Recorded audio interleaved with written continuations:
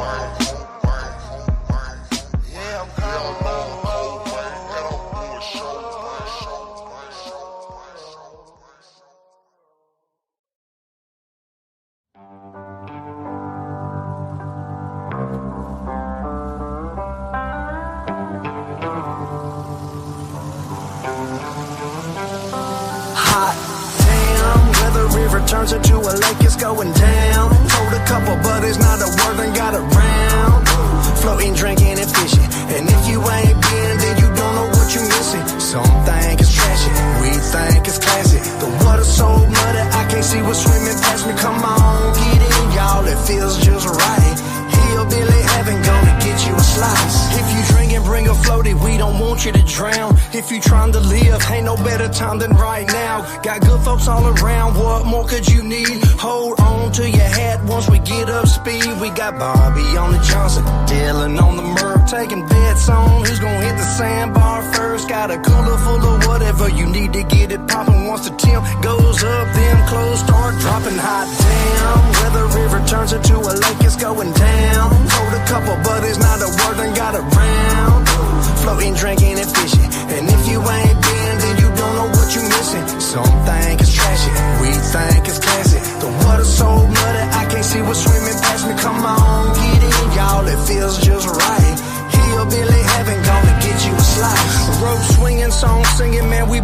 make it happen. You can meet me up in Juliet, it's over close to Jackson. Tell the pretty girls that they can bring all their friends. And if you don't know where you going, then I'll drop you a pin. We got trucks on the bank, propane in the tank. Now we hooking up the grill, about to flip a couple steaks. You want some world-class cooking, boy, you in the right spot. There's enough to go around, come and get it while it's hot.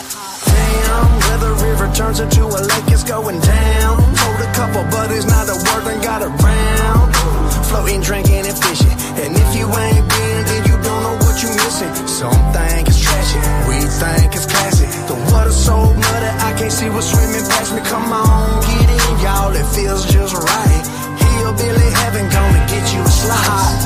Damn, where the river turns into a lake, it's going down. Told a couple buddies, now the word ain't got around. Floating, drinking, and fishing. And if you ain't been, then you don't know what you missing. Some think it's trashy, we think it's classy. The water's so muddy, I can't see what's swimming past me. Come on, get in, y'all, it feels just right. Hillbilly heaven gonna get you a slice. Hillbilly heaven, y'all, gonna get you a damn slice. Shout out Demon Jones.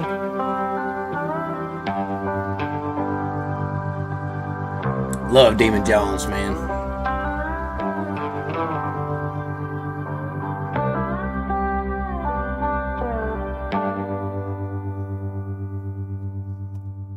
Captain Kurt. Not a lot of people can do it like Demon Jones, man. That guy's got it figured out. Nothing but love and respect for that dude all day long. I got some really good people coming through tonight, y'all. I know you done read the title to the live. I got some people that I have a lot of love and respect for coming through to share their story and talk about some good times. It ain't gonna be necessarily what you used to. Probably won't get into a whole lot of drama tonight. But we're gonna talk about some good stuff, man. So I'm gonna play one more song, get some people the time to get in here, and then we're gonna get it going, man. Shout out to the good old days when everybody worked together and got along. Yeah, I'm from Nashville. No. I'm from the real Nashville. Native in Nashville, raised on the west side when Preston Taylor was the jungle. Rappers didn't mumble, gangsters didn't dance. You got popped, you wore a muzzle. Streets had it cold, we don't know you, we don't love you. Now I'm standing in the crowd full of strangers in my city with some kid from California singing Conway Twitty. In my feelings, cause I'm feeling like the villain in the field. To be real, I don't recognize half the people here. There's a tear in my beer, make a toast, take a cheer. Live for the night, yesterday disappeared when they tore down my neighborhood. High-rise condo, friends in high places, fly high mondo. I got blood drops in my whiskey. There's too many neon lights. No familiar hometown faces. Beneath these guitars late at night. These were stomping grounds once upon a time. Now it's all glam and flashy. I guess I'm old school, going down slow, like them outlaw classics. It's that tequila, drinking coke, sniffing peel, popping poke, pimping, go get it. I'ma fuck around and leave with both women certified Nashvilleans, baby. We don't catch feelings, addicted to bad bitches, adrenaline fast living. Record label send a contract, I wipe my ass with it. Outlaws, no ass kissing, just like Johnny Cash did it. Yeah, this city, we been going hard long before they named the bars after country music stars. These stars tell them stories of them barroom brawls. The nights we stood in line to hit a line in bathroom stalls. Hit that Tiger Market 30 deep on Friday night. We gon' cruise, holler at girls, and just ride all night. I got blood drops in my whiskey.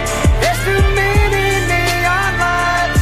No familiar hometown faces. Beneath these guitars late at night. These were stomping grounds once upon a time. Now it's all glam and flashy.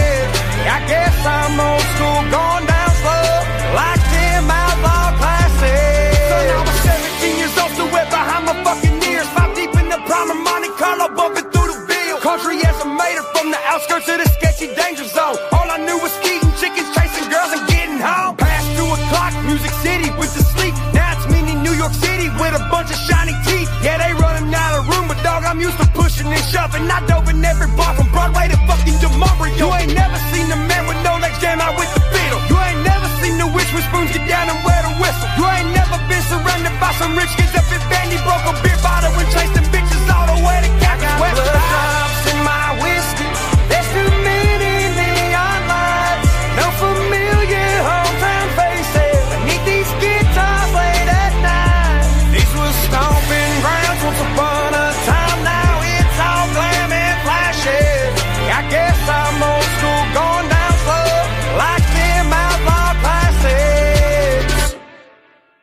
Mm.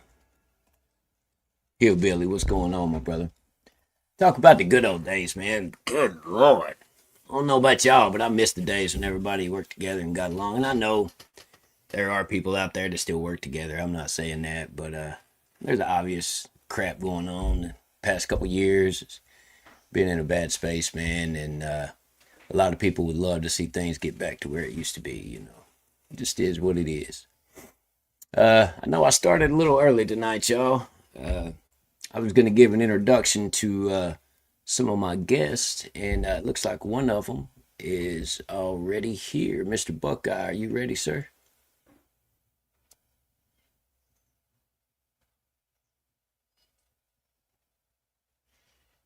Not sure. Oh, there he is. All right. Let me unmute my mic. Can you hear me, first of all? Yes, sir. Buckeye Creeker, how are you today, sir? Man, it's been a Monday, but I made it through it. And yeah, I haven't been in here in this room on this mic in forever. So thanks for having me. I appreciate it. Oh, I'm glad you are, man. I'm honored to have you on panel, sir. And I'm glad you decided to come out of hiding a little bit, so to speak, and come out and speak to us a little bit, man. There's a lot of people that care a lot about you, man, and we miss seeing you out here, buddy.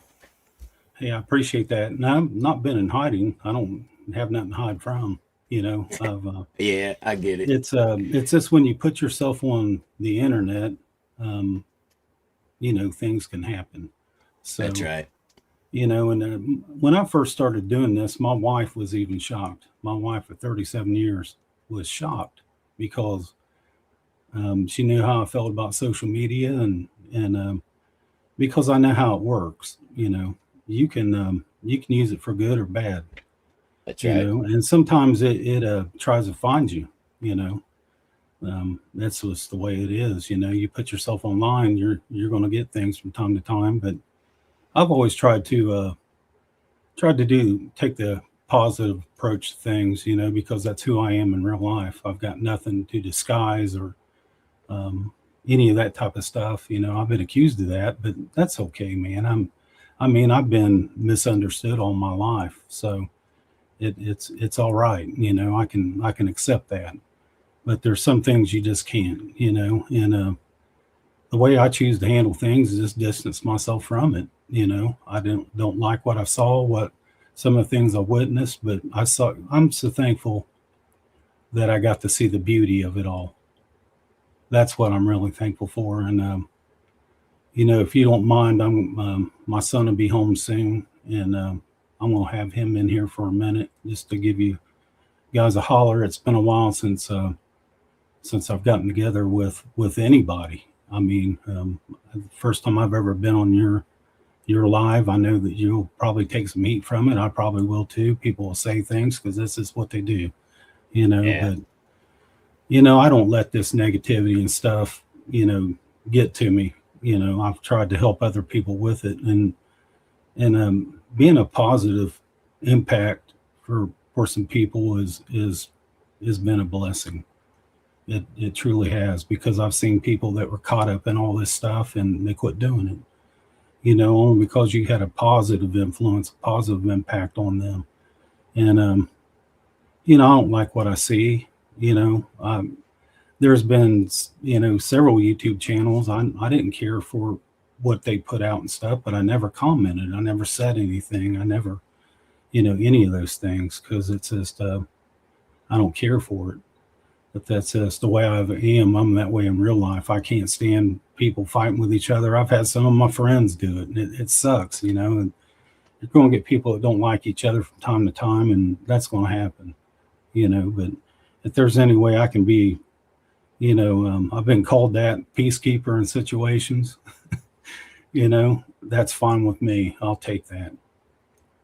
Yeah, I think that's probably a good way to describe you, and maybe it was a bad choice of words to say coming out of hiding.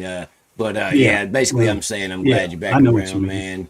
And Yeah, you've definitely been a positive in my life. I've gotten to know you a little bit over the past few weeks, and we've talked a little bit. And I appreciate what you bring to the table, man. And I got nothing but love and respect for you. I And appreciate that. I've gotten to know your story a little bit lately, man. So if you don't mind, man, just catch everybody up. How did you get introduced to this lane and get brought into this world in the beginning? Oh, like a shout out to my son, Big Creek. We've always had a special bond with each other, fishing and music. And I never will forget the first time he sent me any of this type of music was a song by the Georgia Boys called "Rolling Like a Redneck." And Yes, sir. I mean, I've always loved music. I mean, just music is part of my everyday life, and there's just something about it. I can put a pair of headphones on, and it just takes me away from my day to day. And I never will forget when I first heard it. Because I grew up on country music and rock, heavy metal. I love classical music. Me and one of my best friends. Shout out to my buddy Gary. We've been friends since elementary school, and we bonded over that because he liked a lot of the same things I did. We'd be around a bunch of our buddies at a bonfire down by the creek, jamming to some music, and I'd come put some Waylon Jennings on or something like that, and it'd be like, they want to always listen to rock and metal, and which I like those things too, but just liking all sorts of music. I never will forget. Some black buddies of mine moved in close to me, and I remember turning them on to music and them turning me on to stuff, and I've always thought, even back then, wouldn't it be cool to mix this with rock or this with rap? And I had one of my friends, still friends this day, that was doing that. I would play a guitar riff, and he was rapping to it. And still got that tape, man. That's so cool that after all these years, he still has that. But I never will forget when my son turned me on to this. I laughed a little bit at Rolling Like a Redneck because I am that guy. Yeah. I never thought that in a million years that people would try to fake this. I never thought that was ever be a thing, to fake this lifestyle.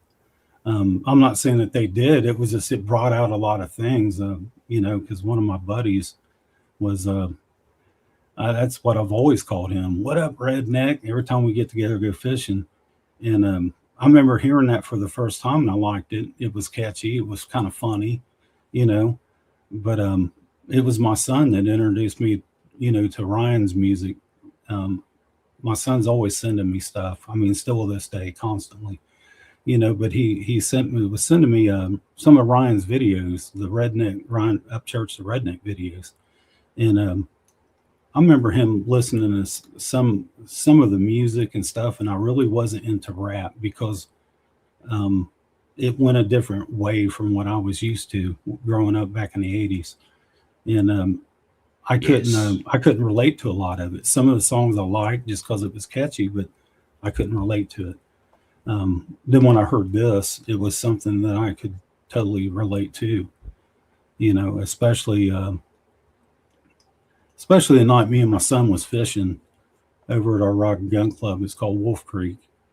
And I remember we were listening to the Reds ball game, and it went off the air. Then it's on a rock station. So they started playing the same playlist they've always had.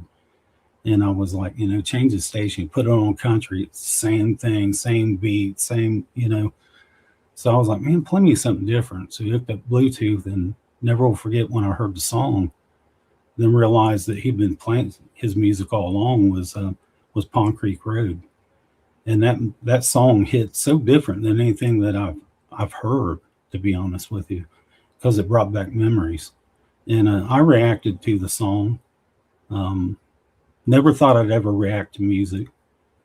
Honestly, never thought I would. But I never will forget reacting to all kinds of stuff. I even reacted to one of my mother's favorite songs. She passed away, and it was I know that I always bonded with my mother over music, and that's why I started reacting. It was wild to my wife that I even wanted to do it, but I reacted to the Righteous Brothers, Unchained Melody, and just the Great song. yeah, just the Yeah. comments and stuff, and reacting to Ryan's music and others. Then I started finding other artists in this genre of music, and I didn't realize it was as big as it was, and these artists were collabing with each other. And like you said, the good old days. The first Yes, time I ever sir. heard the song "Country" with Ryan Upchurch, Adam Calhoun, and Demon Jones, it turned me on to like, who are these guys? Because I loved that song so much. So it turned you on to other artists, and a lot of us were fans of those people too, and still are. I can't say that I don't like every bit of it because I'd be lying, but there was a lot of his country, his rock, stuff like that I really gravitated towards more than anything. Then I never will forget pulling up the video to Pond Creek Road, and I was like, why does this guy look so familiar? Then I realized it was Up Church the Redneck. My son was sending me all the videos of, and I was like, wow, this video was awesome, dude. Give me chills, So then I found out it was on a Creeker album, and I was like, there is no way, there is no way that this was on a Creeker album because I told you a little bit of the story. Yeah, that's where I was about to head next. You read my Yeah. mind. Keep on going. Yeah. And you I'm got glad I come on a little bit sooner, just to tell this. But because like I said, I know what it feels like to be misunderstood, to be judged, to be all of those things, even try to bully, But I've dealt with stuff like that all my life. So this internet stuff, I realize it's as easy as clicking it on and off. And I do that. I post and I'll move on, because I don't have time to spend all of my time and energy into this.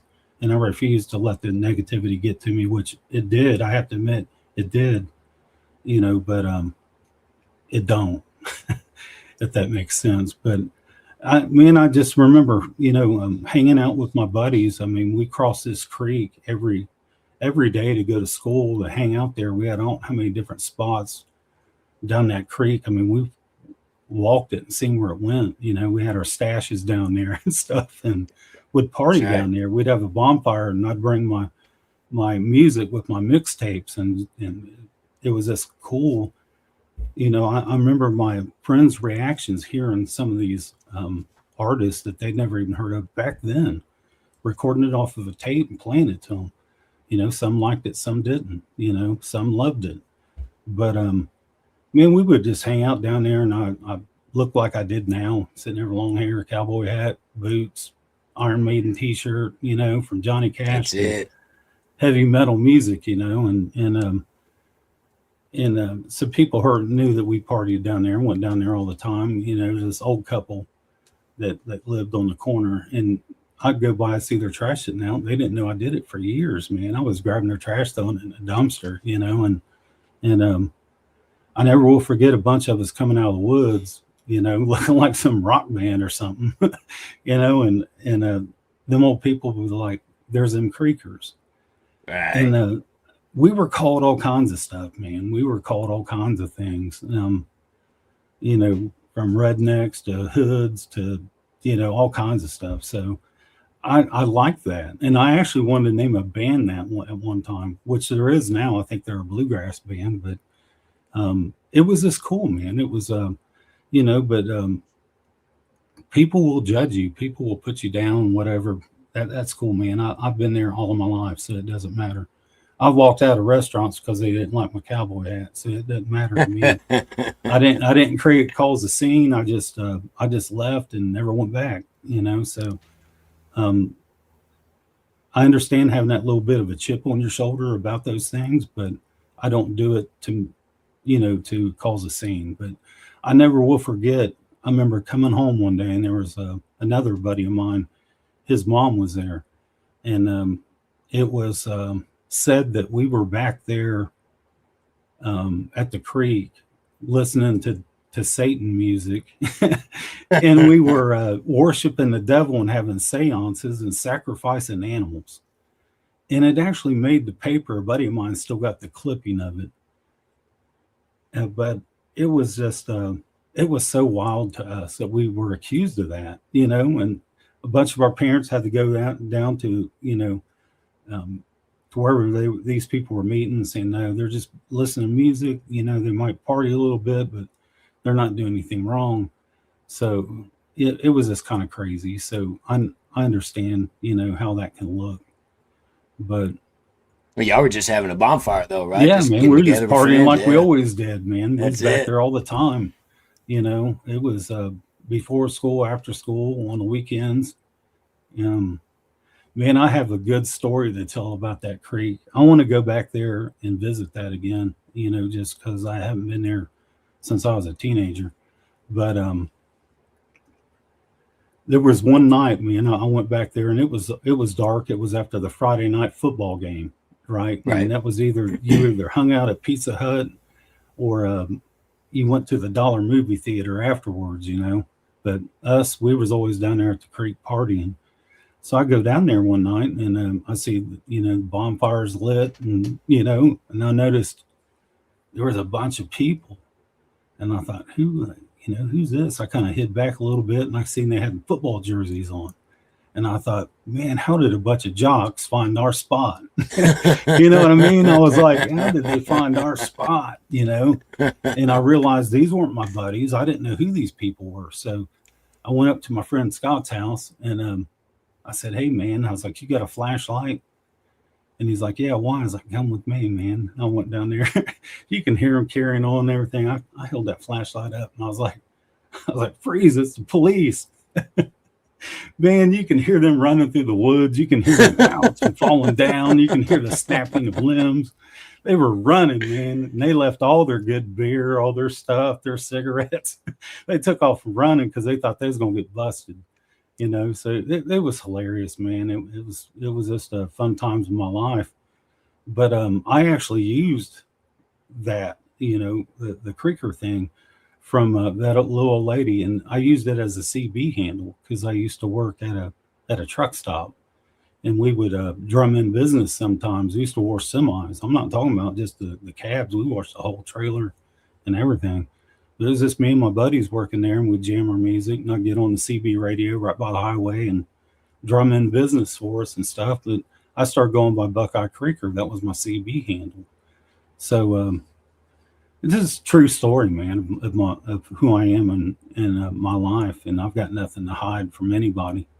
I never thought that some of the things would happen, you know, just by reacting to music, you know, and because some people were there for you that were, you know, that was there for it and still are. You know, I had lost my first channel because I had someone like mass reporting it, you know, and getting copyright strikes and stuff like that. And of course, I found out who it was, and I was shocked when I found out. Never spoke on it, never said their name, you know. But I was shocked.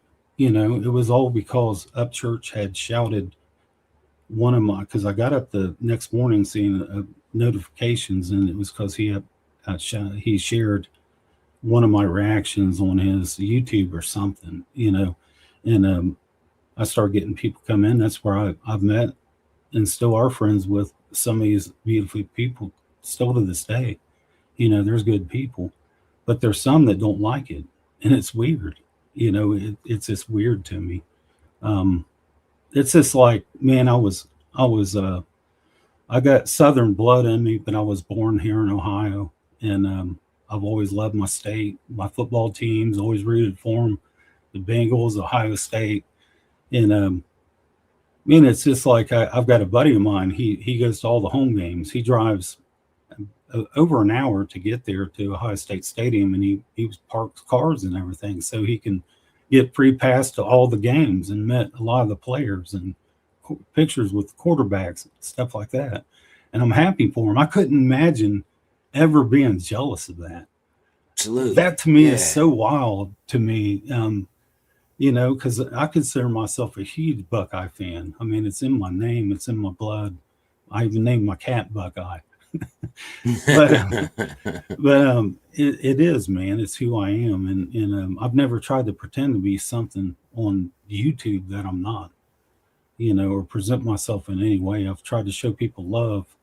Um, and a lot of these people are still in my life. And that's a blessing to me, because I've always believed that some people come into your life for a blessing and other people come into your life for a lesson. Yes. You just need to know the difference, so I don't want I don't want none of this stuff around me. I live my life in peace. I mean, you can go out to any of my social media, my Instagram, go down through the very start of it, the history of it, and there's nothing in there that's bad. It was because I shared a meme to, us that were in the council. And someone took that and tried to act like it was towards somebody else, which it wasn't. And the person that sent it to me, that's even a story in itself, and I never thought that someone would try to use that to be like, look at Buckeye and share it, mass share it out to a bunch of people.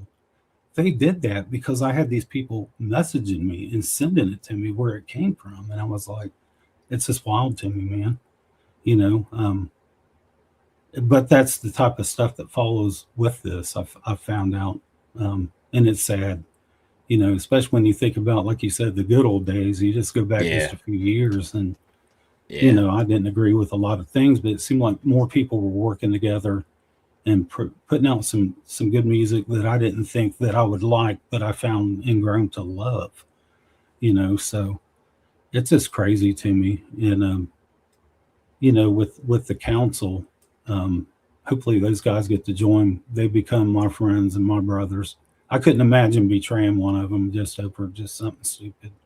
Just It's to get funny a you shout say out, that because we just had a visitor join us, Mr. Oh, right, my We're brother. like 6 minutes in and we're already jumping into it, boys. Head first. No Yes, sir. no floaties on the arms. No. We're just diving in, baby. That's what I'm talking about. What's going on? Buckeye, what's up, brother? Hey, I'm glad to hear your voice. Good to see you. Absolutely. Jackrabbit, my dude, what's good with you? Yes, sir. How you doing today, bud? Fantastic. I like your lighting in the back. Very relaxing, very chill. I like it. Thank you, Hey, sir. man, I haven't been in this room in forever. I had to move stuff around just to. Wait, Just did to it hook turn my- into a storage facility or something? No, it just had like an amp I bought and just set the floor, and that guitar behind me, I still haven't even picked it up and played it. I just haven't had time. There's always time for rock and roll, Buckeye. Man, I listen to a lot of it when I'm fishing, so I like being outside. I can't help it. You know what I do when I'm fishing? What's that? Smoke a lot of fish whistles. Just saying. Just saying. But anyway, yeah. So what exactly? I caught a little bit as I was coming in, Buckeye. What are we talking about, Jackrabbit? What are we talking about? Well, we almost got ahead of ourselves a little bit, but we just made it to the point to where Right. Buckeye talked about his story about how he kind of got into this lane and this world and how he got introduced to it and how he was already a creeker before the creeker was ever a thing. And, his handle was Buckeye Creeker when he was on the CB and all that. And then we started briefly talking about the council, and you just showed up at the perfect time, man. How did you Yeah, guys perfect. come to be a group and start the Council of Cricket things? How did that begin? All right, cool. Real quick, acknowledge people in the chat while I go get my fish whistle. I'll be right back. Yeah, and it was cool how I met Ords. He started commenting on some of my videos and stuff like that. Then I found out that he had a channel, but he was just like doing gaming stuff like that. Because me and my son, we'd be out night fishing, and we would see Ords and Cardiac Live playing some video games. And while we were fishing, we were just listening to him because we thought it was funny. There he is. Well, we're here. I had to stop and get a coffee. I had to get a freaking fish whistle going because it's been a day. It's been a week. Like life just been lifing. Yeah. Yes, sir. All right, so council, how did okay, so do you want me to start from like the beginning, or like where do you want me to start? Well, he kind of started. He talked about how he saw you and Cardiac playing games, and you already had a channel, and you had been commenting on some of his stuff, and that's kind of how you guys got introduced to each other, right? Yeah. I mean, for the most part, yeah. I've been doing YouTube probably damn near 9 years now. And I was doing like when I had my kid was younger and stuff like that. I was really into like collecting comic books and stuff like that. So I got into the pop culture side of things. And I had fallen out of music because when I was younger, I was playing in bands, writing music, doing all of that. And then I had a kid and blah, blah, blah, blah. Well, anyway, started to get back into the music stuff. Came across Ryan's stuff. And I was just like, who is this? Who is this savage?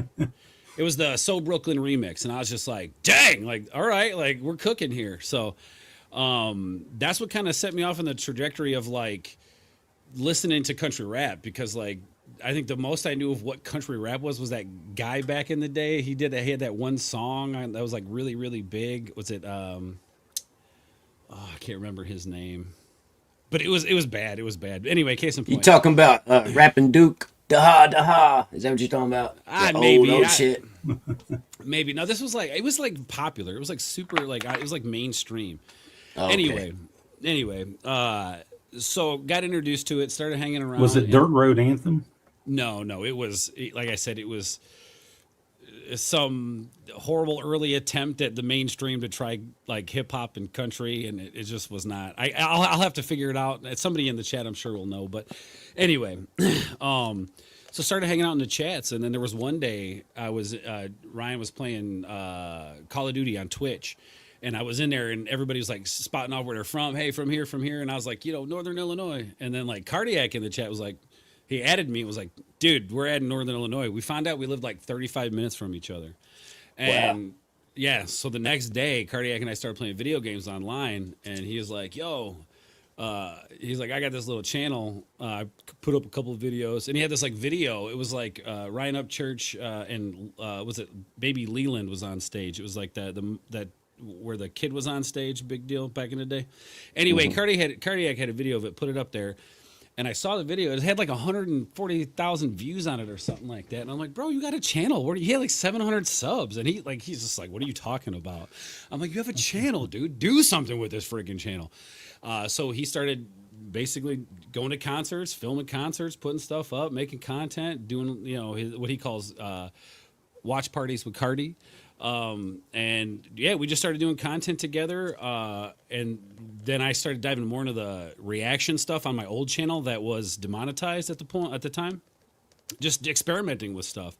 Really started loving the country rap community, man. And yeah, ever since then, it's just kind of, we kind of dove into it. And, Ryan commented on a video once, and then it just kind of took off from there. And then, as Ryan would,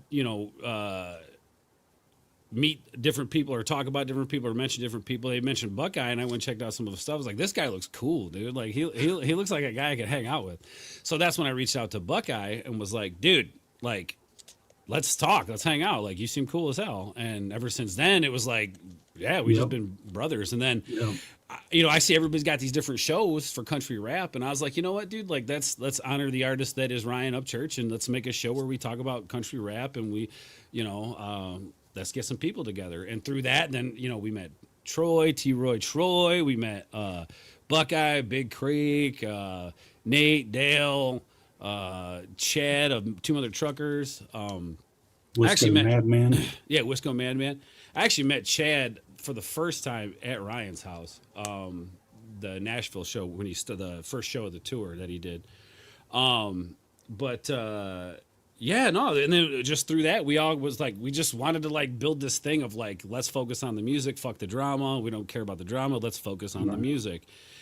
And then obviously, some people in the chat, I'm sure, have heard the story, but like a whole bunch of stuff happens in between that and today. So that's kind of how I got involved with Cardiac, and how both of us really dove into the country rap community. Yeah. That's kind and of I swear this is meant to be, because it's the perfect time, Mr. Cardiac. How are you, sir? How's it going? Pretty good. You got React Attack and Cardiac Attack. There you go. Buckeye Attack. What's up, Cardi?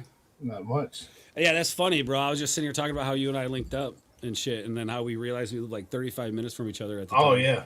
That was wild. Yeah, and then the first time Cardiac and I hung out, the very first time, it was Demon Jones show at the Apollo in Belvedere, Illinois. Yep. Yeah, we did a live stream. I got super fucking baked. He just sat there and hung out. I did a live stream for the show, and then we went in and fucking popped off with some Demon Jones, man. It was great. Yes, sir. Good shit. So, yeah. so just to be clear now, the three of you here on the panel, you guys were the three that started the Council of the Creekers, and the others came along later. Is that how it went? I mean, it was kind of an idea that was birthed between Cardiac and I, but it was like we had our people in mind. I mean, like, obviously Buckeye was hanging out, and like we loved his frame of mind and how he thought about the music. And it wasn't even, see, that's the thing too, like Buckeye brings a really cool perspective because he's not just country rap. He's like, dude, he's like Cody Parks in the dirty South. I want country metal, dude. I want like fucking Johnny Cash masked up with White Zombie and shit like that. You know, so we wanted to make sure we got different perspectives, and it was an early idea that we would do it on everybody's channel. So like 1 week it'd be here, 1 week it'd be here, 1 week it'd be here. So everybody kind of got a piece of that pie, right? And everybody was like, "Nah, you're good at it. You just do it. You're fine. You're fine." And I was just like, "All right, I mean, it's cool." But yeah, like Cardiac talk a little bit. He's here now. Oh man, go ahead. You're fine. But I mean, yeah, we were all cool with it being on Ords' panel. You know, we're all new to Right.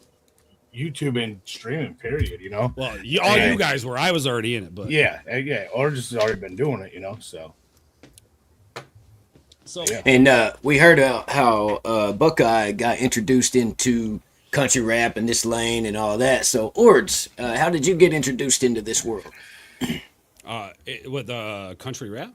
Yes. Well, like I was saying, with my first video. So actually it goes back further because I remember sitting in a room, being stoned out of my mind, and coming across this video of this dude in a trailer with this goofy like hillbilly mask on, and he's just like riffing, right? It's like 35 minutes of just like goofy fuck, and I'm like pissing myself laughing. Years later, when I see that So Brooklyn remix, a few weeks later, I make the connection like, holy shit, that was that dude that I was watching years ago. So I was actually introduced to him, like, I guess you could say his Vine shit, even though it was on YouTube at the time. But I wasn't introduced to his music till like way later, which was the So Brooklyn remix. And then, dude, I just started showing up in chat, started listening, and started checking it out, dude. And I was just like, yeah, this is fucking, this is punk rock, baby. Because like I grew up, you know, I like to say, city raised, country saved, right? So right. I grew up in a city, and I grew up around like the punk scene, and like. We all know the punk rock scene is not punk rock anymore. Okay, it's been hijacked by weirdo liberals and all that weird shit. But anyway, when I saw country rap, I was like, dude, this is exactly what like punk rock used to be. It's like, you know, we're doing this on our own. Fuck the system. We're gonna sing about what we do in our life. Yes, being together for our people and taking care of our people and looking out for our people. And that's what punk rock is always about. And so it was just easy to kind of latch onto that mentality and that frame of mind. And then it just so happened that like guys like Church and Colt and Demon and all figured out how to make that shit, you know, sound good, you know. Yeah. So that's how I got into it, man. Honestly, it was just that So Broken remix really popped it off and got me super curious, and then I spent weeks just like soaking it all in and being like, I love music again, this is great. Right. And Cardiac, I think you were born with a tape player playing country rap before it was a thing, right? You've been around from the beginning, bro. You've been a fan of this for a long time, is what I'm saying, man. Yeah, I've been a fan since like 2017-ish time, around that time. Yeah. But I found Colt Ford way before that, though, obviously, when that No Trash My Trailer came out. Yeah. That was a good one at that time, yes. Yeah, is that kind of what brought you into this, or how was you introduced into this world? I was introduced into this I was looking for different music. Like the rap scene has just gotten repetitive, all the same thing, right? And it's not authentic, and I just wanted something different. I listen to some rock, I don't listen to much. And I came across a video on Facebook of Ryan's. It was where he would find YouTube videos and make fun of people. Right? I was like a 30 or 40-year-old man being a baby or something like that. You know? And I'm like, this guy's got to have some more stuff. And that's how I found all his music. I'm like, this is good. Then I found Adam. I don't want to speak of the one guy's name, Damon, and everybody else then, you know? Yeah, I fell in love with them. I'm like, this is me right here. I've always listened to rap and then country, and they mashed together. Come on now, this is you were a no-brainer. you used to like trap and shit too out in the country, right? Yeah. Yeah, so like country's always been a part. Even though you were listening to rap when you were as a kid, like you always had country around you, right? I remember you telling me about that. Yeah, without doubt. Well, we had a few here and there that represented us down here in the South, man. You know, there was Outkast and people like that that was showing little glimpses of it where they would have rebel flags on their belt buckles and things like that and talk about being from the South and how things are just a little different down here, you know. Yeah, Lil Jon and East Side Boys, all that. And then people like Bubba Sparks and all the other ones started coming along, you know, and where you mentioned Colt Forward earlier and all that stuff, man. And it started going in a little bit of a more authentic direction, you know, and it felt like that people that actually lived this life started getting into it instead of someone putting on a costume that the label's telling them to wear, you know what I mean? Right. So it felt a little bit more authentic, man, and that pulled me in. And I came from, of course, being here in Tennessee, we were always fans of Haystack, and he brought around people like Struggle Jennings and Jelly Roll, and then I found out Struggle was Waylon Jennings' grandson. I'm like, holy crap, this is perfect. And the type of music he was making, you know, bringing Waylon's music into his music and all that, it was great. And then the song I played at the beginning, you know, Outlaw Classics, that's right around the time that Cricket 2 and Blue Moon had came out. And I got pretty heavy into Upchurch, and it felt like he perfected it. There had so many that it came close, and he got it to where it was supposed to be, you know, and that's what it felt like to me, you know, and I related to it instantly. The things he was saying in his music and everything, and then watching his videos, you know, seeing when he first bought Ghost Ranch and seeing just how proud of himself he was and the things that he stood for and all that. I mean, who couldn't relate to that whenever you grow up? Right. Like you can see a lot of yourself in that, dude. That. Like guys like us who work for a living, man. Guys like us who bust our ass, who give our time that we'll never give back to other people, just to provide like that there's something there, man. You want to feel connected. It's and this is a thing that like kind of stresses me out about like the whole country rap community is like this is all supposed to be a family, regardless of who you support, man. Like country rap, it needs legs, man. It really needs legs to stand on, and it did have legs for a long time. And I feel like people aren't really trying to take this lane of music seriously because of the people that are like, a lot of it too. It's like I think it's the fans and it's the artist. If I'm being honest, man, it's both. Well, everybody's just trying to fucking grift and hustle and trying to. It's like I picture this, man. Country rap is a pile of people and they're all just climbing on each other to get to the top of the fucking mountain. And if you just work together, everybody gets to the top of the mountain. That's what I'm saying, yeah. Right. And some people don't even, some people are okay not even being on the top of the mountain. Some people are okay with being in the middle of the mountain and watching the people up top succeed. Some people are okay being at the bottom and watching everybody else do their thing. And that's okay. It's like some people want to be superstars. Some people just want to go to the factory and do their job, right? Yeah. That's it. And back to Buckeye for a moment. Oh, I'm sorry. Go ahead, buddy. Go ahead. It's funny you brought up Jelly Roll, because I found Jelly Roll, man, 2011, 2012. I can't remember. It was when that 10-minute freestyle thing came out. I don't know. It was out for a couple months when I found it. And then like a couple years later, I forgot all about that. Jelly Roll and Little White and I can't think of the other guy's name. It was a country song. I'm like, it was a country rap song. I'm like, this is good. I was like, Little White's back out. I'm like, yeah. I was excited. I was excited. Little White. Yep. Well, we were actually lucky enough to bring Jelly Roll to our town back then, and we did a show with him, and he went to the studio with us, recorded a couple songs. This is around the time that Whiskey, Weed, and Waffle House came out, and he was still a nobody, you know, nobody ever heard of him and stuff. And I was real heavy into that back then, man. I really loved that lane of music and how they were doing something different and incorporating elements of other genres of music into their music, man. I thought it was really cool. Yeah, I listen to old Jelly. I don't listen to his new stuff. I don't care for his new stuff. I agree. It sounds watered down. Yep. Same old thing. Fabricated. All fabricated, it feels like. Yeah. Well, Buckeye, give us one of your favorite memories of being on the panel with these gentlemen here. Give us one of your favorite times as part of Council of the Crickets.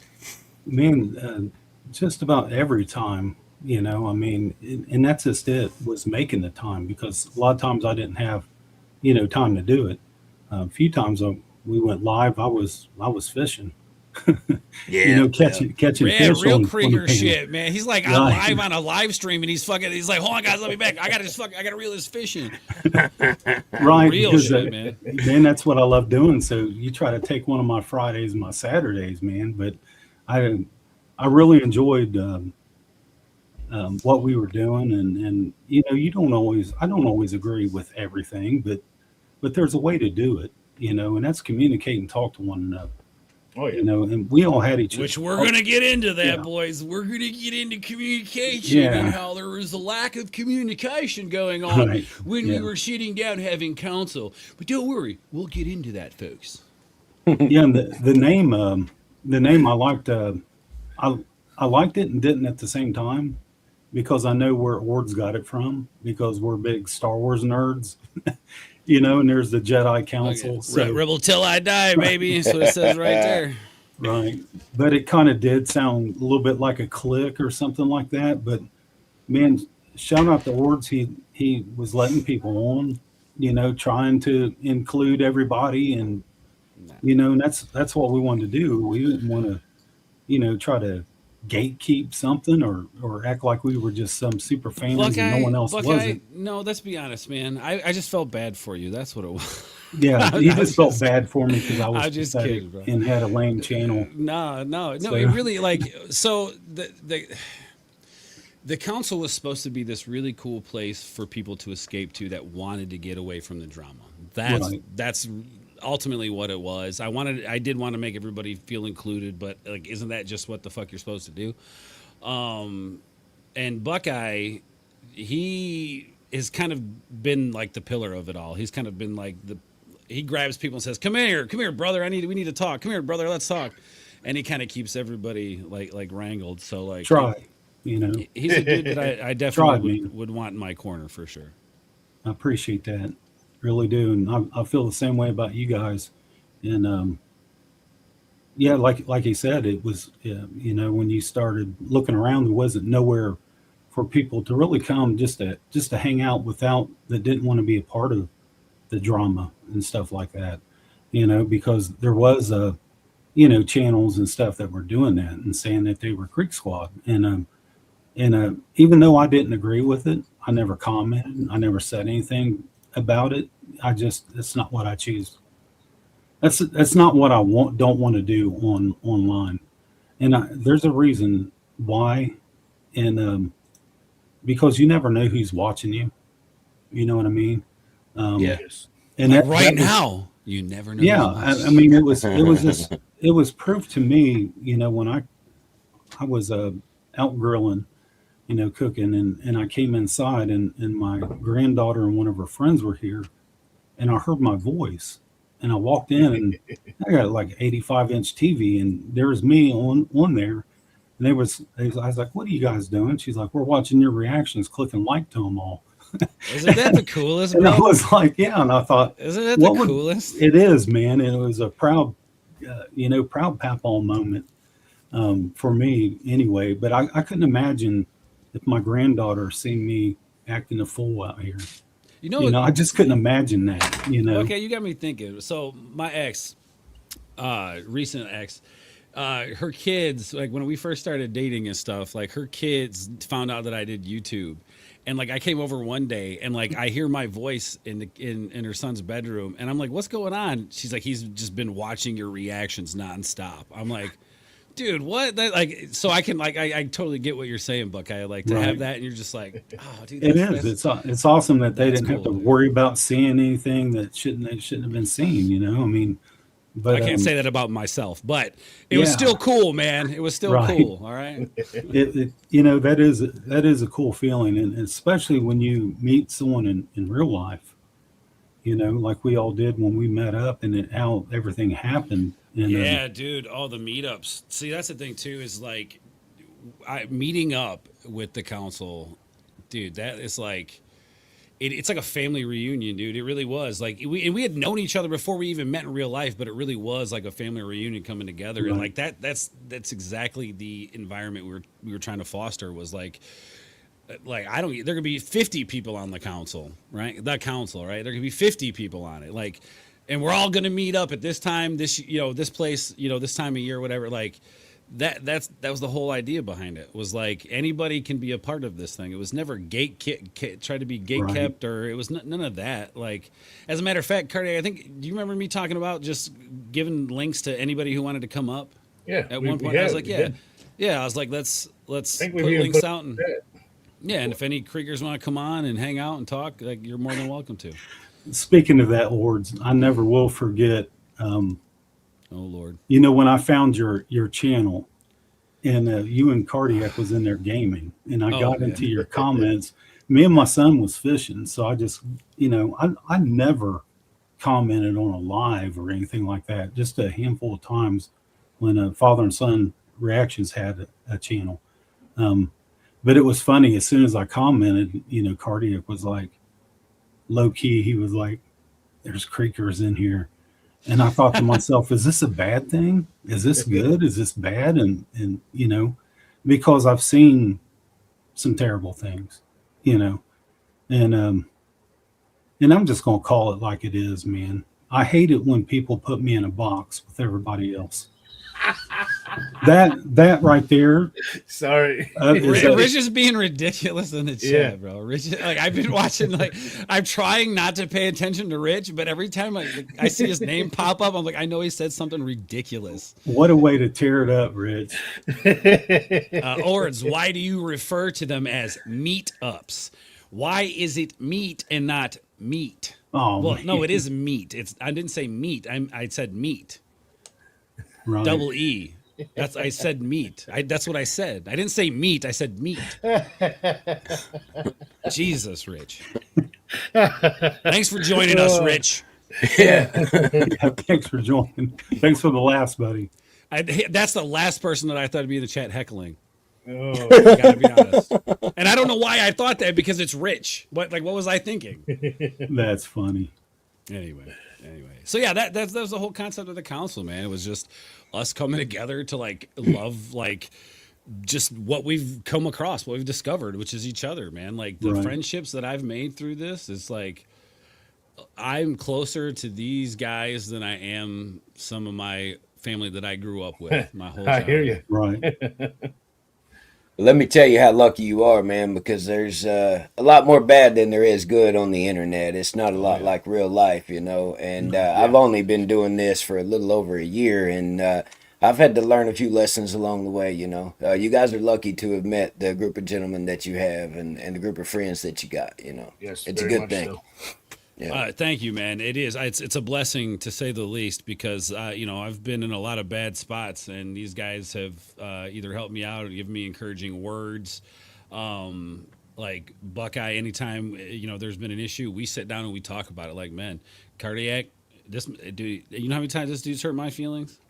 You know what I mean? Like, but that's okay. Like that, though. But I need. That's why I surround myself with these people, because, like, when I fall short, I got the people who I know can pick me back up and put me where I need to be. And that's what the council is. That's what the council was. And it turned out that there was one person who didn't agree with what we were trying to do, apparently. So if you want, we can start talking about that, but whatever you guys want to talk about. Yeah, we'll get to it, man. Okay. So it sounds like you kind of answered my question already. As far as one of the highlights for you, I guess it would be the meetups, right? That was one of your highlights of being a part of this, Yeah. I mean, just MEET, by the way, just to specify. Yeah. Double E. All right. Way to expose your fantasies there, Rich. Way to expose your fantasies. The thing about it, like the first time we ever all just met up, it was kind of planned, but it wasn't planned. You know what I mean? It's something that cannot ever be recreated. No. That one there was, I don't know. Movie. It was just like a movie, man. I wanted to say something else, but I don't think it would sound right. Someone take it wrong. Why would somebody think it's gay? Maybe, I don't know. It was kind of something like magical, you know what I mean? But that's what I was trying to say. Magical. No, dude, it was. Dude, like a miracle, magic. It's all. I mean, dude, it was. Yeah, dude. Like how everything worked out so perfectly, bro. Yes. Like so there was people who, like, either didn't have money, this, or didn't have that. My mic's cut now. Yeah, it was. It's better now. No. Okay. No. It's good. Yeah. Oh, Yeah. okay. All right. Anyway, so like there was just like I'm not like singling anybody out, but there was just like people who like were there and like we all just looked out for each other and somehow some way like I think it was Friday night. We didn't even know we were just fucking sleeping at 7:30 at night, bro. We had no clue. We were at Wits. We were all hanging out in the parking lot like a bunch of degenerates outside of the Food Lion, hanging out, chit-chatting. Wits is like kicking us out. They're like, dude, we're trying to close. You got to get the fuck out. So we're hanging out, whatever. Troy somehow secures an Airbnb for the night. It's like, what? Like, it's just crazy how it all went down, how it all worked out. Like, and then this is the crazy part too. Karnak, you remember this? The Airbnb that we went to that night, there was Creekers staying in an Airbnb right next to it. So this Airbnb was like a big ranch type thing, and there was multiple houses like connected to not connected like inside. Well, that one was connected. That one was definitely connected. There was decks that connected the two houses and stuff. And yeah, the house right next to us, they were there for the show concert as well.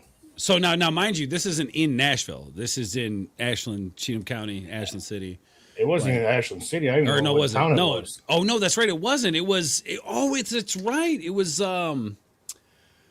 It was like 30 minutes away. Yeah, that's right. I forgot about that. Yeah, so it wasn't even in Ashland City. And there was other Creekers there. That's how crazy. Like, you see what I'm saying? That was on a Friday night, wasn't it? That was Friday night. Yeah, we got there Thursday. We all met up at O'Brien's. Yeah. And then that was the night that we got invited over to hang out with Ryan and everybody. We showed up. Chad was there. Everybody was kicking it.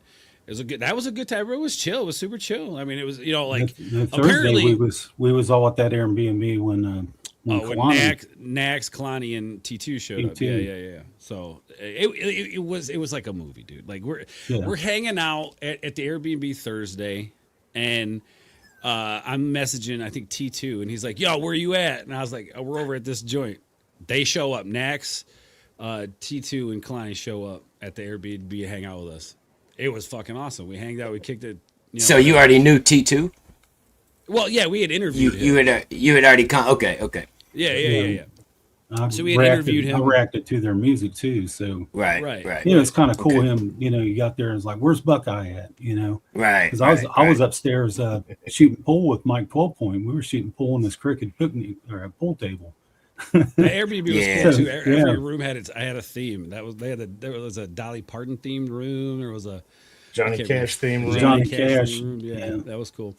But yeah, no, that was really super chill night. Everybody hung out. Everybody had a good time. And then they were like, "We got to go back to Airbnb, keep recording music." All right, cool, have fun. And then Friday came. That's where we went to the Airbnb. The Creekers that were staying next to us, they were like, we went and smoked with them and kicked it with them for a bit. And then, that's when we got invited to go hang out. Went over there. It was chill at the ranch. And then Saturday came. The show happened. And then we all met up at a hotel. A bunch of us met up at a hotel. And then we followed Kurt to the ranch and hung out all night till the sun came up. And we pulled out of Ghost Ranch as the sun was coming up. Got to see the sun on the horizon there come. Oh, it was fucking beautiful, dude. It was fucking gorgeous. Great experience. Didn't fall asleep at all. Didn't even stay in the hotel we paid for. Literally hopped in my boy's Camaro that I was with, and we fucking headed back north to Illinois. No sleep. Boom. Yeah. You know what I was doing that morning when you guys were doing that? I was reeling in a fish. Oh yeah, I was sleeping in my car. This motherfucker, I left him sleeping in his fucking car, dude. In my car in the hotel parking lot. The car's running, and he's like, just fucking. What the fuck? I want to answer this question. What is it? Danny Nicole says, "I bet it was a fun time, or was there no conflict back then?" There was no conflict. There was no conflict. No conflict. It was all like, everybody loved each other back then, dude. Yeah, this was late 23, early 24. Yep, this was right at the beginning. I mean, Nax was still in the tour. T2. I mean, it was the opening show. It was the first show of the fucking tour. That was the Tune In tour. That was right before the Corbin show, right? Yeah, yep. Correct. Yep. Yeah, that was the very first show.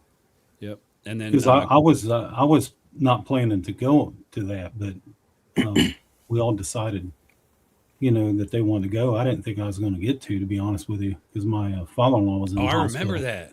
Oh shit, Yeah. I remember that. I remember telling my son, I was just glad I got to experience all this with my son, because he was such a huge fan. I was glad that he got to witness that the way it did. And yeah, man, it was an incredible time. It was probably one of the best times. But to see where things are now, it's kind of sad, for a lot of people. But I've got nothing ill to speak on it, because I always have people's back. I've got family that I don't always agree with, but I got their back when it comes to praying for them instead of kicking when they're down or they're going through something, So, yeah, I just don't have no place for that. I really don't, because I've been there. That week, like, so Cardiac's right. That week it was fucking magical. Yeah. It was. Was that your first time meeting Ryan? That ain't your first time meeting, Yes. was it? Yeah, that was your first time. Okay. Yeah. Well, like, okay, when you say meeting in person, yes, Ryan. Yeah, that's what I meant. Communicated Yeah. via phone, phone and stuff. Right. I met Ryan a few years prior to that in That's 2019 at Rod Run, actually. Yeah. Yeah, you were driving down the road or something and saw him. Yeah. He was bumping. Was it YZ? YZ, yeah. Yeah, Driving past him. Yeah, church. Right. Yeah, and he was like, "Pull over." Church was like, "Pull over, motherfucker!" And Carrie's like, "Oh shit, all right." I remember that night Ords had called me and asked if I wanted to go. Oh, to the ranch. Yes. Yeah, because that was Friday. Because we ran around all day Friday. Spent a lot of time at Pond Creek Road. We didn't think it was going to happen like that, but it's. Man, what an experience that was! It really was. That was fun. Yeah, it really was chill, dude. There was no weird shit going on. Like, we just sat and like just guys hanging around, fucking. Well, there was people that were showing up. Mother, daughter, father, and son. Family. Right. That were just On stopping. Yeah. That Friday morning when we were. He's talking about Pond Creek. Yeah, we was at Pond Creek. Oh, you're talking about Pond Creek? Oh, okay. Yeah, got you. yeah, Okay. yeah. Oh, yeah. Let's talk about that. Yeah, let's talk about that. At Jaybirds, man. That was because we just went there for Dale and Nate to meet up, and they knew where that was at. And you guys were trying to find a spot to shoot a music video. Okay. Well, okay. So kind of, yeah. So yes, and no. Cardiac, if I remember correctly, how that went down was we were supposed to meet up at Narrows, right? Yes, we was originally supposed to meet at Narrows for the music video. That's right. We had a couple hours before time. Everybody wanted to go check out Jaybirds and the bridge and the church and stuff. So we all went. We parked at Jaybirds, was going to walk to the bridge. And then I'm betting somebody seen Buckeye's truck because he had Creek Squad on the whole tailgate. And then one car is pulling over, then another car, and dude, people everywhere.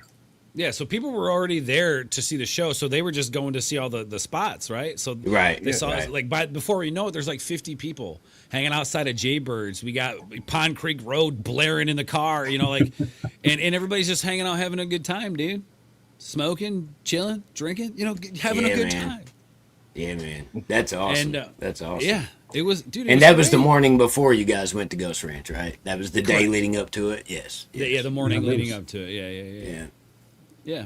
There was Dana and name slipped my mind. I'm sorry, but Dana and her mom met up.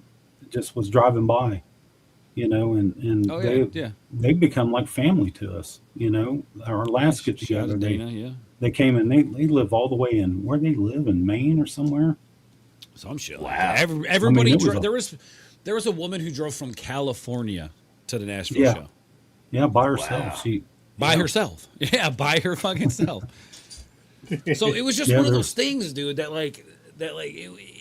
there was just an energy there, right? Like, I remember pulling into Cheatham being like, man, like, we're here, all these stories about this place, and we're here. Right. Like, we're actually here where these stories took place. You're actually Rolling Stone, huh? Yeah.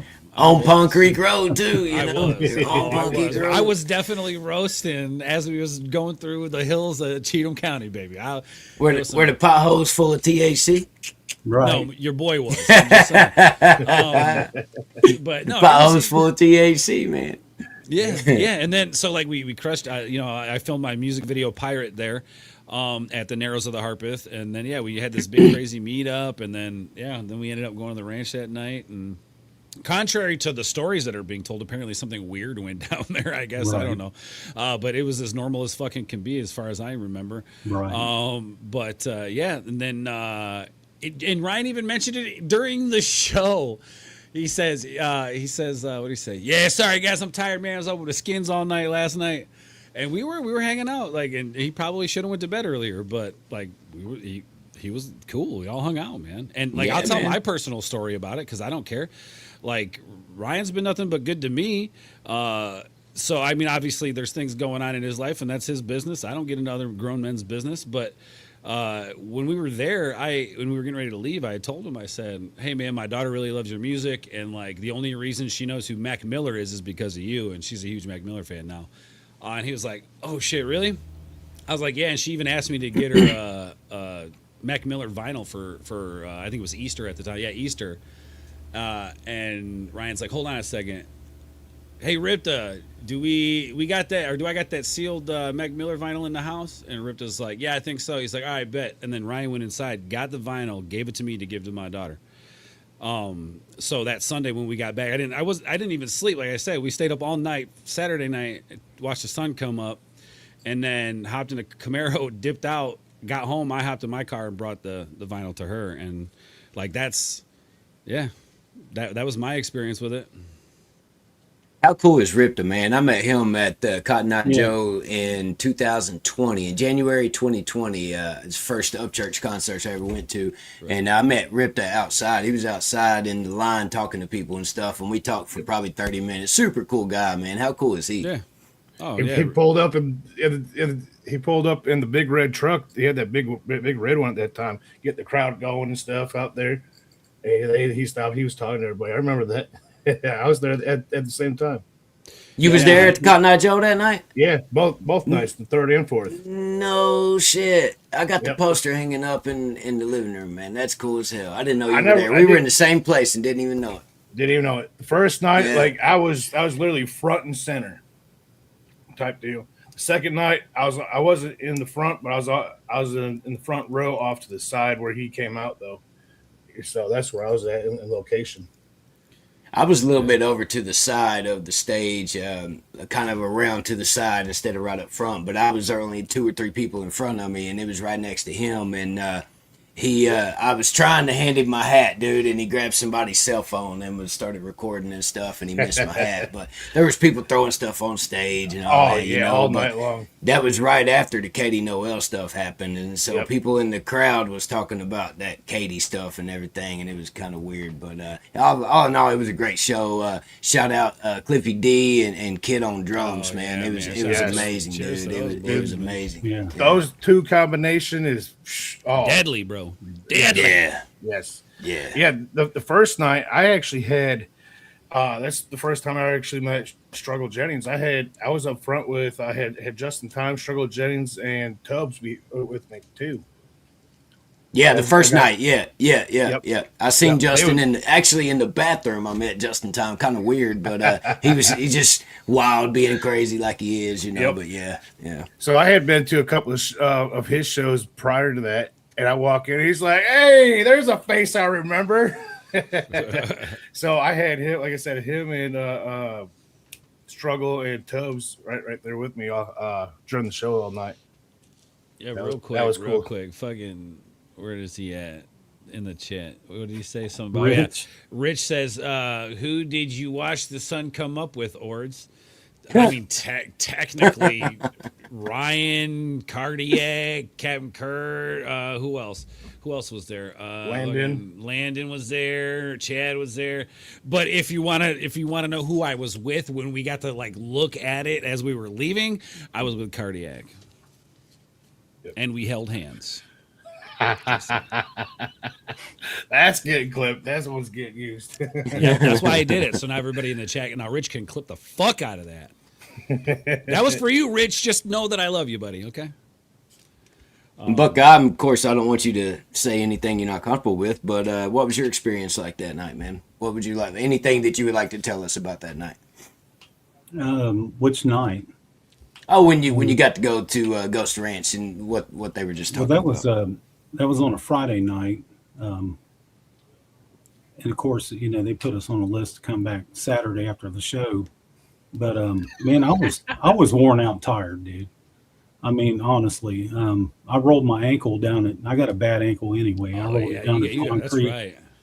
Yeah, and I told my son, I was like, he's like, it's up to you, Dad, and I was like, let's just go back and chill, if Alan and his wife wants to go, whatever, but of course we didn't hang out that night. But I remember getting up early that morning, and I was sitting there watching the sun come up, and I thought, what the heck, man, I've been down here all this time, ran all over the place and haven't even fished, and I'm sitting here looking at at the Cumberland.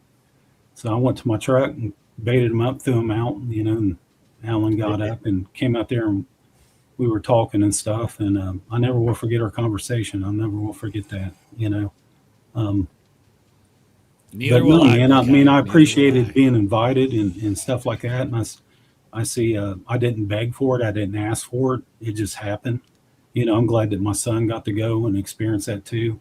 But now Saturday night, man, I was in pain. That Tell him entire what you did. concert. Tell him what you did for Ryan, man. Tell him what you did with the jaybirds and the piece of wood. Oh yeah, man. Tell There him was about that. because they had painted jaybirds, so there was a pile of scrap wood that was laying there that still had the blue paint on it because they painted it like a green color, But there was you see in the music video of Palm Creek Road, that building's blue, or white and blue or something. But I found the only piece of wood. Well, there's a few, but this was big enough. I was like, man, I'm gonna take this and make a guitar hanger out of it, hang my guitars on. But I seen how many people were showing up and stuff, and for some reason, I had some Sharpie markers, so I just started having everybody that was there just sign it. Then I was going to hang it up, and then I thought, how cool would this be? Because I know Kurt was there and stuff, and here, take this to Ryan, give this to him. We all signed it and everything. I thought it would, mean something to him. We didn't steal it off the building; it was laying there, scrap wood, But Whatever, Buckeye, you criminal. yeah, but yeah, it was cool. I never thought that I would, bring that in there. I remember that night walking in with that board on my freaking Yeah, over dude, my they shoulder, were walking freaked in the fuck out, bro. They were to good. the Holler Boys Yeah. room, and Ryan just looking at me like, who the hell is this guy? Then he was like, it's heavier rain. He called me heavier rain, and and I wasn't gonna take no pictures or nothing, man. My cell phone. Yeah, we was left our turned cell off. phones and shit in the car. Yeah, man, it was turned off, and because I know how weird people. We were just trying to respect this shit, I'm like just trying to Exactly. enjoy the moment and shit. But it was it was Ryan said, if you guys want a picture to me and my son, and we took a picture, and Ryan said he wanted a group picture, and I never will forget that, man. He was like, he's like, pull that chair over, call me heavier rain again. So I slid the chair over, and they took that picture, and Rip to send it to me, and he said, you guys got permission to post a picture or whatever pictures you took. And I thought, how cool, I mean, I've got, like I said, I got a buddy of mine that goes to all Ohio State games, gets pictures he posts those and stuff. I'm happy for him, right? Man, that was the worst mistake I made, because then you got people that are total Y'all thought it was fans. going to be a fluffy story, didn't you? Man, That took a dark turn. There's didn't people it, that are folks? total fans that would have done anything to be there, and I felt undeserving. There's a lot of people that would have loved to have been there. I didn't ask for it, didn't beg for it, didn't anything. It just happened. No, you were coming because I wanted you to come. You did, man. You called me up and was invited to go, and I said, man, the only way I'm gonna go is if my son and Alan can come with me, because Alan had an Airbnb and hit me up before all this and said, man, you and your son, because we were looking for places to stay. We didn't know if we was going to even get to go. My father-in-law was on life support. We spent every day at the hospital praying for him. And dude, I have to tell this because I have to. like I told my son, we had already had plans. We already bought tickets. We already did all these things. And I said, man, there's nobody more important than my father-in-law and family. We might not get to go. And he didn't think twice about it either. But it was on his birthday, and I remember it was like 3 days before the show. We go up there and he was on life support, wasn't even responding to anything. And I walked in there and I had a fishing lure, about 2 of them, and I said, "Happy birthday, Tony." I was like, "I brought you a fishing lure." And all of a sudden it freaked me out. His eyes opened up and he looked at me. And I told my wife, I said, "Hey, babe, look at your dad." And he knew we were there. He woke up from it. And he's doing better, doing good. But I felt confirmation from the Lord, this. Go do this. I haven't been to a big show or a concert since I was a teenager, because I just I got married and had kids, and all my time was for them. The whole thing of thinking I want to be a rock star, I gave that up when I got married and had kids. So Quitter. It was kind of wild, and I know there was a reason for that, and it was because of the people that I met. There's one individual, met her in O'Brien's parking lot, didn't know who she was from anybody, but she had an Upchurch shirt on, and she was with her daughter, and she's seen some of my reactions, and I didn't know who she was, but she knew who I was, and she's just told me who, and the name sounded familiar. She's like, "I'm too old to be a holler boy or holler girl." She's like, "I'm a grandma. I'm a holler Graham." And I love that. And I was like, "Hey, you need to change your name to it so we know who you are." And it just felt like she reminds me so much of my mother. It's unbelievable, because it was because of my mother I started reacting to music in the first place, and found people that has been a blessing to my life. I mean, truly a blessing to know them, and good people. And there's been a lot of good people hurt over all of this stuff. Fans of the music, fans of these other artists, people that we, come to love. You're muted, Jack Rabbit. Oh, okay, cool. All right. But just making sure. Yeah, I'll just ramble, man. Yeah, my bad.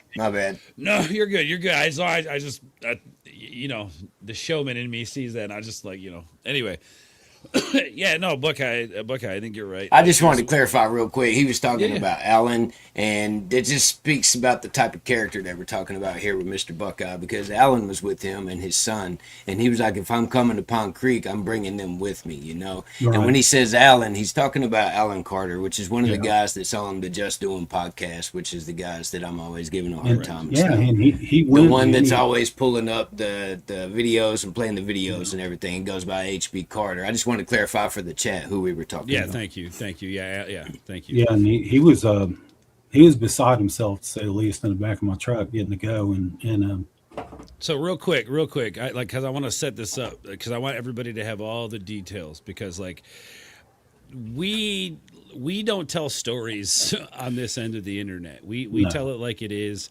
We're honest. Lying on nobody. We don't lie on people. So here's how this all went down. So I was told that I could bring, I think it was 5 altogether, me, 4 other people. And okay, so, and I don't know why I saw a comment on Instagram. this is just a side note. I don't know why Ripta thinks that I was running his name into the dirt, which I wasn't. All I said was when this shit was popped off, all this crazy shit popped off with him and Ryan, that it was out of character for him doing what he was doing, being, going on the campaign he was. That's all I said. I never once said the dude was a bad dude. I think Ripta's an amazing dude. I just want to make that very clear. He's never done anything wrong to me. He's only been good to me. And here's a testament to his character. He hits me back and says, dude, you can only bring 2 people, man. I'm being told you can only bring 2 people. And I was like, all right, well, shit. Now, that just made my job difficult, because now whoever doesn't get to go is going to hate Ords, right? No, not me. Well, right. No, I get that. But so I'm like, all right, how am I going to do this? And then Ripta hits me back. He's like, you know what, dude? Just bring the other people. I'll take the hit for whatever. If it's fucked up, I'll take the hit. Okay. and that a testament to Ripta's character. He was willing to take that hit by bringing extra people. So yeah, and I was glad to have met Ripta and talked to him quite a bit. And one of the first things he said to me, I'll never forget it. He's like, because like I said, you never know who's watching you, following you. They might not like or click like to something, but that don't mean that there's not seeing what you're doing. Right. And he said he loved what I was doing with my social media. That it's just nothing but positive things. And I was like, well, that's the way I am in my real life. So if I see something, I'll post it. Now sometimes that's got me in trouble because I've liked something, I shared it to my story, and then someone thought I was going through something. They hit me up and be like, what's going on today, Buckeye? I was like, nothing. Why? Well, I seen that post and I was like, I just liked it and shared it. It wasn't anything to try to do anything, I mean, that's the way social media is, that people can take things the wrong way very easily. The comment, a response to something, That's why I really don't comment very much. If I do, it's with an emoji, because who's going to argue with that? It's a fist bump and a cowboy emoji. But I don't have time to argue with fools on the internet. I just don't, because what gets me the most, like I said, I never could stand a bully. But these people act like bullies on the internet. They wouldn't do that stuff to you in real life. I mean, we've witnessed that. We've seen it happen. It's sad that we've witnessed it and seen it, but right. Well, speaking of Buckeye, you run your mouth on the internet and someone sees you, what? And getting into it with what you're just saying, and like how this all started like spiraling downward. So that I was able to take the 2 extra people along. That meant Alan, because Alan had some gifts he wanted to give Ryan. So I was like, all right, bet. And Ripta, yeah. So I was like, all right, well, we got to make sure that he comes along then too. All right. So, hey, Alan, come on, man, you're coming. That Alan got to come. I mean, like, I stayed with him. I loved him like a brother. I spent a lot of time with him on the phone. I guess his old lady was pissed that he got to go and she didn't. But it was like, it was late. My best homie that I drove down there with, fucking him and I got into a fucking argument right in front of everybody. And he's like, dude, why are you arguing in front of people? I said, these are my family. I don't give a fuck. They need to know this is my family. I don't hide shit from my family. I'm not going to sit here and be let's go talk over it. No, man, we can talk about it right here, right now. We're all human beings. We're all fucking adults, man. We can have a conversation right here, right now about it.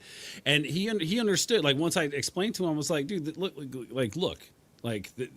you're here. Like, we're all creekers. Like, he wasn't a creeker. He came down to like film a music video, hang out, and like he did like Ryan's music, or does like Ryan's music and all that, but he wasn't like creeker. So once I explained everything to him, he understood. And then he got to come hang out Saturday night with us. So it all worked out, right? It all, like Cardiac said, it all just worked out. Yep. Yes, it was. But hey, guys, I got to cut it short. I got some stuff I got to do before I leave this week. He's bailing on us. Yeah, he's running away when it's getting good. That's what I'm saying. That's what I'm saying. No, it's 7 o'clock. I got to watch a Zoom meeting and do schoolwork. So I got to get done before I leave this week. So sure. Hey, I appreciate you coming by, Cardiac. I appreciate you having us coming, man. Hey, you got my number. You call me anytime, brother. Will do. I'll see you guys later. Yes, sir. Yeah, all right. Yeah, have a great day, butthole. Later, dude. Fucking guy. Right when we was about to dive into the bullshit, man. Yeah, shout out to Cardiac. He's a smart one, though. Let's be honest. He's a smart one in this situation. But yeah, so Alan got to go. Everything was right with the world, right? Apparently so. At that time, not so much later after the fact, but right. And he bought us all these Zippo lighters, because mine had an so HB weird, on it. dude. Not that he bought the stuff. That it's not weird that he bought the stuff. It's weird that he bought the stuff and then like flipped the script.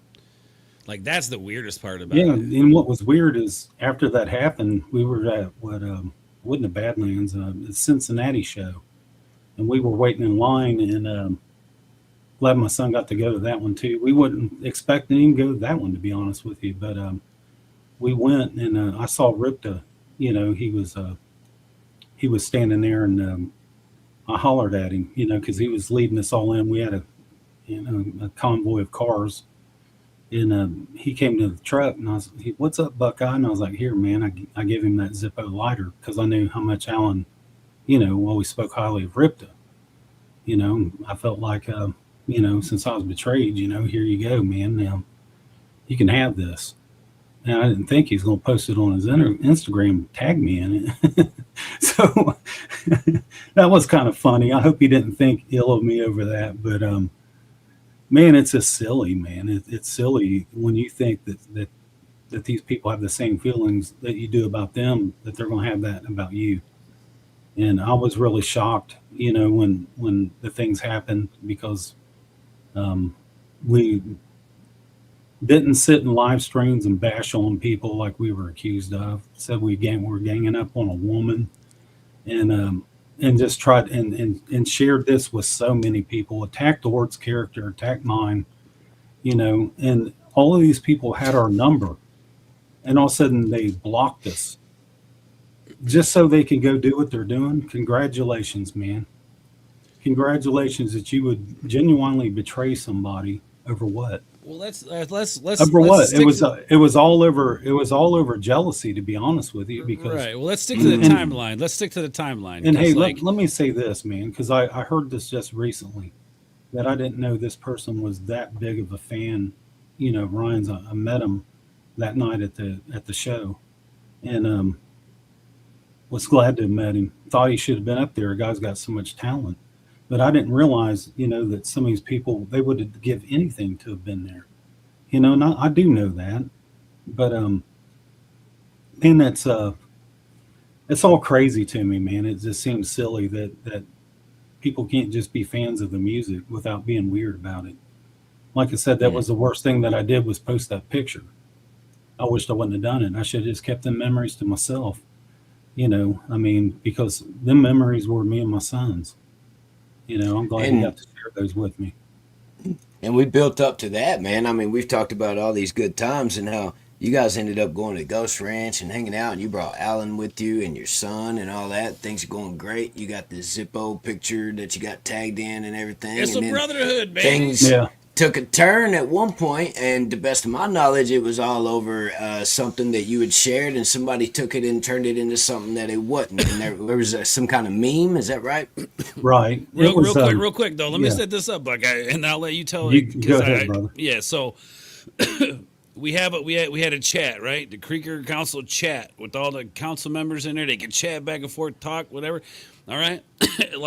Obviously, we need to be able to communicate with each other about shows, talk, whatever, share things, laugh, right?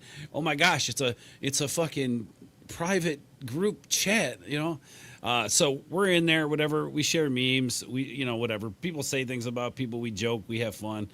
It's meant to be private, so it doesn't. You see what I'm saying? It's our shit, right? Yeah. And I'm not saying that and I know there are people using the argument.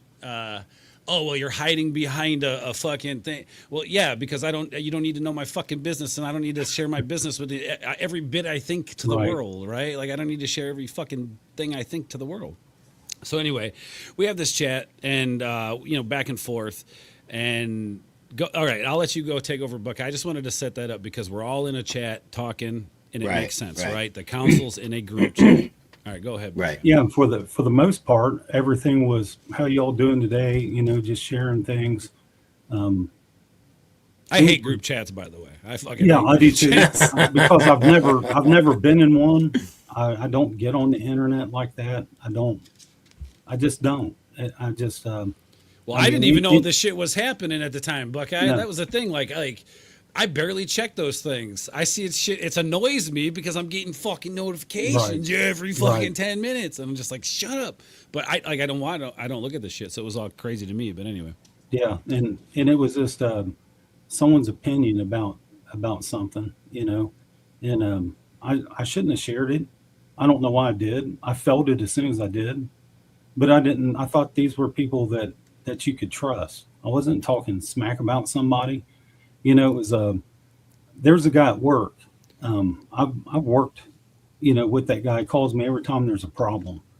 And he found out that I fished. So he was saying, him and his partner was going to, do some bass fishing, at this lake that I go to all the time, Indian Lake. And I said, yeah, I know that lake like the back of my hand. And I was like, I even went out to my truck, got a few of the lures I've got and give them to him. Said, man, you can't go wrong with these, I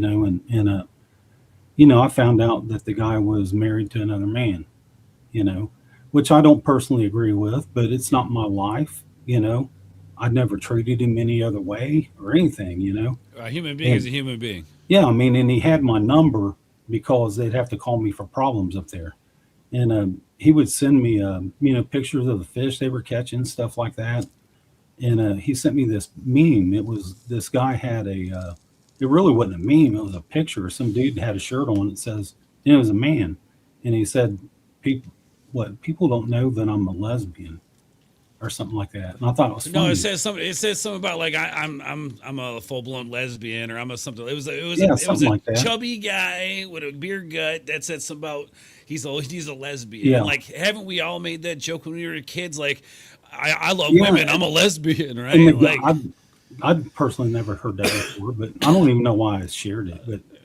But the person that commented on it thought it was funny, but he thought that he would take and share this, and try to act like I was talking about this other content creator, and went full blown with it. I even reached out to this person.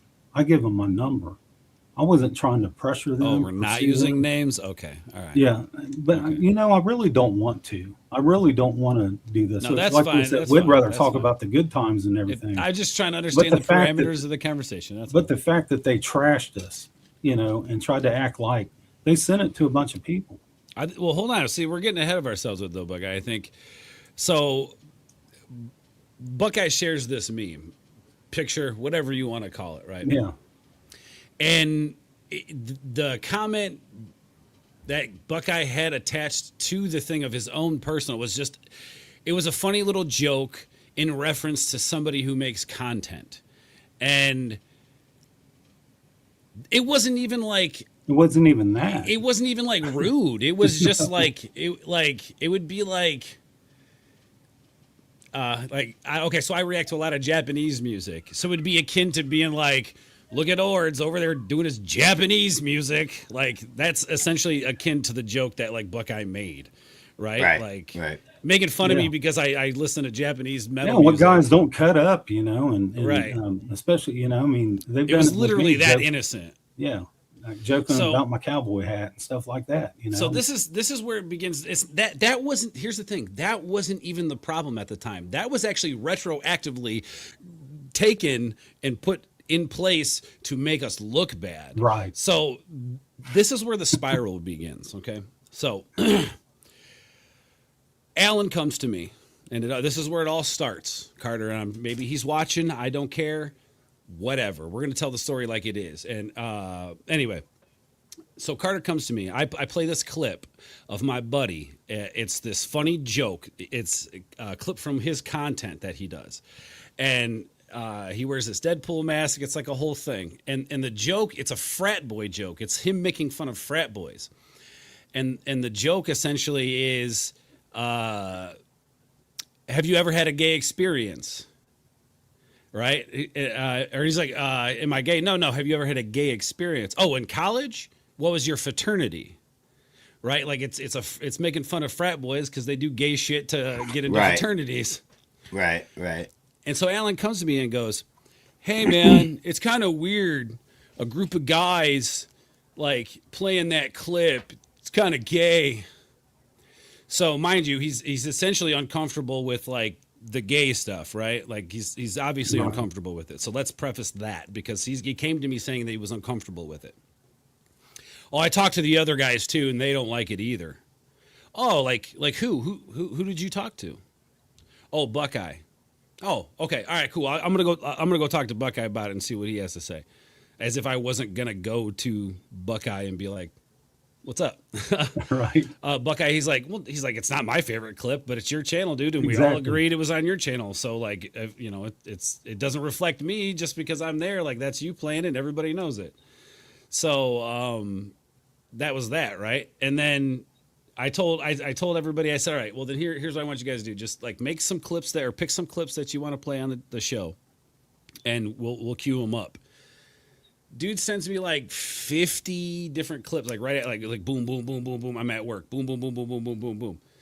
I have a conversation with Buckeye after the fact, and him and I had decided, like with the council, like, hey, let's maybe just stick to like country rap, up church, Creek Squad clips. Let's just keep it that, because it's, you know what I mean? Like, why are we playing other people weird clips out of context anyway?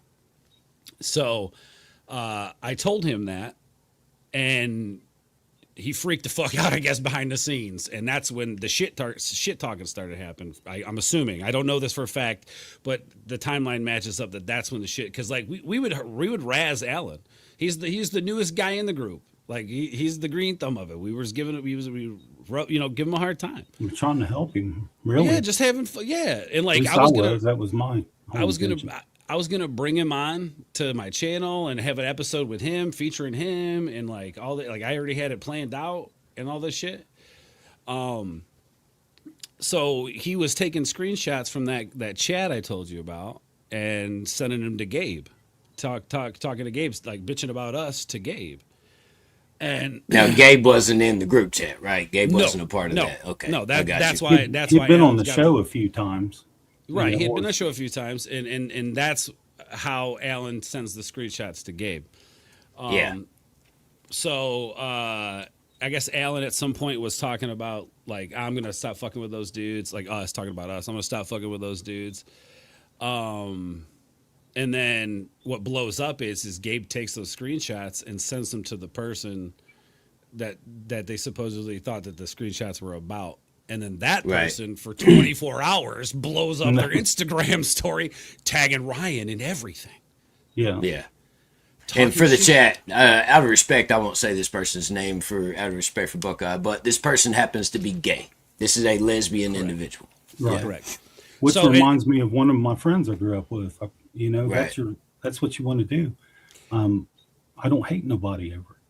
Real quick, let's not forget Alan's comment and the initial thing that starts this off. Right. Said Alan having a problem, feeling uncomfortable at a clip talking about something gay. Right. Okay. Let's keep that in mind. Keep it in mind, because look at what they do. Like I said, I don't even watch their stuff, just what I've seen. But that's all they do is talk about gay, queer, all kinds of weird. All the time, yeah. All the time, constantly. Yeah. You know, probably just using this person because they were getting shouted out by Ryan. Same reason why they even hung around me in the first place, which is weird to me. You know, yes. It's strange, man. It's just, and it's just, what gets me the most is you try to act like you're someone's friend. I love you, Buckeye. You're the best friend I ever had, Buckeye. Send you messages. I hope you're having a blessed day. Praying for your wife. You know, because I've got a wife that's disabled. You know, that defeated cancer, had multiple surgeries, and she's got barely any use of her legs. You know, so that's why to spend any time on this, my wife knows better than I do. She knows me more than anybody. You know, and when I told her all this stuff, she couldn't believe it. Yes, Rusty. Yes, you know? Rusty. Yeah, Rusty. Shout out to Rusty. I met. I can't see the chat, so I don't know. But yeah, I got to meet Rusty and his family in Cincinnati at the Cincinnati show, and I didn't go up front. I kind of hung back because I ran to the guy that works at my local gas station there. You know, he was there at the show, and I was like, I had no idea he was an Upchurch fan. You know, and it's stuff like that. You know, meeting people out. I call them meeting creekers in the wild. But whoever thought that it would have such a bad name on it like it does now? You know, why should I have to change my name? No. See, no. It doesn't have a it does, because everybody wants to throw us all in the same box. There's even been certain artists that I've reacted to that won't fool with you because you got Creeker in your name. And that's the truth. then they're children. Exactly. I They think can't fuck with somebody because of a word. They got bigger problems, bro. They really need to self-reflect. It's not what I've got time for. You know, Well, that's what I'm saying. If they got a problem with a word, they need to self-reflect, look themselves in the mirror, and have a it's silly, serious man. conversation. It's the silliest stuff that I have personally ever witnessed, but it's been good and great at the same time. But it just, there's I'm been a a lot of creaker, people bro. affected by it, man. You know, So yeah, where were we at though, Buckeye? So we were at the high level of hypocrisy because you got this gentleman that just flipped out about a gay meme or a little thing about college and frat boys, but then turned around and tried to use what Buckeye had shared as if it was disrespectful toward a person that is gay. Correct. Is homosexual. right? Exactly. Correct. Isn't it beautiful? You can't make this shit up, dude. It's fucking It's wild, awesome. man. I was like, "Are you serious?" You know, It's but like but I said, that's man, exactly I mean, what it's it is, a blessing dude. that some people show you your true colors because you no longer have to deal with them I again. see your true You know, I mean, color. it's sad, but true, man. Another song. Easy there, Shout out Metallica. Metallica. You Well, know, no, but yeah, seriously, so- man, yeah, I mean, it's so- just stupid to me. Then go and create a podcast or whatever, and what are you doing? See, you're getting You- ahead, you- Buckeye. I You're mean, getting ahead. We're getting there. We're getting there. It's just You're stupid, getting man. ahead. When you're making the rest Come of on, us man. look like idiots. Don't You know. ruin this for me, man. Don't ruin this for me. This is Go- cathartic. This is therapeutic Here, for I'll me, turn brother. my mic off. No, you're good. You're good. You're good. I'm just busting your balls, man. But it's cool. We all witnessed the same thing, experienced Yeah. the same thing. You know, Yeah, true yeah. story. Well, and like even so, like and like let's keep it a buck. I'm not shy. I'm a man. I'll be honest. Like Captain Kurt, like I respect Captain Kurt for what he does. Not the biggest fan. Not how whatever. That's besides the point. That's between him and I. Whatever. Yeah. But he was there. He was there, and the fact that I'm saying that tells you that like he can. He would tell you if I was lying. I would hope that if he knew I was lying, he would say something. So he was there. Well, it's through one all thing of you'll this. notice about here, man, is you'll see people like Captain Kurt in the same chat with people that don't really get along with Captain Right. Kurt. I mean, I try to provide a safe space for everyone where people can get along, and Hey, I man. give people like Captain Kurt a wrench so people can't time him out and things like that because I'm I think not- everybody deserves to be in here, so that's For just sure. how I feel about it. And I might I not agree, agree I with agree. what someone else does, but man, it's hard for me to get past the experience I had when we was there at Jaybirds, and he pulled up and his little daughter come running up and said, "I want a picture with Buckeye." I was standing there with my son, and to be honest with you, it melted me. You know what I mean? I mean, to think that this person was watching my content, and that's why I keep going back saying, you never know who's watching you. You know, what a disappointment would I have been to that little girl. You know what I mean? Or my granddaughter or my son. My son knows me better than that. That's why you just ain't gonna find me doing it. I've got more integrity than that. And I'll do especially it with though, all the Buckeye. I don't give a fuck. yeah, I know some people do, and that's cool. I mean, I'm not mad at nobody. I'm not trying to be. Well, like see, the I'm thing a- is, Buckeye, the great thing about it is we're coming from a position of the truth. That's why Right. I can sit here and smile about it. That's why I can feel comfortable in it because I know what the fuck I'm saying. I know what the fuck went down. I was there, and I'm not bullshitting nobody. So, so he's sharing these screenshots, talking to Gabe back and forth about whatever the fuck they're talking about, jerking each other off. I don't fucking know. And then Gabe shares the stuff that the creator blows it up on Instagram, and all of this shit pops off.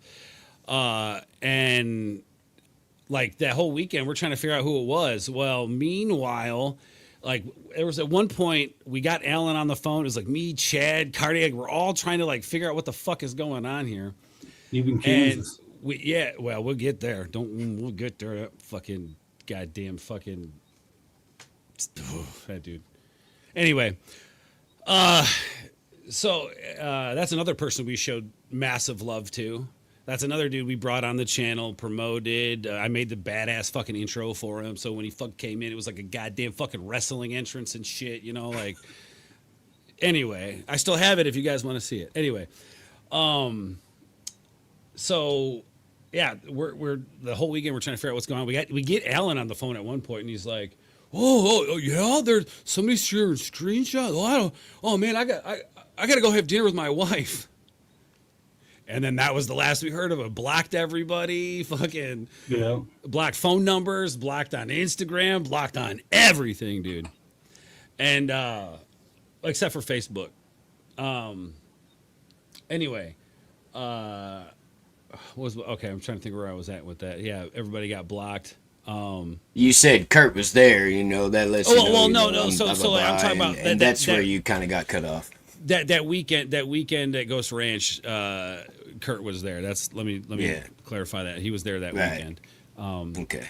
So anyway, so we find out it's like Alan was the one sharing these screenshots and shit, and we're like, what the fuck, bro? Like, yeah. And then, obviously, like with Church getting tagged into everything, he's aware of the situation. So all this shit pops off. Alan dips out. Nobody hears from him for a few months. Everything's kind of fucking quiet for a little bit.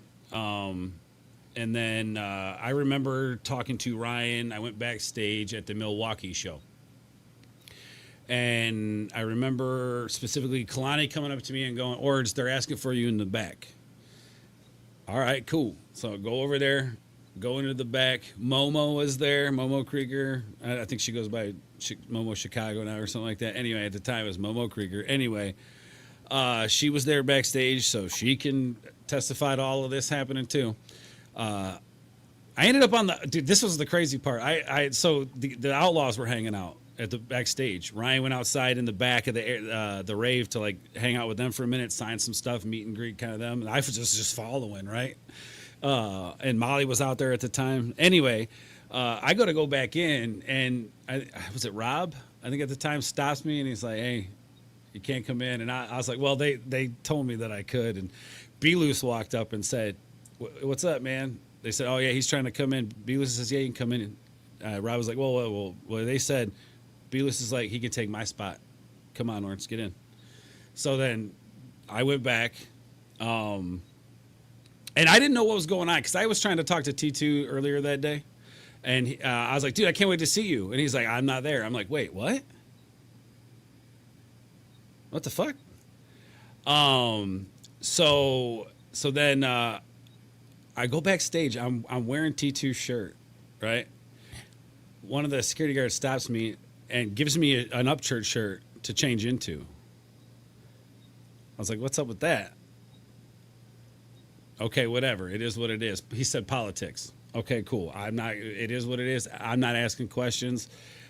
I sit down and Ryan asked me, he goes, "What's up with this creator in this situation?" Because he kind of knows what's going on with it, right? I said, "Dude, let me tell you."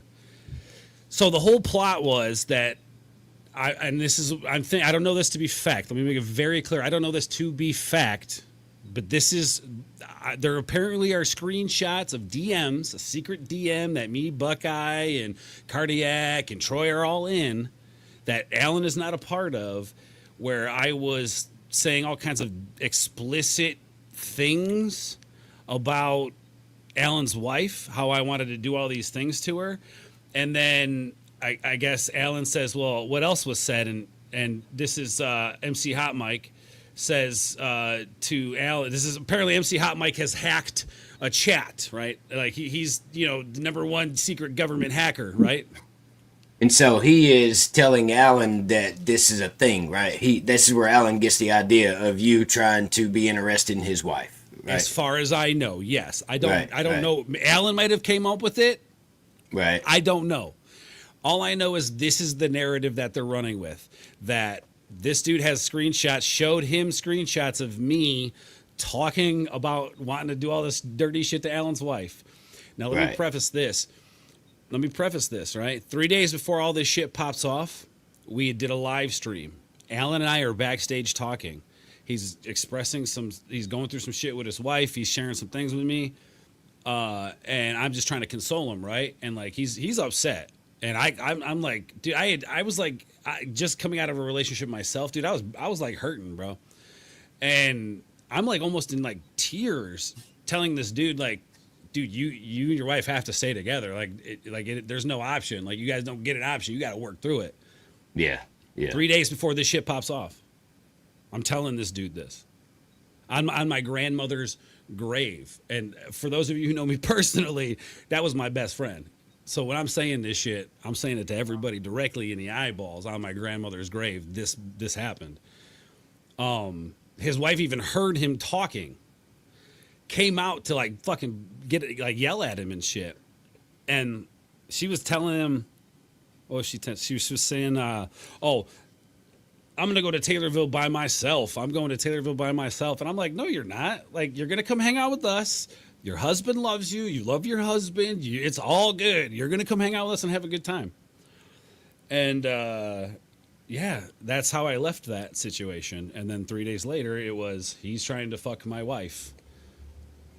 Yeah, because if I would have ever been in any type of group chat, whatever, and that type of stuff was going on, you wouldn't see me hanging out there. Correct. Yeah. Period. And so Ryan asked you about yeah. I'm sorry, go ahead. No, you go ahead.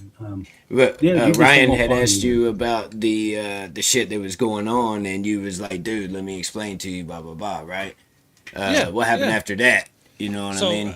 So we sit down in the back room. Momo's chilling, Ryan, me, and Ryan's like, what's up with this shit, dude? I'm like, dude, this is fucking wild. These dudes making fake screenshots and shit about me want to fuck this dude's wife. And he's like, that's crazy, dude. Anybody can make up screenshots. I said, I know, Ryan. It's fucking wild, right? He's like, yeah, that shit's wild. And he was like, you want to see this fucking cool ghost video? And I was like, yeah, fuck yeah, I want to see a cool ghost video. and that was literally it. That was literally it, dude. It was like in one ear, out the other. And he just was like, all right, that's fucking stupid. All right, moving on. You know? And I was with him. Cool. All right, let's see a ghost video. And then he showed me this cool video that B-Loose had taken in the ballroom. So, like, the rave in Milwaukee is, like, supposedly seriously haunted. So B-Loose let his camera run up there. And you could see there's, like, some shadow figures, like, dancing in the ballroom back and forth. I don't know if they're necessarily look human or not, but you see some shadows moving around in there, dude. I was like, that's fucking wild, bro. And then Ryan's like, dude, you want to see a haunted pool? And I was like, fuck yeah, I want to see a haunted pool. And I had played the rave with bands in the past before, and I didn't know this place existed. It's a pool underneath the rave that bands, if you sell out the venue 3 times, if you sell the ballroom out 3 times, you get to like autograph your name inside the pool. And they preserve it. And Mac Miller's signature, I don't know if you guys remember that video where Ryan was posting about Mac Miller's signature being on the haunted pool and shit. And anyway, so we went down and checked out the haunted pool. That was fucking cool. And then Ryan and the band did an acoustic version of Holler Boys and what's that one? The one he wrote about his daughter. I'm having a brain fart. But anyway, Honeysuckles and Rain. Yeah. Thank you. Honeysuckles and Rain. He performed that in the pool, which I do have a video of that on my channel, but it's unlisted. Haha, and I have the link. Anyway, case in point. Yeah, that was a cool night too. Like that was an awesome night, dude. It was a great night. We had a good time. They kicked us out shortly after that, and yeah, drove home. I was driving home, dude, and like it was so dark, and they had all the orange cones out. I ended up busting my fucking mirror on the passenger side off the fucking car, dude. It's like shit. Anyway.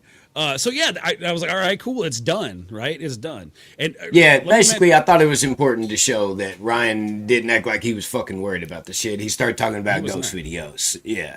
Correct. Man, you probably hear so much stuff from people. You know, I wouldn't even answer the phone to people if that's all they were bringing to you. Here's the other thing too. I want to circle back to Kansas real quick because we had brought Kansas on. We wanted to bring him into the council. We were just trying to bring everybody fucking in, man. Like you know, fucking epic. You know, make it big. And then so we got him on the phone because he's friends with this other creator, and we're like, dude, we gotta let's figure this out. Let's have a conversation. So we're like, hey, Kansas, can you help like set this conversation up so we can squash this shit? Yeah, man. I can do that, man. And then we had mentioned Ryan knew about this whole thing. What? Ryan knows about it?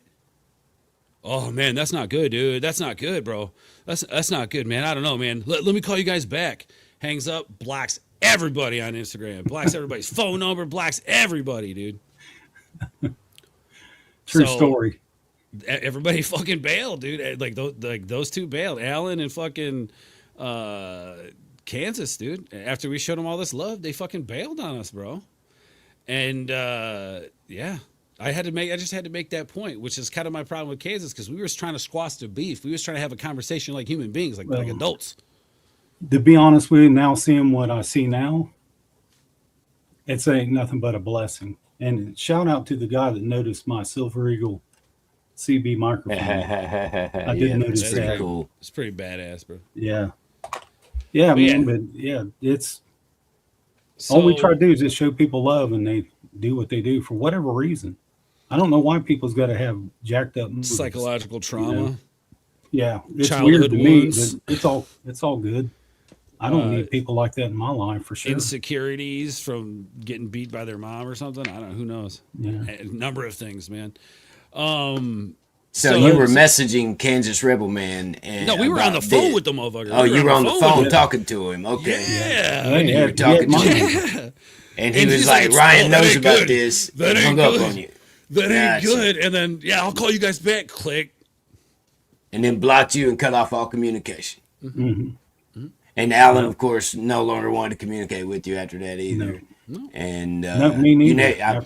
I'm guessing you didn't have a whole lot of communication with Gabe at the time, though, right? I mean, he'd no, been well, on the show a couple times, and that was about it. I hung out with Gabe at the fucking Illinois, Macomb, Illinois, or not Macomb. What is it? What the fuck is that? This poster I have right up here. The fucking what is the Rust Belt? The Rust Belt. The venue is the Rust Belt. Moline, Illinois. Thank you. Sorry, Moline, Illinois. He drove up and we all hung out that day. Yeah, and that is an awesome microphone. So check this out. So check this out. So the Moline show. I text Ryan on the way down with my daughter, right? And I'm gonna point some shit out, because this is like the one thing that these guys tried to make fun of me for, and I think it's hilarious. So I'm driving down with my daughter. I got my daughter with me. We're driving down. I'm texting Ryan. Hey Ryan, we're on the way. Excited for the show. He's like, all right, bet, man. I already got you on the list, bro. You're going to be coming backstage after the show. Cool. Awesome. Sweet. Didn't expect it. Didn't ask for it. He said it. I have all the receipts. Anyway, so he says that. Cool. We'll see you when you get here. Bet. Cool. Awesome. Show happens. Like, Gabe does a big cookout, cooks a bunch of food. Like, it was really cool, man. Like, it was really cool of Gabe to do all that shit. And the venue people came out and gave us these posters here, because Gabe let them get some food and shit. And it was all good. I had my kid with me. So we're in the show, right? Show's popping off. My daughter's hungry. She wanted a slice of pizza, right? Here's the thing, man. You know how it is, right? Families that go to these shows spend all their money to do these things, right? I had money in my account, but I'm not paying $6 to withdraw $20, right? I'm like, she just had a big meal. Here's some water. We'll be all right. We got just a little bit left in the show. And anyway, so Gabe, he's like, here, man, here's $20. Go get her. All right, cool, Gabe. I appreciate that. So I'm not gonna say Gabe is a shitty person. At least at the time, I didn't think he was. Mm-hmm. Like, he was very cool. He was very, and I have no, like, that was awesome. Very cool of the dude to do that. Thank you, man. I appreciate it. It wasn't necessary, right? So anyway, so they make fun of me for that, because like, oh, you don't come to a show with money. Like, look, dude, like, some of us live paycheck to paycheck, bro. That's just what it is. All the money was invested into making sure we get to the show, right? I had snacks in the car. You see what I'm saying? Like, there's things that you put into place to make the shit work, and it's like they don't even know the details. So they want to make fun of a dad who gave his daughter an experience of a lifetime. She got to go hang out backstage with Ryan Upchurch and company, dude. My daughter now has a drum set because of Molly.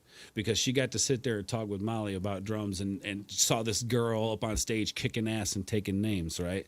Like, so now my daughter plays the drums because of that experience. That's sick. So like, I don't give a fuck about if I didn't have money or not, dude. Like, I gave my daughter an experience and she'll never forget it, man. Like, dude, T2 was cool as fuck. Like, gave my daughter the vibe donor hat. Like, she was like, that's so crazy. Like, Nax was there, like, big old fucking Papa Bear. Southpaw Santa Claus. My little daughter right there and shit. Like, it's just so cool. JJ was cool. So nice. Everybody was just cool, man. We went backstage. We hung out. Was Deerdorf there? Did you meet Deerdorf?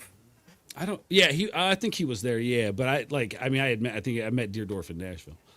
Okay, all right. So anyway, this is the interesting part too, because like Gabe Okay, so let me set this up. The show's winding down. Ripta comes out looking for me. Ripta finds me. Says, "All right, man, come on, let's go." I'm like, "All right, cool." Tell my daughter, "Come on." And then Ripta's like, "Well, hold on." I looked at Gabe, and because T2 was telling Gabe, "Hey, hang out, like just hang out for a while. It's cool. Like just don't go anywhere right away." So then Ripta comes out, and Ripta's start trying to bring me and my daughter back. And I look at Gabe, and I was like, "Are you guys like you gonna go back with these guys? Like talking about T2, right? Like, are you whatever?" And then Ripta's like, "Well, are they with you?" And I was like, "Well, yeah. I mean, we've been hanging out all night. Yeah, they're with me. Bring them with." So then that's again, Gabe and those guys got to go backstage because of me. Which like I'm not talking shit about it. Like we hung out. Like it was cool. Like as if Ripta and everybody's cool with it, like I'm cool with it. Like it don't bother me none. Like the more the merrier, right? Like, everybody gets to have a cool ass experience. So then,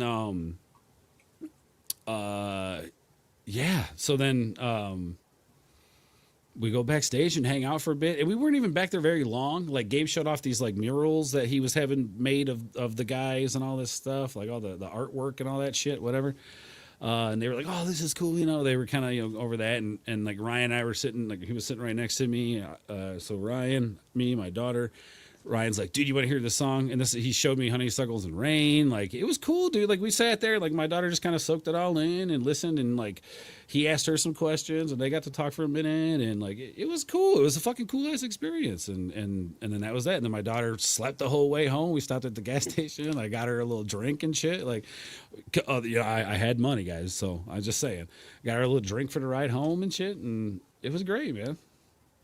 Met Deerdorf twice, so no, I'm not jealous. I was just asking because whenever I met Broadnex at the Corbin show, Deerdorf was right next to him, and he was around, and T2 was there still during that time and all that, and so I didn't know if you'd happen to run into him as well whenever you were meeting all those people that night. That's why I brought it. And I only tell you this story to kind of set things up, right? Like, right. This is how Gabe gets backstage, right? So, maybe not me fully. Maybe T2 already had plans to bring him back. I don't know. But, however you want to take that, I guess, is how you guys take it. But, like, Ripta looked at me and said, he really appreciated it. Yeah. He appreciated Ords. Who did? Gabe. Yeah, he appreciated it for sure. Yeah. Yeah. Well, Gabe like, flipped off the handle, like, I forget what, something was going on. And we kind of like brought Gabe in on the fold because we were thinking about bringing him in for the council and everything. And we just weren't sure because he kind of a little bit of a hothead, man. A little bit of a like, yeah. Basically, I had reached out to Ripta about something. Hey, Ripta, just so you know. And there's been times where like I've seen people post like threatening stuff towards Ryan. There was one time somebody had talked about how they were living on Ghost Ranch and like they're gonna do this, that, or the other, and like I screenshotted it to him, and Ryan's like, "Hey, yeah, fuck it, that's a bunch of bullshit, that's cat." But he's like, "But thank you for the heads up. We'll go through the property and shit." But shit like that. So like, we had brought Gabe in on a couple of things, and like we just said, "Hey, we talked to Ripta, the people who need to know about what's going on, know what's going on, and they can communicate that with Ryan and do what they got to do with it, man."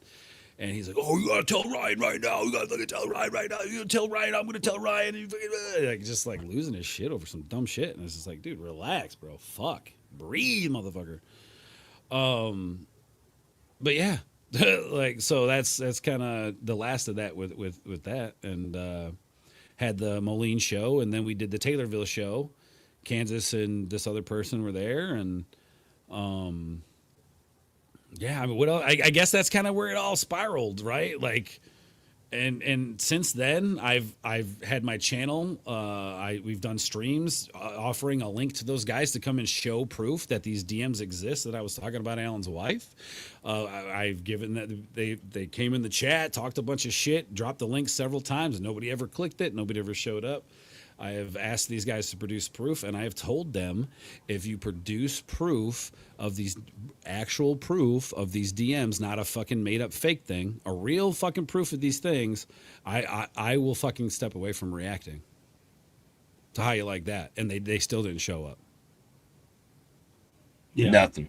Just silence. And they were in the fucking chat, Buckeye. You remember that? They were in the chat. And we've been silent since then. You know what I mean? Yeah. But when things keep getting brought up,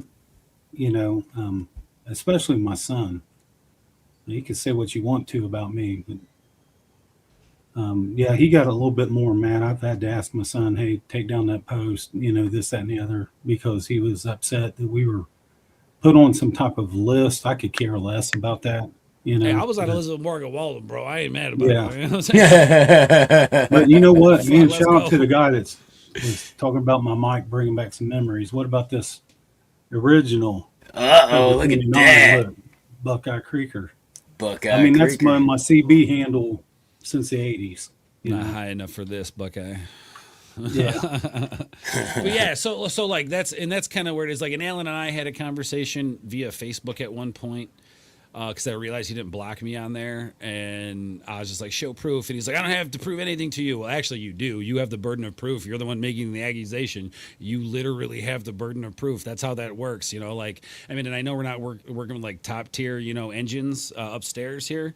They're running on like low oil and shit like that, but like, come on, man, you got to understand like burden of proof, right? Like, that's a pretty simple concept to understand, and these guys don't seem to understand that. I've asked them to produce the fucking proof. Please, I'm begging you, please produce the proof. Show it. Legitimate fucking proof. I'm begging you. Let's put an end to this shit.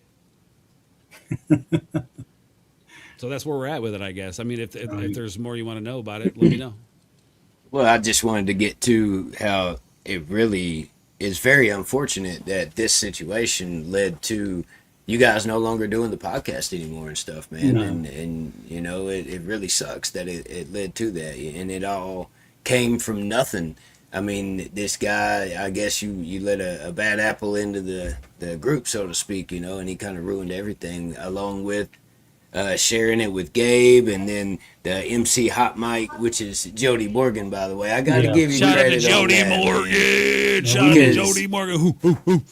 Yeah, he was going by Creek Squad Sniper at first. Yeah, he is. You are your sniper. Jody Morgan doesn't exist. He's an apparition. He's a fucking spectral creature that floats in the nothingness. Shout out Jody Morgan. Creating division, I mean, who goes and just tries to create a division between a fan base is weird to me. It's not division. Well, and then all of a sudden they have a podcast. It seems like they was trying to take the audience that was watching you guys and make it theirs. It seemed like they was trying to take it over. I mean, maybe I'm wrong, but they're doing a good job. They're more than welcome to try. I mean, like, I would like, please do. Well, they are trying. They're just not getting very far, but they are trying. I will say this. They do have a lot more people viewing their shit than I do, and I have way more subs than they do when it comes to the live stream. My uploads crush. I'm getting views on it. My channel's blowing up right now. I ain't even stressing about that shit, but the lives. But I've got such a dedicated fan base. They show up every fucking time. We're having a good time. Jack, you've been there. You know, brother. That's it. Yep. So yeah, and it's not like let's talk shit and say some crazy, And dude, I'm sorry, dude. Like I listened to a little bit of that one. Oh my god, bro, the fucking shit. What the fuck, yo, MC Hot Mic, bro? You need to chill the fuck out, dude. You're making all those dudes look bad, bro. Your mouth is something. Oh, bro. I mean, like, this is genuine, like, criticism, bro. I'm not trying to be a dick to you, bro, but, like, when you say crazy shit and you keep talking about, like, underage kids, bro, like, people start thinking shit, bro, and, like, you can't just, like, please listen to what I'm saying, dude. Just weird. I said, I don't even watch it, It's not. I don't really watch anything because I don't have time. There's a reason they took that shit down, bro, because you talk about, like, bad shit to people that, like, dude, what are you doing, bro? What are you doing? Like, genuinely, like, I'm concerned for you, dude. What the fuck? Like, what the fuck? Doing great things, man. Anyway, I wonder whether they actually believe his bullshit or if they're just playing nice on the internet or what. But they have to be. I mean, are they that slow? Do they not see it, man? I don't know. Yeah. Here's the thing, dude. They'd have a halfway decent show if they got rid of that dude. Like legitimately, they could monetize. They could turn it into a little, like, you know, get like 1,500 subs and make a couple $100 a month, and like they could do some shit with it. But like not with that, dude. They're getting videos taken down. They're fucking getting like because of this one guy. Yeah. It's unfortunate, man, and that's another reason why I wanted to bring you gentlemen on panel, is so people that are watching can see the character that we display on screen when I react to their videos, as compared to the conversation that I'm able to have with you gentlemen here, and just people are able to see the contrast and make up their mind for themselves, because of course they're over there claiming that you're relying about him hanging up on you and ghosting you, and that never happened and all that other crap, and they're trying everything they can to defend themselves, and I think it's pretty obvious what happened, man, and how things went down, you know. They never... What? Yeah. I never even knew they said that. I never even knew they denied that. That's fucking wild. They did. Damn, Buckeye, this is just juicy, Buckeye. It just so happens that... that's crazy, dude. That's crazy.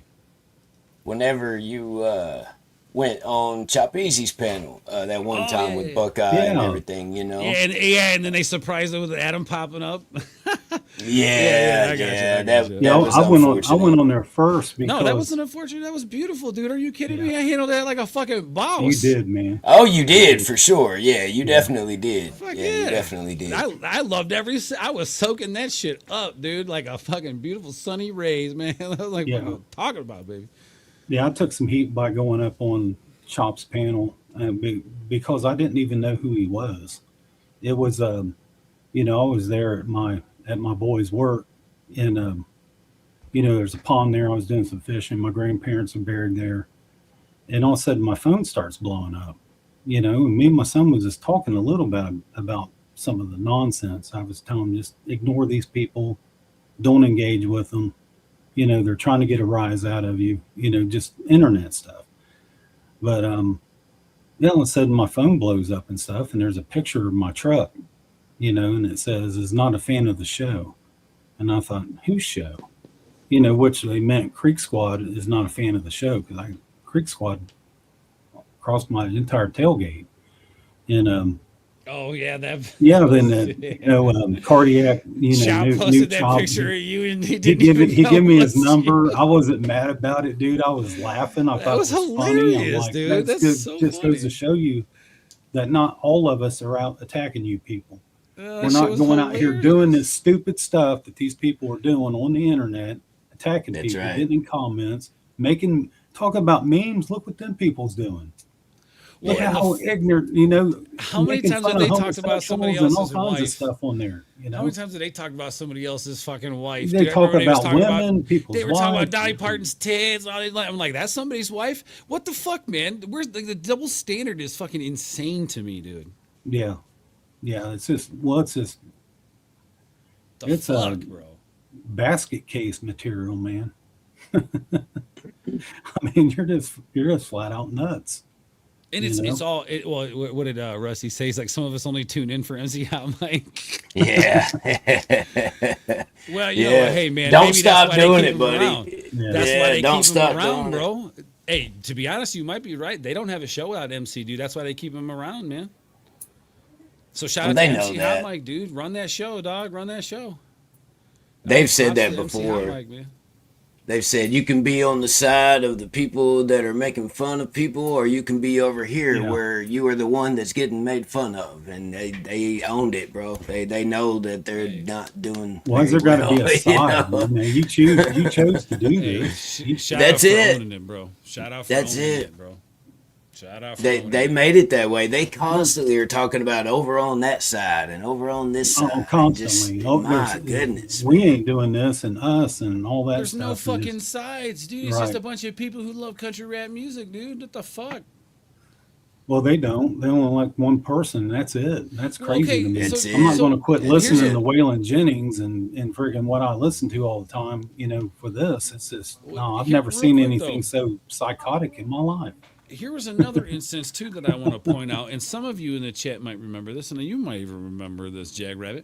So there was a post made by Ryan, right? So like there were some stirrings going on, And then Ryan made a post that said, I denounce the Council of Creekers. I am in no way associated with them whatsoever. Right? He makes that post on YouTube. I'm getting blown up in the morning. I text Ryan and I say, hey, man, what's up with this? He's like, oh, I don't know, man. Some dude trying to fuck old boy's wife or some shit like that. And I'm like, this was after I had the conversation with him in Milwaukee, mind you, after I told him what had happened. Oh, about some dudes fucking some dudes or trying to fuck some dude's wife. And I was like, bro, they're talking about me and none of that shit happened. That's what I texted him. I said, hey, man, they're talking about me and none of that shit happened. And then like a few hours later, the post comes down. Ryan says to me in a text, hey, let's set a meeting up so we can squash this stuff. So like reach out to Kansas, get something set up, reach out to the guys and let's get a meeting set up. I have the text message. I have the receipts. I have them. I'm not lying about this shit. Ryan says that. So I just out of posterity, and so I kept my end of the bargain, I sent a text message to Kansas. Hey, Ryan wants us to get together to squash this shit. And I think I mentioned it on a live stream before, and they had mentioned it on their stream that I had said that before. So they know, they've heard me say that. Specifically, that Ryan told us to get together or have some meeting and that we'll all come together and figure this shit out. Never happened. I reached out to Kansas, nothing back. So, but the post came down. Yeah, that's right. Yeah. So, yep. It's crazy. But how close. shout out to you, man, because back then I was the only person out here saying that MC Hot Mike was Jody Morgan, and I heard you say that on Chop Easy's that time that you guys went over there, man. I heard you tell. Yeah, you did say that. You called him Jody Morgan. Damn Skippy, Skippy, baby. They were the ones that told me. All I did was watch one of their first few episodes that they did, and they talked about it on one of their episodes. Of course, you can't find that one now, but they talked about it on one of their episodes, talk about how he got in trouble at his work and he couldn't turn his camera on anymore, and so he changed his name and all that stuff. They admitted it, man. That's how I found out about it. You know, it's easy to set a narrative up, man. It's really easy. Right. Like, have any of those dudes on that panel met this guy in person? Have they been to their house? Have they like swam in a creek with these people? Have they gone fishing with these people? Have they, you know what I'm saying? Like, who is MC Hot Mike? You know what we should do? If you want, we can put together a skit, like a murder mystery, like intro. You know, who is MC Hot Mike? And like we do like a whole thing with it if you want. That'd be fun. But yeah, who is this dude? Like that's what I want to know. Who is this dude? Who is Jody Morgan? Has anybody hung out with him? Has anybody seen what he does? I heard something about a scooter or something. He rides around on a scooter or something. Well, yeah, he lives in Vegas, and he talked about how he don't have to pay for gas, and that all he does is charge his means of transportation. So it led me to believe, you know, that he was on a scooter. And he talked about how when he goes to Walmart, when he's walking back, that he will give some water to the homeless people. So that tells me when he goes to Walmart, he walks, he don't drive. So more than likely, he's got some type of electric scooter for means of transportation or something. Maybe like he's got that. a little hitch for it or something. Maybe so, man, but he patrols his neighborhood 5 to 6 times a day and makes sure that there's no people that are out of place and don't belong there and all kinds of wild stuff, man. It's something else. But he came from BX Beast Boy. He was one of his mods for a long time on the BX Beast Boy channel. That's where he came You're from. gonna catch something watching that shit. So yeah, he's already off to a great start, man. But that's where he came. You gave me the chills, Jack, right when you said that name. That's crazy. Yeah. Somebody get the bug Wild spray. stuff, man. They're representing Wild me. stuff. Doing a good job. That dude is. And like, at first I was like, maybe this dude's kind of cool, and then like I just saw how unfucking hinged that guy is. I was like, holy shit, that's crazy, dude. Like he's that guy. He's like he's that guy from Don't Be a Menace in South Central who walks says, I got these cheeseburgers, man. You guys know what movie I'm talking about? Don't Be a Menace to South Central with drinking your juice in the hood. Please tell me you know that movie. You know I know what you're talking about. Yes, sir. These Yes, sir. cheeseburgers, man. Also know Pulp Fiction, where Jack Rabbit got his name from. So, Yeah. Is that what it is? It's Pulp Yeah, Fiction. Pulp Fiction. Remember they went to Jackrabbit Slim? Jackrabbit Slims, yeah, that's Yeah. right. Marcellus Wallace is the boss, and Vincent Vega, which is played by John Travolta, he is tasked with taking out the boss's wife for the evening and showing her a good time. And he takes her to a restaurant called Jackrabbit Slims, and it's a really cool old school restaurant where all the booths are like old cars and stuff, you know. And they have a twist competition to where they're doing the twist, you know, to see who can dance the best or whatever, and whoever wins gets a trophy. And they won the twist competition and got to take home the trophy. Oh, And shit. yeah, but then she finds some stuff in his pocket that she assumes to be cocaine. Turns out to be something else. She ODs. He has to drive across town, freaking out. Stabs her in the heart with a damn syringe and brings her back to life because she's ODing and stuff. Man, it's wild. That's right. Yeah, That's right. Damn, it's been a long time since I've seen that shit. yeah. But the restaurant that they went to where they won the dance competition was called Jackrabbit Slims. Yeah. Hey, shout out to all my people out there who slave over kitchens, man, and fucking work hard. Because I've been in that shit, bro. I used to wash dishes in a kitchen, and some of these motherfuckers, I don't know how y'all do it, man. Stay up all night, all fucking hours of the night, doing this, doing that, fucking getting yelled at by servers and shit. Like, I don't know how y'all do it, bro. It's not easy work, man. That's some Not real easy shit. work. I'm not even gonna lie, bro. That is some real shit, bro. Like I said, I sat there and did dishes, and I was like stressing out. I don't know how y'all do it, man. That's too much for me, bro. I like brewing beer. That's what I like doing, man. Hell yeah. Well, I worked on cell phone towers for a long time.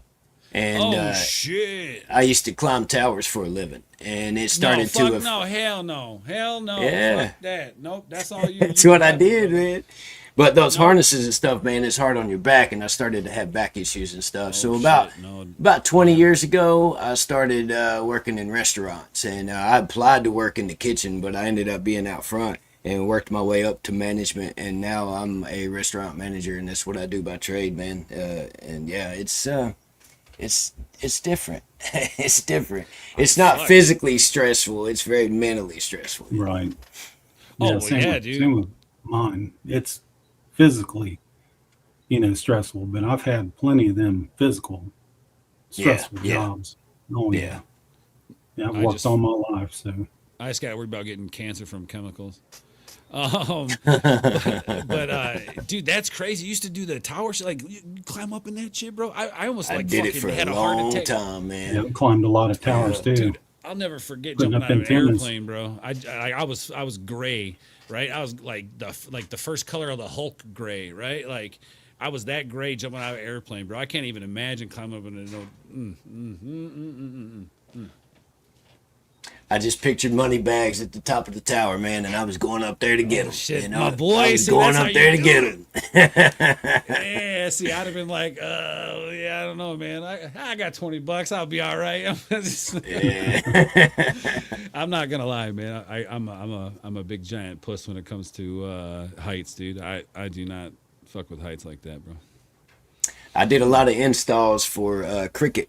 It's when Cricket was spreading out all their Wi-Fi signal and their cell phone service and all that, and we would go to existing towers and monopoles that probably already had AT&T and Verizon systems on them, and we would just install a Cricket antenna to make the Cricket work from there as well. And that's what I did for a long time, man. Damn, bro. Well, respect to you, bro, because I tell you what, man, I probably shit myself climbing up on that shit, like literally shit myself. Because I don't do heights, man. I have a hard time with planes too. Once they're up and moving, it's not so bad. But like to take off and all that, like I'm a fucking wreck, dude. But shout out to the people who can do that shit, man. And good for you for making a smart move, not shredding your back. Because like all it takes is like one bad movement, and that's the whole structure of everything, bro. Like that's what holds it all fucking together. Mm-hmm. Well, I woke up one morning and couldn't get up out of bed. And, when I laid down in the bed, I was already hurting and couldn't hardly move because my back was all fucked up. And it got like that sometimes, but this time it seemed worse. and I laid down and I went to bed, and I couldn't get back up the next morning, and they called an ambulance to come and get me, and they gave me a shot in my back of some stuff to kind of ease all the tension and everything. But basically, you know, the discs in my back were bulging and pinching against the muscles, which would pinch a nerve, and it would cause a bunch of pain out your legs and down into your butt and all kinds of stuff, man. Yeah. And there was a surgery I could get that could help or couldn't help. You know, the surgery isn't always successful. So I just decided to strengthen my core and get in shape a little better, you know, and take better care of myself and quit putting all that physical harm and strain on my body, man. And it was a good move, because rarely do I have any back problems daily today, you know, barely do I have any. But back then, like I said, sometimes it got to where I couldn't even get up out of bed, man. See, it just goes to show you, man, that like how like you never know what the future holds for you, and you got to move with life, right? Like life dictates what happens. You just got to find a way to move through it. And it sounds like, dude, you didn't let that shit get to you. You're like, no, I need to do something for myself, and that's huge, because not everybody does shit for themselves, man. Everybody looks out for themselves in that way, and the fact that like. I've watched a lot of your streams, dude. I know you don't know that, but like I watch a lot of the replays and shit and listen to it when I'm at work. And I got a lot of respect for you, man, because, yeah, dude, like that's, fuck, man. You take all this shit in stride, these fucking assholes coming at you and saying all this wacky shit, bro. Like, you take it in stride, and like it's why I fuck with you, bro. It's because you're that motherfucker, so.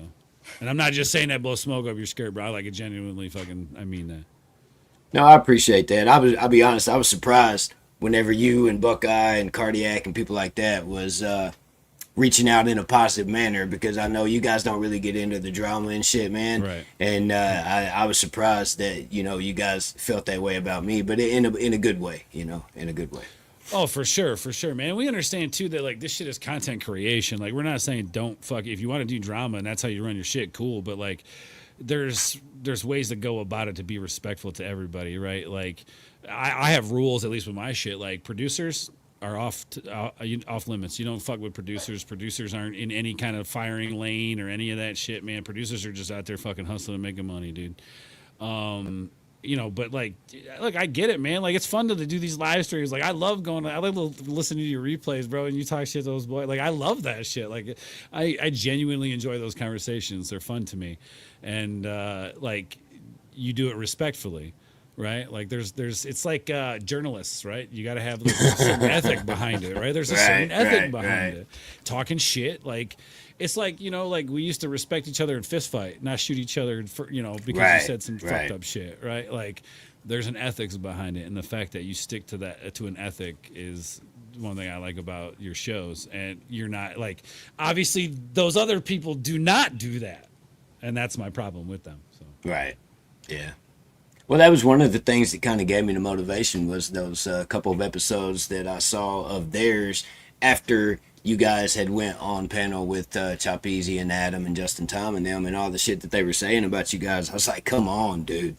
Are you fucking kidding me? I mean, you're not going to talk shit about people like Buckeye and Ords and me not feel inclined to at least try to stand up for them. And I know that these are not those type of people that you're trying to paint them out to be. And then that really bugged me, man. It did. It bugged me. Oh, I appreciate that, man. Yeah, go ahead. I do appreciate it a lot, you know, but, you know, you don't have to do that on our behalf, but I'm glad that people do recognize that, you know.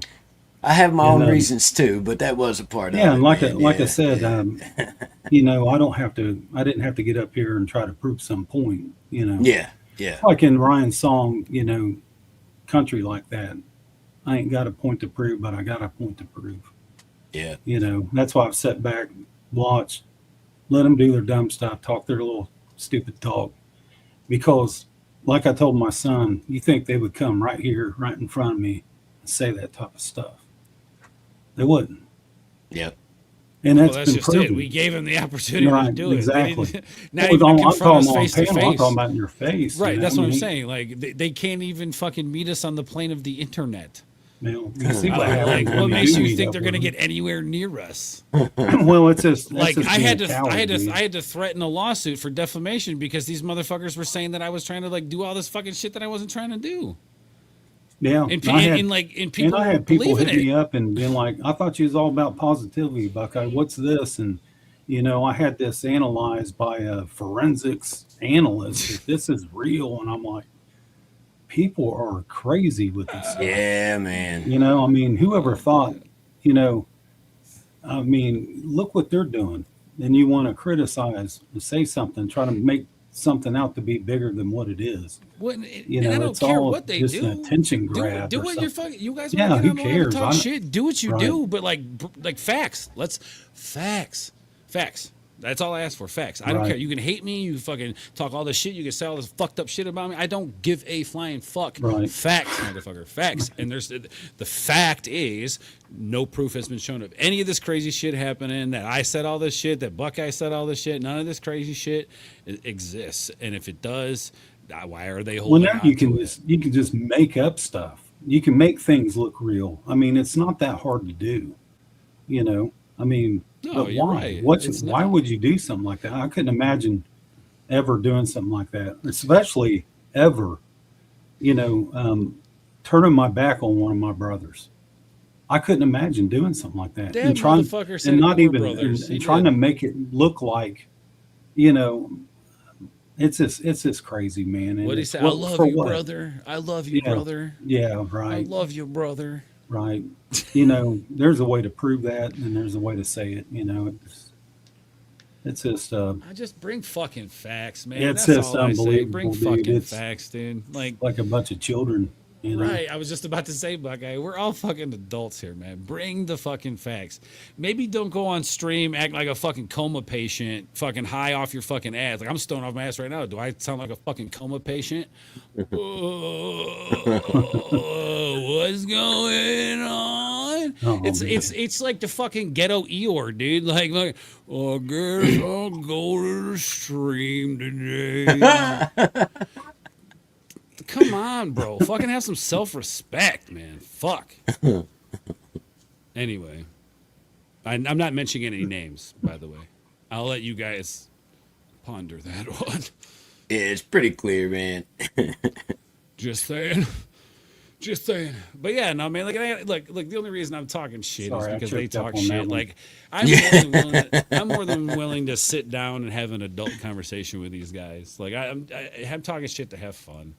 Like, I have no problem sitting down, even after all this shit they said about me. Like, it's cool, whatever. I don't care. I can forget about that. But like, let's just sit down and have an actual fucking conversation about some real shit. Oh shit! What is? Are they live or no? What's No, this? no. What is this? No, they're not live right now. This okay, is okay. about. This is real short, but I was gonna play this for you real quick. He's like, surprise! fucking jack. I never blocked anybody. Yes, you did. I Or maybe was blocked. Gabe didn't. And listen, Doug. Here, pause that for a second. That might be true. Gabe might not have blocked anybody. And I'll be honest with you. I don't remember. And if I blocked Gabe, it was because he's a fucking asshole. And I just I don't deal with drama, so I blocked him. So he may be correct on that one. I'll be honest. He may be correct on that. The other guys though, Alan, fucking, and Kansas, they were definitely on some fucking black. But go on. That's another thing. I never blocked anybody. I was blocked. And listen, Doug. I like my 12 point. I don't think he's a bad dude. I just think he became friends with a bunch of fucking snakes in the grass. I think the people that he fucks with over there. But they say they talk about accountability, but yet when he was sitting there watching, he had a whole ass video. It's so Fuck great. yeah, that dude. Gabe's radio's talking over him, dude. It's so great. He sat there. No, and negative. I watched think that the guy. next bridge is over there by Colorado Locks. He watched them guys on top easy shit. And Nah, never you said good. not You good one for a word while. Hey, Gary, that time I've goes to heard top. that where's the accountability? Is he yelling at those guys? What Yeah, I'm saying? hold on a his second. What is he podcast, talking I about? didn't What was he see it. saying? I couldn't I hear him didn't because see- of the fucking fuckery that was going on Gabe's end. He's pissed because you guys had went on Chop Easy's panel.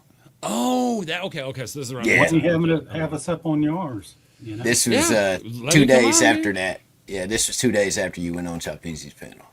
And defended Ryan. Yeah. Literally was like, what I know Ryan to be is a good person. I even told the story about how he gave me that record and shit. Like, Right. like I defended Ryan. What the fuck is he talking about? Like, this is the crazy shit. This is like, what the fuck? But go on. And let's not skip over the fact that Adam Calhoun went from saying that the name Council of Creekers is fucking gay to saying, I got a lot of respect for you guys and I like what you're doing here and you guys seem like cool people, you know? He went from one end to the other just from talking to Mr. Ords here. So, I mean, you got to give him credit for that. It's just how about you approach it, dude? It's like these people don't want to fucking have a conversation with me, bro. They don't. Because I would rip them apart, dude. I would make them look stupid. And I don't want to have to do that. Let's just have a conversation behind the scenes, squash the shit, come back and say, hey, everybody's fucking good. Because I can forgive the shit. You just need to come proper. You need to come have a conversation with me. That's it. Come proper. Be fucking men. Let's fucking sit down at like a real motherfucking council and have a conversation, man. That's all I'm asking for, bro. I mean, at this point, I really don't give a fuck. I mean, we could sit down or not. I mean, it is what it is. They done fucking, dug their grave and shit. So, but if they wanted to talk, I still would sit down and have a talk with them. Like, why? Because how you progress and how you go forward in life without conversation, man. Yeah. And like these dudes don't want to have it. Like they're mad that I went on Chop Easy's channel. Why? Why are you mad that what another grown man did on his own fucking time, dude? Why are you mad about that? Because accountability for he's not Creek Squad because he's on a stream with fucking Adam Calhoun. Yeah, bitch. yeah. Where's your HB tattoo, motherfucker? Where's your fucking Rebel Till I Die Creek Squad tattoo at, bitch? I don't see it on your skin. Oh, you ain't gonna show it because super secret government society and shit. That's right. Sorry, my bad. I forgot. You good. See him saying, well, what the fuck are you guys doing? Like, what the fuck? I gonna have to talk to these guys or, have a talk with them and figure out what the fuck they're doing. But we didn't hear any of that. There was nothing in that. So to me, it's like, if you're gonna hold and you're gonna hold on a second. Pause that for a second because I want to make a point here. You're not showing that. I want to make a point here. Let's point this out. Mike 12 Point is a good dude. Mike and I love Mike 12 Point. Anybody fucks with Mike 12 Point, like you can have fun and like I let those boys do their thing, right? Again, it's fun and entertaining, right? This is what this is. Mike 12 Point does his thing. Jack Rabbit does his thing. Fucking everybody does their thing. I love Mike 12 Point. I always had that dude's back. He's always had my back, and I will never speak ill of that motherfucker ever. And the reason this guy, why is the reason that he's saying that Mike 12 Point, because he associates with us, right? He should be the bad guy because we're the bad guy because we were on stream with Adam Calhoun and Chop Easy, right? We're the bad guys, but Mike associates with the bad guys. So Mike's not a bad guy. Why is that? Because of one connection, the one person that brings that connection all together. And who is that, Jack Rabbit? Upchurch. Ryan there you Upchurch. go. Right? We don't want to upset Ryan Upchurch by saying we don't like Mike 12 Point because he associates with these losers. But instead, we're going to say that Mike 12 Point should tell these guys they need to get in line and he should correct them is basically what he's trying to say. But if you listen close, he's about to change it up a little bit. Oh, yay. We didn't hear any of that. There was nothing in that. So to me, it's like, if you're gonna hold and you're gonna talk about accountability, you're not showing that. And then you talk about people not having real content, and they always want to talk about drama. But then you go live for 3 hours and show gobble videos. You guys don't come out with your own content. You're playing somebody else's. Who's showing gobble videos? What point? He said all he does is show gobble videos. He's not making his own content. And then so bullshit content that. So what's it's not okay for Mike 12 Point to take shitty content and make it entertaining. It's not okay to do that. Thank you. I mean, like, there's a reason why we fucking mix drinks, people, because alcohol tastes like shit. I mean, like, what the fuck, bro? What the fuck? Anyway, like I said, these motherfuckers don't want to have a conversation with me. They couldn't, dude. They couldn't. No, they couldn't. Yes, sometimes we do talk about drama, and Every stream. Talking about it right now. It needs to be said, yes, and it's not going to be the whole podcast. The I'm smart telling you that one. right now. We're going to talk about a whole lot of other shit, but Hey, you don't tell me what to do. listen, I'll throw your ass off the side of that boat. Oh man, fuck. About to get kicked off. All right, man. It's nice knowing y'all. Look, stay cool, stay sharp, be yourself. I'm out. Yeah. I wouldn't do that to you, homie. No, they are hypocrites, though, Stacy. I just think we're it's fucking hypocrites. retarded, bro. Listen, guys. For the people that are listening, I want you guys to sit there and listen. You guys are your own people. You guys can hold these people accountable too. It doesn't necessarily need to be you having to listen to us, but you guys should be able to see. Hold on a second. Yo, they need to hold their people accountable. You don't have to listen to us, but you need to hold your people accountable. Yep. Are you fucking that? Oh my god, dude! Holy shit! Okay. He's trying to get Realize it was this everybody. bad, dude. He's trying to get everybody in the chat to come for you guys. I Yeah. didn't realize it was this bad, dude. Oh my god! Like I Yeah, almost me feel too. like, hey, can we do a fundraiser for this dude? Does I this feel like dude- we need to run a fundraiser for Jody because, Does he like, got a girlfriend or a wife? Is no, he no, talking? no, he don't. He rides around trying to hit on women, trying to protect women Does with he his little talk to fucking his scooter, mama bro. like this? Yeah. But I'm just Angry? saying that, like, dude, like, can we do a fundraiser for this guy? Because, like, he needs help, dude. He really does. Help or helmet? Both, bro. We It's can do it with the almost fundraiser. Okay. We almost made it. We almost did. Them talking about accountability, but not holding their own crew accountable. You gotta have your own discernment. That's what I'm saying. Why would Listen close. Right Hold here. on a Listen second. close. Hold on a second. Hold on a second. Hold All on a right. second. This is hilarious. You got to hold your people accountable, but you got to have your own discernment. Again, they literally just contradicted each other a fourth, fifth fucking time, dude. Go on. Sorry. This is You're good. Everybody You're listen. good. Everybody quiet and listen. I Okay, love here it. we go. I love it. crew accountable? You gotta have your own discernment. That's what I'm saying. Why would you guys or anything? Now, my thing is, I'm not going to fuck with Mike 12 Point because he's not holding anybody accountable. He didn't say anything bad about his people being over there. He didn't, he's not on their ass about the dumb shit that they do.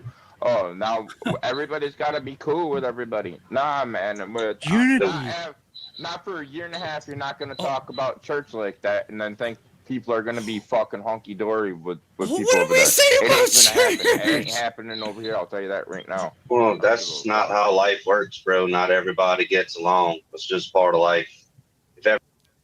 So yeah, he's not gonna fuck with Mike 12 Point because he didn't correct you guys, and he don't fuck with 12 Point no more. I would like to know what I said about Ryan. I've only ever said good things about Ryan. What the fuck, bro? That's so crazy. That's so crazy, dude. That's crazy. Like I'm not even mad about it, dude. It's like I kind of feel bad for the dude. Like this is like, dude, get a workout regimen or something, dog. Like Yeah, I don't like. It's creepy. It's crazy, dude. And just like I picture it like let's say you're sliding down a water slide that barely has any water coming out, and it's got almost like fucking 90-degree turns in it, right? Like that's listening to this dude talk is like doing that. It's like going down a slide with barely any water on it and 90-degree angles. To me, sounds like Farmer Fran off The Water Boy. I'm just saying, man, like what, like the contradictions back and forth. You know what I mean? Like that's what bothers me about it is like, dude, like you literally stick your foot in your mouth every other sentence, man. Yeah, a lot. And I just don't like. How do these guys not catch that? So That's what I'm everybody's supposed saying. to do what this guy is supposed to think everybody should do, right? I mean, Right. That's right. That's crazy. He's could quick care to less what- throw out the word liberal and refer to people that he don't agree with as liberals, but it's only because they don't agree with it. I mean, that sounds like some liberal shit to me. I don't know. Right. Cardiac makes a good point. He says an old metal slide in the middle of summer. That's like old school shit. Absolutely, dude. Fucking burns your ass the whole way down, bro. And you had to climb up that bitch to get there. You know what I'm saying? Like, Oh my god, yeah, no, you ain't lying, but yeah, no, and like, look, dude, like again, like talking shit, I'm just having fun with it, dude. Like I don't wish these dudes any bad fucking will, karma, pain, suffering, any of that shit. But like, just be men, please be men. Like own up. Like you don't even have to say that you fucking lied, dude. Just like have a conversation with us, bro. Like just sit down and talk, you know. But it will never happen. It will never fucking happen. And Nope. the fact that people believe the shit that comes out of these guys' mouth, like I don't even get it, dude. It's wild to me.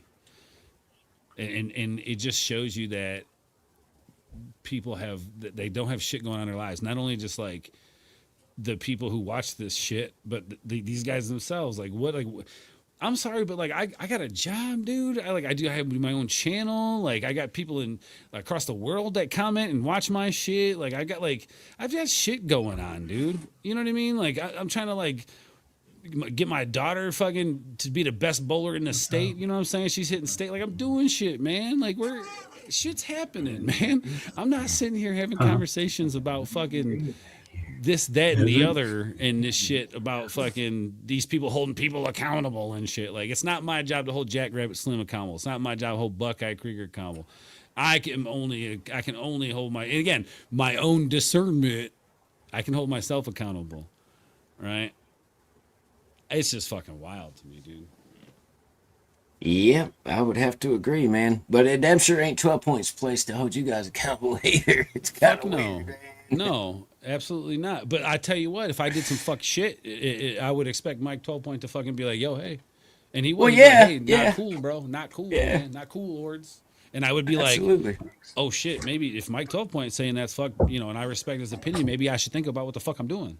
Right. If Jack Yeah. Rabbit Slim came to me and said, Ords, I don't fucking know, dude. That was kind of fucked what you just said, bro. And I'd be like, all right, let me stop and think about that for a second. Was that pretty fun? All right, maybe that was fucked. All right. Like it's, again, I can hold myself accountable. People are more than welcome to criticize me, say whatever the fuck they want about me. That's cool. I don't care about that. That's fine. Everybody is entitled to their opinion. I have no right to anybody's opinion, even if it's about me. I have no right for that shit. That's your opinion. But facts. That's all I ask, man. Facts. That's right. That's where I'm at with it. I'm gonna say this shit, dude. I don't really care. No, I don't. Like I said, Appreciate All it, over the Stacey. mic and shit. Smoke another when one, dog. we say we hold our people accountable, we do over here. If these guys was to say something dumb or go on somebody else's show, I'm talking to them. I'm Did he on just- their ass about shit. Not in it. I said on it. Yeah, you got to clarify that these days. Listen, I know, but Fuck. People I got spoons and shit. Fucking weird. Yeah, I hold my people that are around me fucking accountable.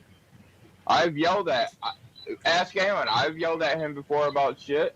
I've yelled at Gabe a little bit too. That doesn't mean Rebel you're a right, little bit. dipshit. It happens, man. But we're not gonna go, we're not gonna say, oh, we do accountability here and then not fucking do a thing. You sat there. Well, see, that's another thing, bro, is the people that's here, like you, Alan, and Rebel, for example. I have respect for y'all. So if y'all confront me about something, I have the respect to sit there and have the conversation with you and try to squash it. But I'm not going to sit there and have a conversation with someone who I don't respect. All right, pause it for a second. Respect. Basically, he's saying he don't respect you guys. That's basically and that's what he's fine. saying. And that's fine. He doesn't have to respect us, and I can respect the fact that he doesn't respect us. That's totally fine. But you can't sit there and say that you like I don't respect you when you never had a fucking conversation about the situation. You respected me when we was in Moline, motherfucker. So. We haven't had a conversation about it. Like we haven't sat down. You haven't even given me a chance to earn respect, motherfucker. Like this is the whole thing. Like, and plus, what is your respect hinges on what, me somehow? Like I don't give a fuck about your respect. Fuck your respect. Right. Fuck your accountability, mother. You don't hold each other accountable because you're on the internet talking shit about fucking kids and weird shit, and your boys just let you fucking do it. They let you sound like a fucking psycho. And I don't care what you say, bro. You sound crazy, dog. You sound fucking nutty. And you do. And I'm sorry, you do. I've done some nutty shit on the internet too, but fuck, dude. Like He said, "We say something dumb, we're going to check each other about it." I've yelled at Allen before. I've yelled at Kansas. I've yelled at Gabe. He's yelling at everybody, man. Hey, they do hold each other accountable, man. He was like, "We're honest cocksuckers," and Gabe said, "I ain't no cocksucker. I ain't no cocksucker." Oh, that did happen, yeah. I'm just saying, man. So they do hold each other accountable. I'll give them that. Yeah. At least Gabe holds people accountable. So like I said, man, he might be the one out of the group that's got some redeeming qualities. Well, maybe not. I don't know. More to be revealed in the future, I suppose. Good night. These guys are fucking out of control, dude. I'm good with all shit, that. man. Why would I want to even be around people like that? You know, like It's terrible. I'm glad people show me their true color, so I know to stay away from you. You know, I'm just like 'Cause baffled. you're nuts, dude. They'd lock you up here. My brain hurts, dude. Yeah. I'm gonna have to go get it. You watch this, Jackrabbit? We don't go on anyone's show anyway. I know. There was one conversation about getting certain people on this fucking channel, and then that didn't happen because look what the fuck they done did. And that's Hickerbilly. Yeah, Jackrabbit come on one time back when everybody thought Jackrabbit was cool. That episode's been fucking put private because I'm not having that bullshit up on my fucking channel. Don't fuck with you. Nope. You don't need views like that. This real quick too. This whole fucking I don't care if the thing, dude, motherfucker is had like, a million views. Delete. This whole thing is like. Don't come to my playground. When could we not like somebody, but be friends with somebody who's friends with that other person? Like let's say I didn't like Buckeye, but Jackrabbit, you and Buckeye were friends. I'm not gonna say fuck you, Jackrabbit, because you're friends with Buckeye. Fuck you, Jackrabbit. Thank you. You never done no shit to me, brother. Like Buckeye, That's right. You know what I'm saying? Like, and it's the same reason why I'm like I can be friends with this person and not like this person. Or you can't listen to someone's music. I mean, ain't nobody going to tell me what I can listen to, who I can like. I'm not your boy. Well, see, that's the thing too. My boy, dude, fucking. Oh, these motherfuckers, man. It's just idiocracy, dude. Yeah, you know? it's just Well, frustrating. Upchurch told them no fence sitting, man. So they're not allowed to listen to anybody else's music. And you guys were wrong for going on panel with these guys because Upchurch said that's a no-no. You're not supposed to do that. Well, when And I this go is up, the first time I've been on a panel. I mean, you know, I feel like I was defending him, so he can say whatever he wants. Anybody can say whatever the fuck they want, but I'm doing whatever the fuck I want, regardless of the situation. Oh, I know exactly why you and Buckeye went on Chop Easy's panel, and I appreciate that you did that, man. I know exactly why you did it. It made sense to me, you know. Thank it you, made sir. sense. Thank you. I'm glad somebody could see that because it's just fucking wild, man. Fucking wild, dude. Yeah. Over the fucking world. That's just not how life works. That's what I'm saying. There's an awful lot of talking. All right, God. And not actual factual proof. Nobody showed proof of anything. That's right. Saying, They didn't show proof either. Exactly. Video why they turned. Here's the thing. How am I supposed to show proof I don't have? Like I don't Yeah. have it. There's no secret DM that exists. It doesn't exist. Dude, I even showed everybody my fucking DMs. I showed everybody everything they needed to see to show that this shit didn't I can exist. send you the meme. I could post it to my story. I could post it out on my. Not even the meme though, but I'm just man. saying, like all of it, bro. This shit never happened. It never happened. And I've begged them. I have begged and begged and begged and begged and begged. Please show the fucking proof. I will walk away from country rap if you show me the proof. No proof. Nothing's been shown. I've begged them. And they're not going to. No, They can't. because they can't. Exactly, because it breaks the narrative. Their narrative, because they'll sit there and go, "Oh, their narrative, they're the ones." Dude, I don't have the fucking time or energy to be making up fucking weird narratives about fucking people doing weird shit. I don't have time for that. Fucking, I'm trying to hustle and make some fucking money over here, bro. I'm trying to fucking provide and build a fucking thing for like my people and shit. Like, you know what I'm saying? Like, I'm not fucking sitting here trying to make all this crazy fucking like nonsense up about this, that, or the other, dude. It's like, what the fuck, bro? It's freaking wild, man. It is. I just don't get it, dude. Like I pray for him, dude. I really do. I pray that God places peace on their heart. Like dude, on some real shit. Like Alan's got some fucking childhood trauma he's got to work through. Fucking this Creek Squad sniper dude. Obviously, he does some abandonment issues or some kind of like he wasn't very popular growing up, or like he was the kid that got his ass kicked every day or something when he was a kid. Gabe, I think Gabe's just looking for people to hang out with. Honestly, like I mean, he's got a halfway decent gig, and he's like, I mean, he's doing shit. Like this is what I mean. Like he's probably the one that's got like the most redeeming qualities, and he fucking drags around with these knuckleheads, man. And it's like, dude, like this ain't it, man. Like this is real life, dude. This is not like this is like we exist. Like it's a real thing. Like we all breathe and live, and like these guys pretend like it's some fucking stupid ass fucking game. Yep. I pray for him, dude. I really do. Yeah.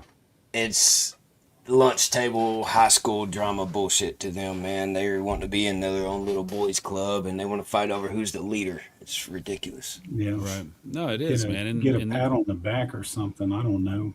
Participation trophy. I don't know. Oh, man. It's odd, dude. It's really strange. The guy would faint like a 80s sitcom if he got to meet up church, man. He would literally pass out like an 80s sitcom, just hit the floor. Hey, I had one about thought they man. were going to poop their pants in the back of my truck because they got together. Real quick. I don't know how much more this is, but there's a comment. G Mama, if you could bring that one up real quick. That very last comment there that she posted. Yeah. Look how many people's church's music has reached and touched. Can't we all just get along? Well, I'll tell you what. Wish you could. That's exactly what we've always tried to do, and that's what I'm going to continue to try to do. Right. There will be a revamping of the council. It won't necessarily be the council, but there will be something, and it is coming. So stay tuned. Interesting. I'm definitely right here. You heard it first, right here on Jack Rabbit Slim. That's right. But yeah, hell yeah. So here, and here's the thing too. Like, I want people to know, and thank you, Phillips. I appreciate that. Absolutely, Creek Squad. I want people to know that there are Creek Squad people who do embody those morals, those things that Holler Boys are all about. That thing that drew us into this whole thing. That sense of community. There are good people still. There are good people who give a shit about Ryan, who give a shit about what goes on with the music. Despite what he's got going on in his life, again, it's his business. Like there are people who fucking truly care about this man. They want to see him succeed, regardless of all the shit that he's been through, man. Like, right. And he has played such a huge role in this country rap shit that like we at least owe it to show him who he used to be, if that's what we need to do. And I'm not saying he's a different person, but people change. They just do. It's just inevitable. Like whether it's everybody trying to fucking take advantage of him, which is like caused this whole thing or what, but like we care about the dude. We genuinely give a shit about the dude, and we care about country rap as a whole too, not just Ryan, right? Like this is a dude I spent time with. I got to know, like I've talked to a text message, and we've had moments of like talking with each other about some real shit, and I want people to know that there's some real good Creek Squad people out there still, and there are people who are going to continue to embody those principles, philosophies, and morals, whether it be what you call it, Holler Boys or Creek Squad. We're going to continue to do that, and we're going to continue to rep that name and respectfully. Regardless of what anybody says, because Creek Squad is bigger than Ryan Upchurch at this point. He created it, but it's bigger than that now. And he knows that. Yeah. And he knows like that. I like that. It's become its own thing now, man. And that doesn't mean just because we don't like the way somebody's moving doesn't mean we can't still appreciate what he's done or what people have done for us, right? Like, do you want to know who I think is the country rap savior? Broadnecks. Bring Nex back. I like Broadnecks. Bring Nex back. That motherfucker is a rock, dude. That dude needs to be the central point of what's going on here, and his morals and philosophies through his music. That's the spirit we need to embody, but that's also a spirit that like Creek Squad and Holler Boys embodies. Yeah. Go back and listen to, what is it? is it God's Work? I think on the Demon and Church album. Oh yeah, that's a good one. That's a good one. That's the church that I know. Listen to that track. Listen to what he says, and maybe we can, as we leave today. I don't know when we're leaving, but when we leave, maybe play that track, and people get an idea of why we fell in love with this shit. Yeah, I could definitely do that. God's Work with Demon. Yeah, I could do that. Yeah, but anyway. So I don't know what these guys talking more shit. You good, man? Hell, I got excited when Broadnax and Upchurch started working together, and they put out the Bad Mama Jamma song. Bad Mama Jamma was such a great song, dude. They work good together, you know. They do. I love that when the Broadnax goes Upchurch and the Broadnax on the Kalani beat. Like, let's fucking go, dude. I was hyped for that shit for sure. Yeah, for sure, man. And a shout out to Kalani, dude. I gotta give love to that dude. That dude has always been a solid dude to me. Always respected me, showed me love, regardless of what's been said about me. That dude has always shown me love, man. Hell yeah, that's dope, man. Yes, sir. Yes, sir. Yes, sir. This is almost over. This is the last clip I'm playing anyway. And I can still like Justin's music. I can still like fucking Big Murph's music. I can still like all that other shit too. Isn't that great? Isn't it? Fucking America's beautiful, baby. I do like Big Murph too, man. He's got some really good music. He's talented as fuck. I do. And that's the thing, man. I'm gonna listen to whatever the hell I want to listen to, and I don't care what people think about it, you know. Now, I hate to see what's going on with Ryan, and I've caught heat about it, but I do hope that he gets it together and gets better, you know, and gets back to who he used to be at one point in time. That would be great to see. And I don't think he'll ever patch things up with Adam or maybe even Justin Time or people like that. But there are people out there in the lane that would be willing to work with him again if they saw him moving in a positive direction and doing good things. 1,000%, you know? man. 1,000%. There are a lot of people out there that would work with him. And I'm here for it, man. I would like to hear some good music come out of it, you know. That would be great. I miss the days when Upchurch was making songs with Jelly Roll and Struggle Jennings and all them people, and everybody was working together, man. I miss those days. And he is a element of country rap that brought it to another level, man. He's a super fucking talented guy. I don't care who don't like it and who does like it. That's a fact, man. It's a fucking fact. Some of the music he has made is some of the best music I've ever heard, man. Absolutely, man. Timeless, dude. Like it hits you right in the spot. It makes you feel things that like you felt growing up. You're like, damn, like I remember doing that. I remember hanging out with my buddy. I remember, you know, just all this shit that like takes you back. And like I forget which song it is. It's like I forget which song it is, but he says something about putting his music on and you feel like you're the king of the sticks.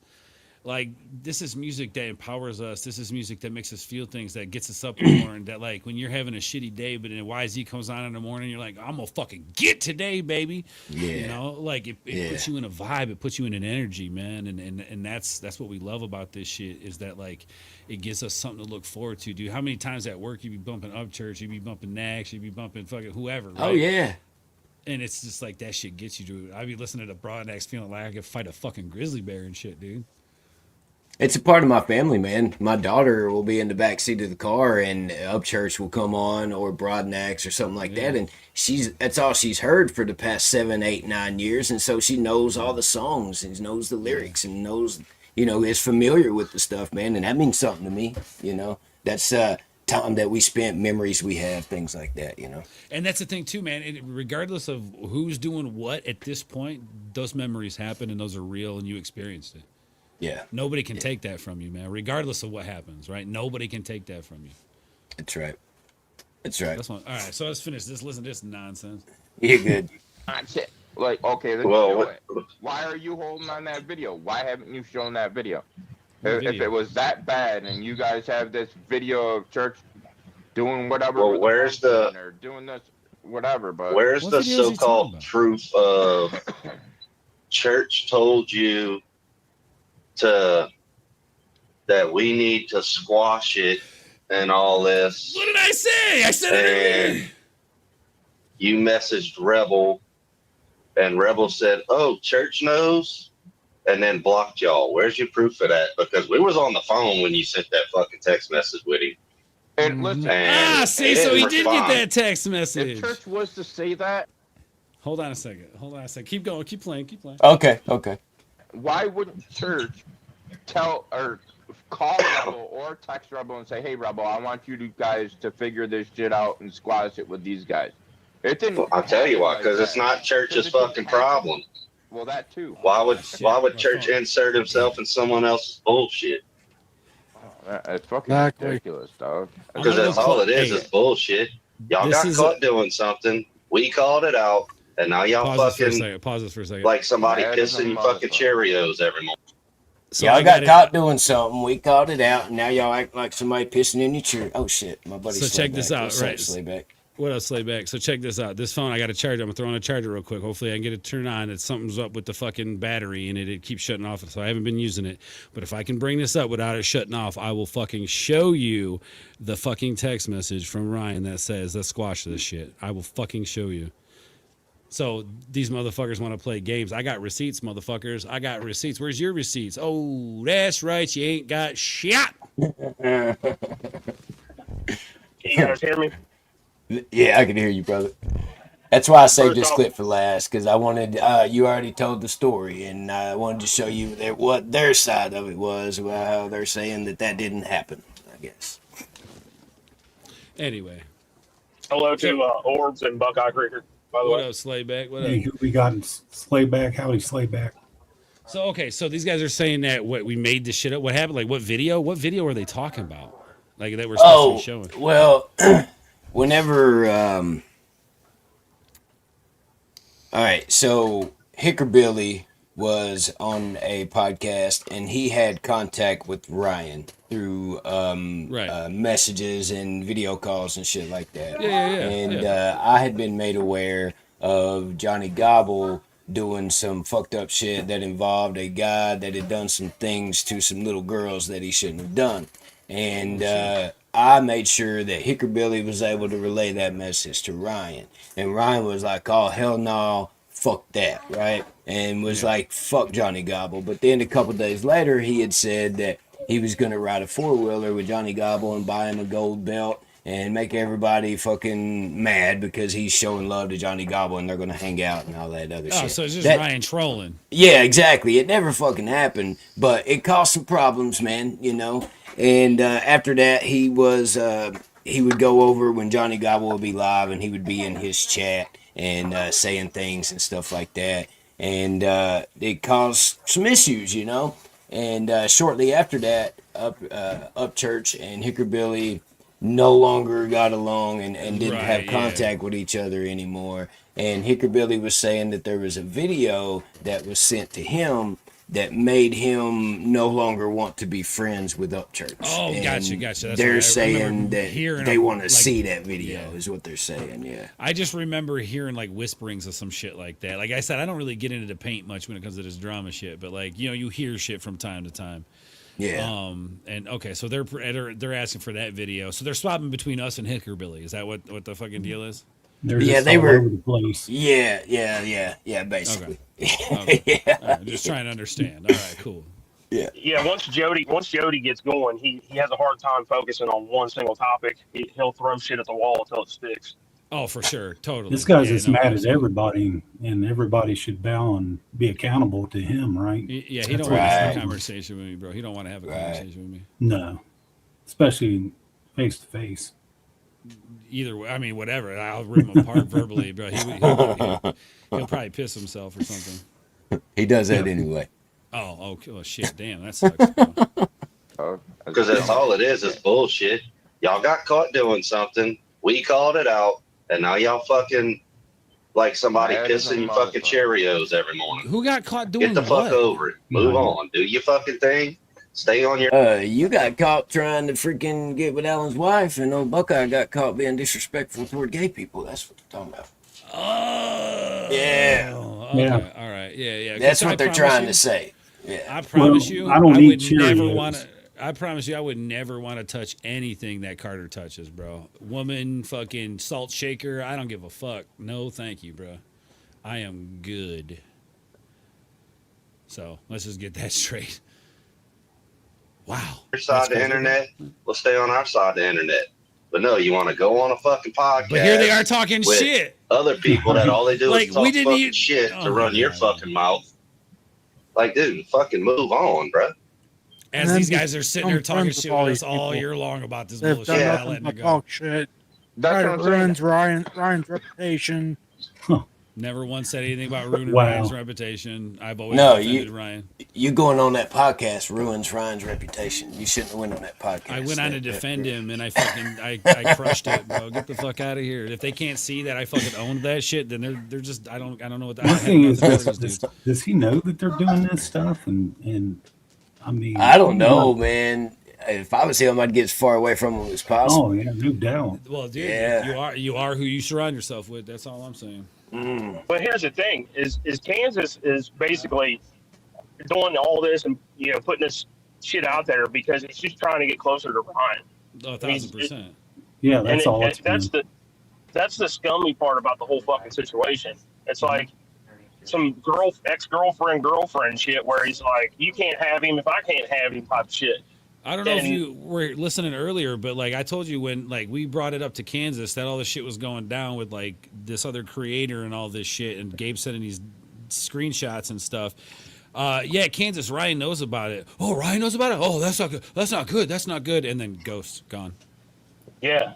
I mean, he's basically he's selling his fucking dignity for just to be friends with somebody at this point. No integrity. And like, I mean, I've watched enough of everybody in this community, and you guys are kind of, basically on the same page as, me and Jackrabbit, which is there's no need to lie. Right. The only thing you have in this world is your fucking word as a man. And I pride myself on, if I tell you something, it's pretty well spot on. And if it's not, I'll apologize because I got the wrong information. Integrity, baby, integrity. Exactly. That's what I've been saying, man. I mean, you got AI, artificial intelligence, which is what these guys are. Then you got AI that's authentic integrity, that they just don't have, Yeah, I mean, and that's the biggest point that a lot of people are looking over with this shit, because everybody has done some scummy shit when it comes to on the internet and whatnot. But if you're gonna basically sell out your whole dignity just to be cool with somebody, it's pretty fucking shitty. Because if I recall, Kansas had a falling out with Ryan.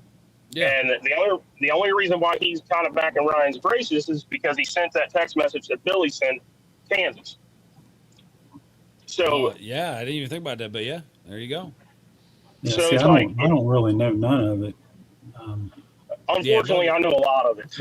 Right. But yeah. I mean, like that could be. Yeah, that could be. And this whole you can't be friends with this person and you can't be friends with that person high school bullshit is fucking retarded.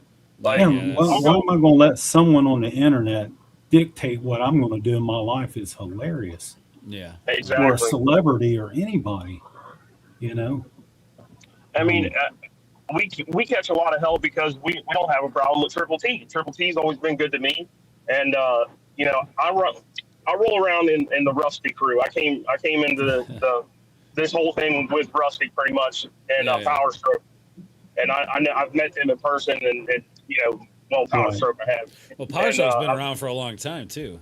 Yeah. Yeah, I met them both at the Cincinnati show. It was, like I said, I never really watched much of anything. I probably know more than what I should, but that's about it. And that's the biggest thing. Sometimes you find out this stuff and you're like, why am I even in the middle of this? But right, exactly. I mean, I thought this stuff was over, but thank you. Yes. But when you're getting, they're still doing this stuff. It's like, I mean, like I said, thank you, Cardiac. I got to get up 3:45 in the morning and go to work. I mean, that's who I'm accountable to is my employer. That's right. To my wife and my family. And a lot of these guys say that stuff to make themselves look like normal people, but do they? Then turn around and do some crazy shit, and say stuff, and they think it's justifiable or whatnot. But my biggest thing is, go wherever you want, hang out whoever you want, but just know that if that person you're hanging out with is not such a good person, like kind of like Johnny Gobble. If you're hanging out with Johnny Gobble, people are going to have their views about you as a person also because you're hanging out with shit.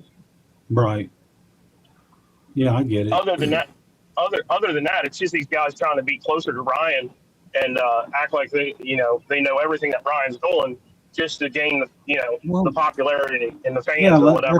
That's what I was saying. I mean, as soon as I posted that picture of us, it was just I started getting messages, people wanting me to get in contact with him over some merch and all kinds of weird stuff, and it was like, just jealousy. And you find out because it came out of their mouth. They were jealous of that, and it's weird to me, man. It's like I said, it's don't make no sense to me, man. I mean, Jackrabbit. He dip out? Where'd he go? Hey, he's probably looking at something. I'm still here. What's up, buddy? You want to see this or what? Pull it up here. Let me put you on the screen. All right. So I'm gonna read it and I'll show you. Oh shit! You could have just hit full screen. You didn't have to bag everybody out. There's a full screen button. Anyway, yeah. You hang on. Teach me your ways while you're talking. So I'm not in the studio, but if you so at the top, in my screen, on my specific screen, like bring us up normally. Yeah. At the top right, I believe it should, or either top right or bottom right, something like that. It should be like there should be a full screen.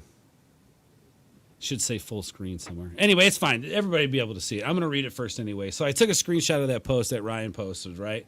And the post was it said, denouncing the Council of Creekers. They are not attached to me, and that channel is not encouraged by me, blah, blah, blah, whatever. So I sent him a screenshot. Hey, I figured it out. Hey, there we go. Yeah. So then I said, hey, brother, not really sure what happened and what we did, but I'm so confused.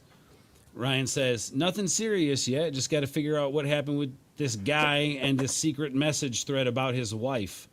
I'm supposed to be learning more about it today, what Ryan says. So then I say, well, I'm the guy they say they're talking, I said, well, I'm the guy they say was talking about his wife. Remember when I told you about this in Milwaukee? It was during the so-and-so stuff. Redacted creator we were talking about earlier. None of what these guys are saying happened. I was never in a secret DM talking about this dude's wife. 2 days before HB Carter started telling people I was doing that, I was trying to help him and his wife. And then he says, Kansas and them know more about it. Let's all get in a chat and clear it up this week. I don't know anything about it except for what little I heard last night. And I said, I want nothing more than to clear this up, Bubba. Been trying to do this for over a year now. And I have him saved as like Ryan HB in my shit. I don't really, but anyway, like these are it's all right here, man. Everything I just read to you. He even says right here, let's get together this week and figure it the fuck out. So for those guys to sit there and say that never happened, for to say that Ryan never said that, well, there's your fucking proof. There's your receipts. Now, let's see your receipts, guys. Let's see this DM that you supposedly have of me talking shit about Alan's wife. Let's see it. Let's see it. Now that I showed my receipts. So you guys are wrong. Sorry. Yeah, I'm not sure they have any receipts. Yeah, you said it yourself, man. They don't have receipts of something that don't exist. You can't prove something that don't exist. Right, exactly. So I have the receipts. So like, there you go. So there you have it, folks. It's right there in plain to see. I mean, yeah, crazy, I'm not dude. trying to be friends with somebody that's trying to ruin a person that I fuck with. Ain't it gonna happen? They don't. If somebody was to fuck with you, Alan, or you, Gabe, or even Rebel, or even our run like a moderator, bitch. I don't fuck with them people. If you guys tell me, hey, don't fuck with this person, well, guess what? I'm not fucking with that person. Period. Point blank. It's just so you're a sheep. You don't think for yourself. Dude. Okay, cool. Thank you for confirming that with us. Appreciate that. Thank you. Right. I don't know. These dudes know nothing about. Out with it. Well, Come on, that's Alan. Come on, that's the finish the problem, thought, bro. Alan. People have such a hard time just cutting people off. Wow. And I don't get it. Dude, if I don't fuck with you, I don't fuck with you. Cutting people off you is sitting actually here a fucking healthy with us, thing to talking do in shit your life. about us. What are you like? If they cause you nothing but fucking, well, if they cause you nothing but fucking issues and fucking, it's always some bullshit. Get rid of them. Yeah, what they gonna do? Cry about it? I mean, that's what they've been Sounds doing, like they're but I crying mean, about oh it. well. I have no problem cutting a motherfucker off at all. Yeah, me. Done it to many of people in my life, in my actual life, not my internet life. Matter of fact. Well, so what he's saying is, I don't care about people. I don't care about. I can cut anybody off. Fuck them. I don't want to repair relationships. And you know what? I've never shed a tear over it. Yeah, I don't. Yeah, fuck them, dude. Like that's cool. Like I can cut people off like that too. I've done it to my own family before. So fucking what? Ooh, like Right. what does it have to do with anything, man? You're out here lying about shit. That's the thing. You're lying about shit. Be a fuck off. I don't care. Be a jackass. I don't give a fuck. Just be honest about it. That's the whole thing. Be honest. Have some integrity also. That's it. But That's it. That's it. But if you're going to cut somebody off, make sure that you're cutting them off because they actually did something, and you're not just cutting them off to get closer to somebody else. Right. And man, I'm glad you see right through it, dude. Me and Jackrabbit's been calling these guys out. I mean, we do it in a kind of harsh comedy way because, right. Let's face it. A lot of these people don't understand unless you're really driving it home to them. You know what I mean? Yeah, you have to put the emphasis on it just so it hits because, it's like throwing hot dogs at a brick wall, man. It ain't gonna do shit to it until you really fucking throw a lot of hot dogs at the fucking brick wall, man. And since they started their whole podcast, all they've done is tried to cause division. They started it with the whole fucking list or whatever, even though it was stupid. No one really cares about the list, but there are people that follow that. I mean, that believe these things about what they're saying. Right. So good. So you're causing division when there's already a division in process with the whole Adam and Ryan thing. When this all started, and then they want to do the shit to you guys, which we're a big supporter of Ryan, and didn't really say too much of anything bad about anybody. Right. Right. I'm not here to talk shit about people, man. I'm just here to enjoy the music, bro. No, not even behind the scenes. I mean, well, dude, I like, and that's the thing. Like anything I say in a DM, dude, I'll say it the fuck out loud. I don't give a fuck. Like, what did I say earlier? I'm not a fan of Captain Kurt. I personally am not a fan of Triple T. I'm not saying I don't respect these guys for what they do and how they do it. I just personally, it's not people I fuck with regularly. Am I going to cause problems with them? No, I don't want those guys to do your thing, motherfucker. Jackrabbit, do your thing. Like, I want people to do their thing. I don't have to necessarily like a motherfucker. I mean, that's what I went up on their panel and told them. I've never even spoke to Triple T before that time or Chop. I didn't even know who, I didn't know Chop had a show or anything like that, I mean, because I don't watch the internet like that. I don't have time to do it. I like Chop, like as a person, like talking with Chop, I like Chop as a person. I'm not a fan of Triple T, right? I feel like I can exist in that paradigm, that realm, and still respect Triple T and what he does, and not like I'm not gonna sit here and talk shit or cancel him, right? So like, why have we gotten away from that mentality? Why have we gotten away from that? Because you follow the leader. Yeah, that's it. That's the problem. You can't have your own thoughts and follow after your own integrity, your own, self. You got to be easily persuaded by somebody. Let someone whisper in your ear, all of those things, rumors and drama and just nonsense, man. I mean, you're only following after what you're watching. And I don't know. I would put a stop if I'm nobody, but if I was a musician and I had these people doing this stuff, causing division among your fans, why would you do that? Why would you allow it to happen? That's what I'm saying. I mean, I don't get it. I don't hate any of these guys. To be honest with you, except for the Creek Squad sniper guy, I don't know him. I've never talked to him, but the rest of them had my phone number. You could have called me any time, and one of them did for quite a while, and I tried to be his friend, tried to help him.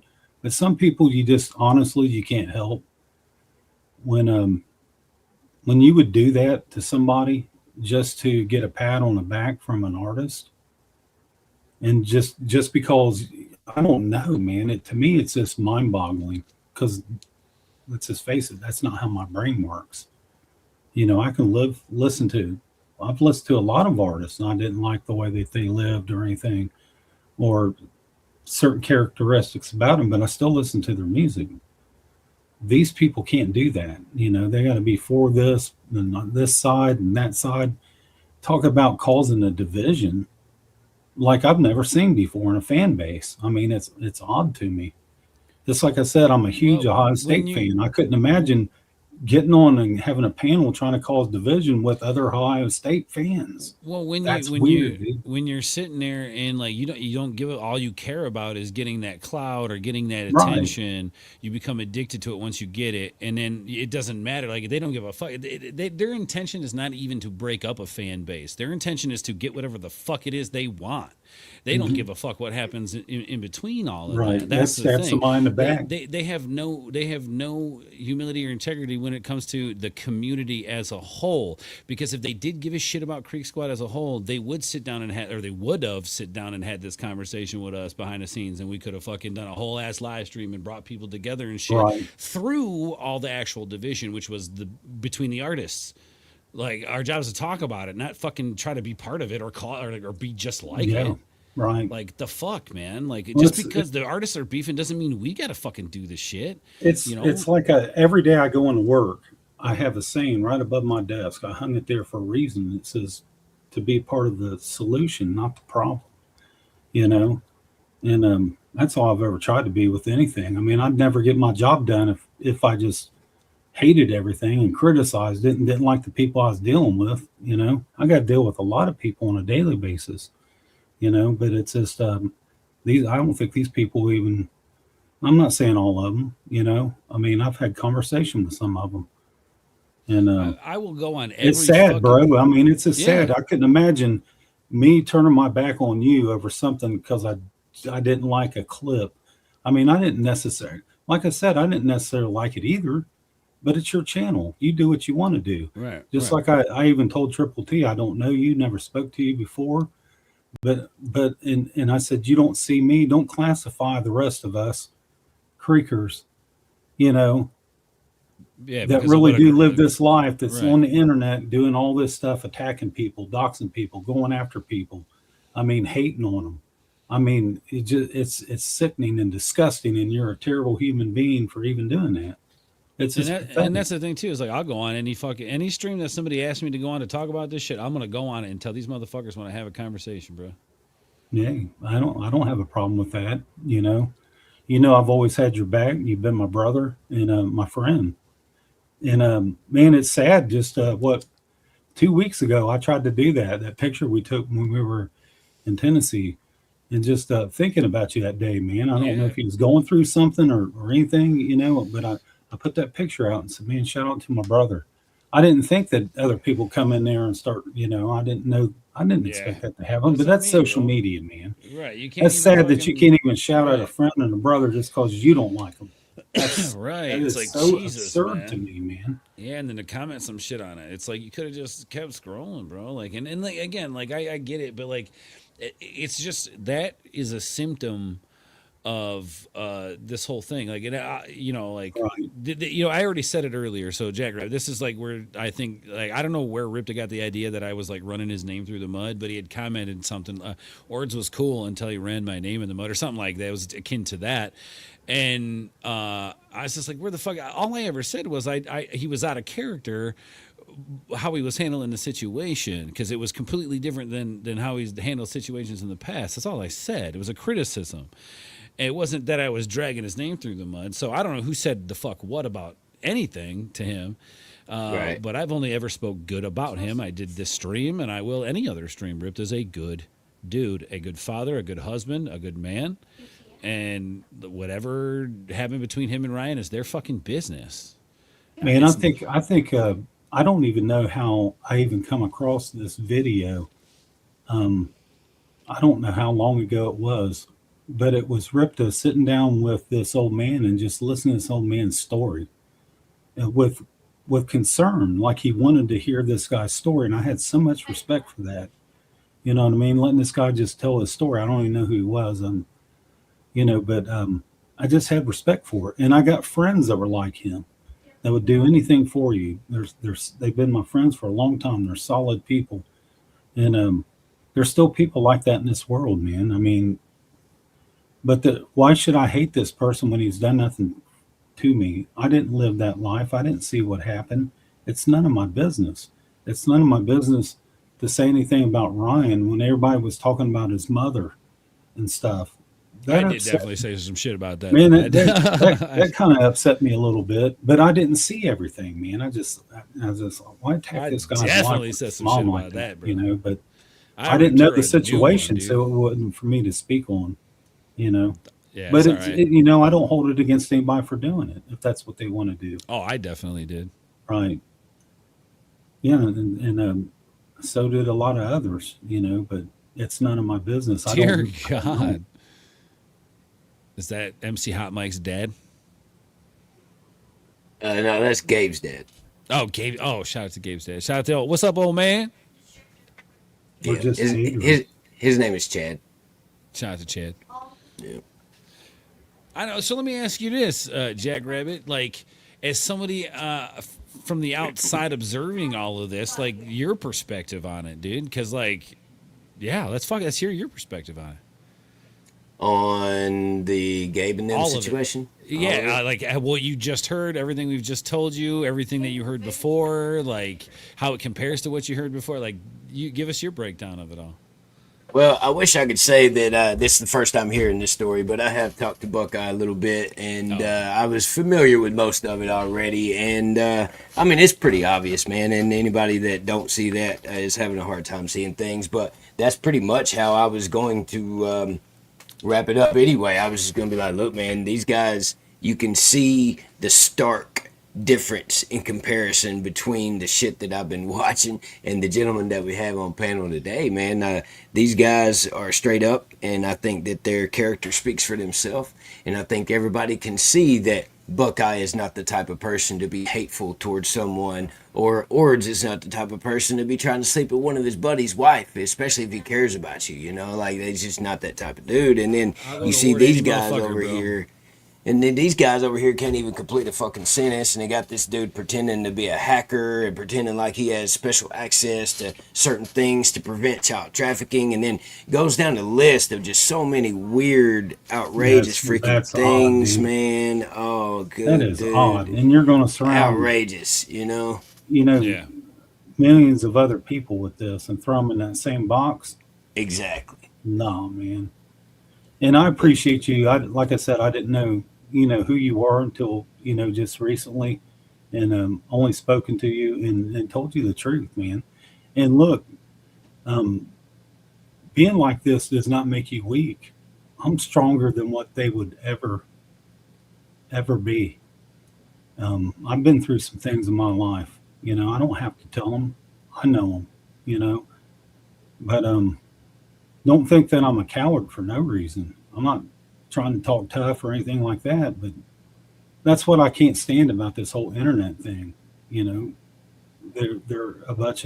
bullying people. I mean, look what we have witnessed. I mean, like I said, I didn't watch any of it until recently, with you calling them out on some stuff, and a couple others. I think what Rusty was doing it too, and like I said, I'm not upset that you guys do it. Some people deserve that stuff, but it's not what I would do. And I'm not expecting to be like anybody to be like me, because I realize in this day and time that I am rare,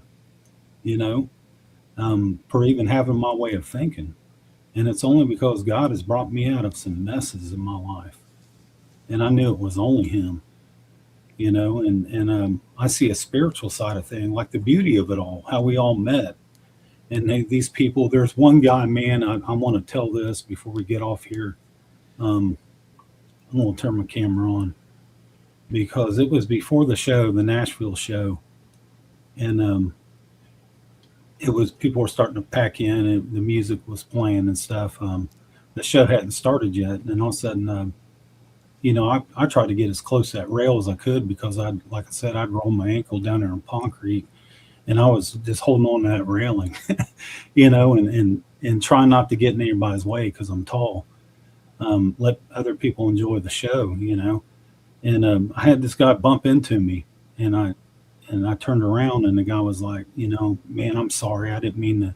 I was like, no, you're all right, man. Where you from? And he's with this woman. I don't know if it's his girlfriend, his wife, whatever. I never met these people before in my life. He just bumped into me, and we started talking, man. I loved his accent. He's from Alabama.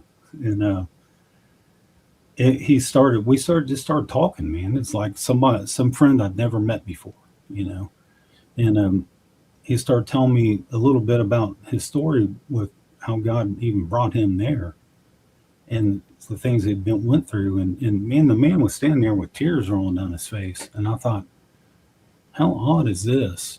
Someone just bump into you and start telling you this story at a concert, no matter who it is, and for some reason I felt like I should take a picture with these people, and I did. I don't know why I did it. I don't really ever do stuff like that. I was like, can we get a picture? And here, months later, I remember telling my wife about it. It was one of the first stories that I told my wife about the whole trip was bumping into this stranger. And the story that he told, it was a testimony, and it was almost like I needed to hear that. You know what I mean? I needed to hear this guy's story. And here it was months later, and this guy was messaging me on Instagram, and I looked at his picture, and I was like, is this the same dude? And I sent him that picture of us, and he's like, yeah, that's me. And the guy has been literally, I call him my brother. He calls me Pops because I'm older. And his wife and family, even his coworkers, he's had me on FaceTime with them. And just that's what I'm talking about. Is this guy is still my friend, still through all of this bull crap. He don't even get on social media. Most people I've ran into don't. They don't even have a social media. They don't know all this garbage that's going on. You mean to tell me millions of fans know what's going on? Most people just listen to music like I've always done. But it's just, this was the whole beauty of it, meeting Ords and Cardiac, people that I felt kindred spirits with, and meeting, Hologram in O'Brien's parking lot, to think that she's been a big, huge part of my life and my son's, talking to my son with the things that he's going through. And it is. And I remember the first time I met this person, she's like, I want to get a picture because she'd seen my videos and stuff like that. And I'm nobody, man. It was humbling. It was meeting Kurt and his daughter and his wife and all these people. We've come together sometimes, and we've gotten together since then. That's the whole beauty of it, and it's all because of his music that my son turned me on to. And I can't help what has happened in his life. I feel bad for him. I've seen the things that's happened. People turn their back on you, betray you, whatever. Only thing I can do is just pray for somebody, because if you got someone that prays for you, that's one of the most valuable people that you can have in your corner. Someone to talk to you about something without spreading it all over the internet, because I could, but I won't, and I don't. I don't even tell things to my wife. I talk to the Lord about them. But that's just my ending part of it. And I hope we never talk about it again. It's just, to me, it's all silly. And it's what my grandpa used to call hogwash. Don't amount to a hill of beans. Because in all reality, man, if you let it bother you the next day, then, man, that's just Buckeye's 2 cents. See, That's the pacifist in you, Buckeye, right? That's the pacifist in you. Yeah. Me, I'm gonna talk about this motherfucking shit to these motherfuckers. But you know what, though, man? Let's I go, could, baby. I could drop like a dime just like anybody else if I wanted to. Damn, Ords. And I've had That to was do the it. perfect introduction to the song you wanted me to play, man. You're like, no, man, you're too passive, bro. No, but like, no, and as we listen to this, I want to point out some shit too, man. Like, Buckeye, it reminded me of something, especially when it comes to like these meetups, or when it comes to going to shows and connecting with people that you either met on the internet or whatever, like all these things. I think artists, if any artist is listening to this, but as an artist for me too, as being an artist, I guess you could say I'm more of a musician. But anyway, that's besides the point. We got to remember, like, when we're at shows, all those memories that people are making, it's not just like my personal experience with Nashville, but it's every single individual who made a memory in that place. Everybody there made a memory of some sort, right? And as an artist, that is a lot of weight on you, but I think it's also a beautiful thing that we have that where it as an artist, you get paid the money you do because it's your responsibility to care for those people. The people that listen to the music are people probably struggling in life, and they need care. They need people to know that people need to know that there's people out there that think like them, that feel like they do, that is supporting them and giving them strength to do shit that they never thought they could do, to achieve things they never thought they could fucking achieve, man. And that's what this music does for us. And I think it's the responsibility of the artist to make sure that we're nurturing those fans as if they, they are our kids, our people. And I know maybe that's a weird way to look at it, but like, it's true. Like, they're looking to you as an artist because you are saying something. And we have a responsibility to those people to nurture that, to give them back what they give us. It should be a mutual exchange of energy. And I think this song really embodies that. I think that this song gives us a glimpse in who I think Ryan Upchurch really is. And when I interviewed Demon, he said that this album is probably one of the best collab albums of all time. And this is in the midst of all the drama. He said this about Ryan Upchurch. He said that this is probably one of the best country rap collab albums ever. And he will always, and personally, when I talked to him at a show, he said he loves Ryan Upchurch regardless of all the shit that's happening. So, and I get a little choked up about it because, like, it's, there's a lot of shit here, man, and people look up to these dudes. But anyway, I feel like this song definitely embodies what I think country rap is, man. Absolutely. Hell yeah. Well spoken, man. Well, and if well y'all haven't spoken. noticed the banner at the bottom, it says a quote from I Mr. saw that. Ords here, man. I saw that, bro. And I pulled that from the live that he did with Chop Easy and them over there. And that's one of the things he said that stood out to me. It said, like what you like, think for yourself, and be you without all the hate. I like that, baby. I like that. That's it, man. Thank you, bro. I appreciate that. As I saw that, bro, you got me going, bro. I'm gonna shut this camera off right now. Yeah, and to think we didn't know that you'd been around this for so long, and you're an artist yourself, and you're a fan of the music.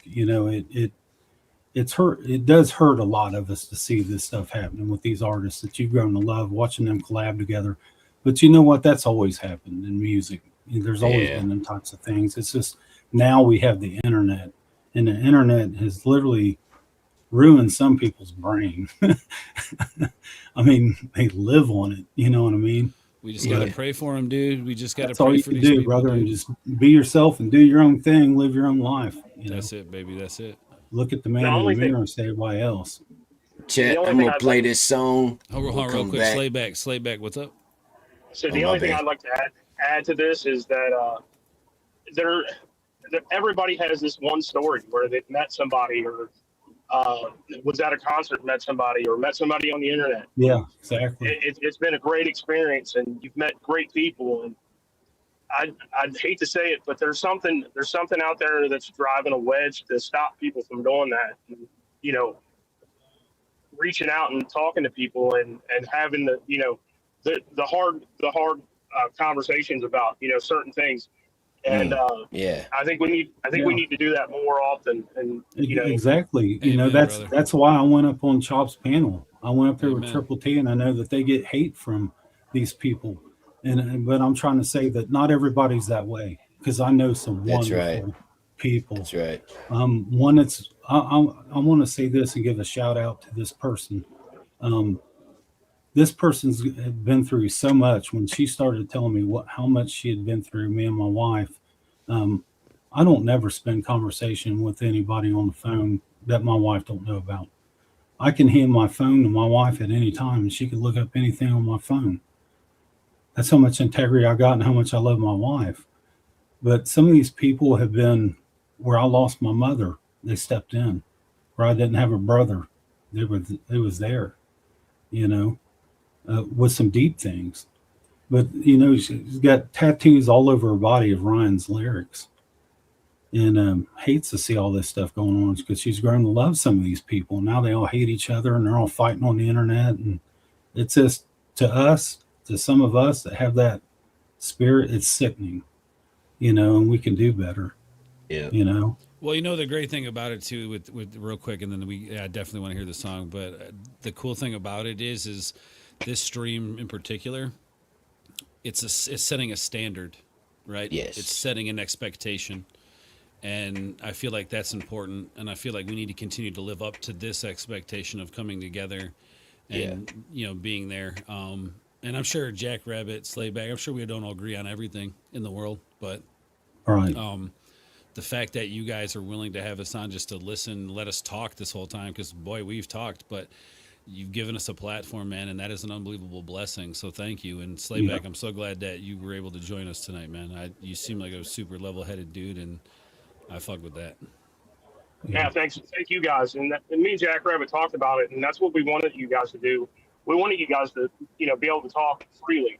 And the one thing that Jackrabbit has done, and he's been trying to do this whole time, is have a chat where people from this side or that side can come together and not, bicker and fucking do the dumb shit that people do in chats, but actually have conversations, and that's kind of like the whole thing with, us not having a problem with Triple T, and we'll go on Triple T's live, and we'll stand up when Triple T says something that's wrong. We'll tell to you, and we'll also tell people, you're doing things to Tim that you don't need to be done. Just like these guys calling stolen valor and all that stuff. Oh my gosh. Yeah. Dude, I'll be honest with you. I didn't know him. And when I heard that, that's why I made sure I'm wearing this. Yeah. Go over there and salute Hitler all you want to. Call him man stolen valor. When I looked him up and I seen what he'd been through, there's articles out there. All you got to do is look it up. Yeah, and man, that's the problem. Dude, I was on a panel. I was on a panel full of people talking shit about Mike 12 Point. And I said, you know what? If y'all were a neighbor with Mike 12 Point, he'd probably be your best friend. Right. If he was your neighbor, he'd probably be your fucking best friend, dude. Like, it is what it is, man. Right. So that's just who I am, man. Yeah. And we appreciate you, Jackrabbit. Seriously, man. Appreciate So let's keep this up, man. Let's make country rap great again by bringing people to fuck together, regardless of what other people got to say. It doesn't matter. It doesn't matter if Orion says. And some of them ones that's been done wrong too, man. I mean, I'm just saying, it being doesn't used matter as a pawn, right. I'm just saying. To act like you're trying to defend someone that's of a different lifestyle, but all you do is get on there and just regurgitate these words. Right, but what I'm saying is, man, let's not focus on that negative. Let's focus on the positive, and the positives that we came together today to prove a point. And I feel like this song right here with these two guys together, this is the perfect example of what this stream is. It is. Yeah. So with that being said, man, let's get it, man. This is The Oven by our boy Upchurch and our boy Demon Jones, man. Let's get it, dude. Thank you.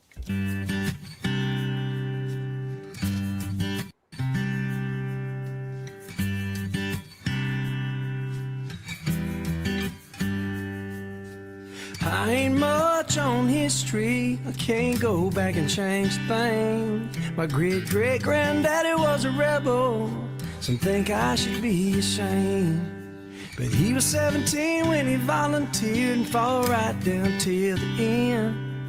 If he ain't survived the whole damn thing, I never would have met my friends. I never would have met my lady.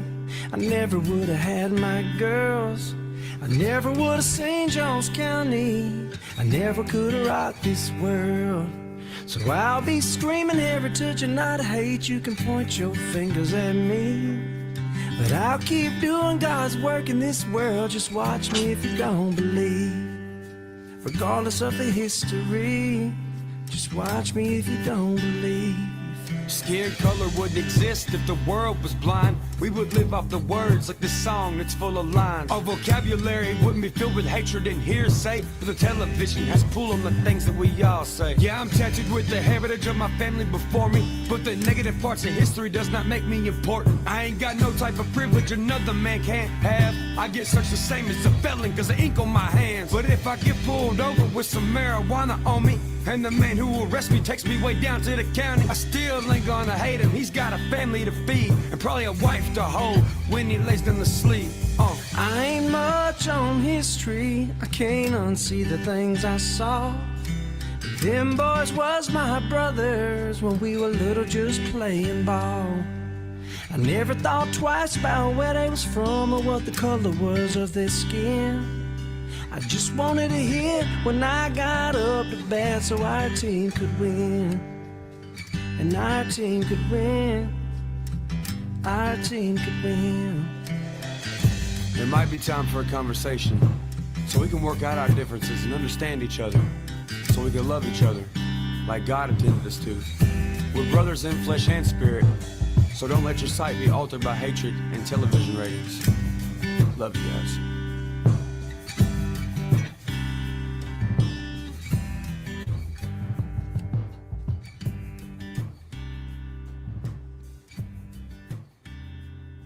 Amen, baby. Amen. Amen. Still got this for you, Ords. Oh, my dude, let's go. You know I got that demon hat for you. Boy, you know that is awesome. Hold that up again, Buckeye. We're gonna Yeah, do man, that. that's Hey, your boy gonna have a whole new look, man.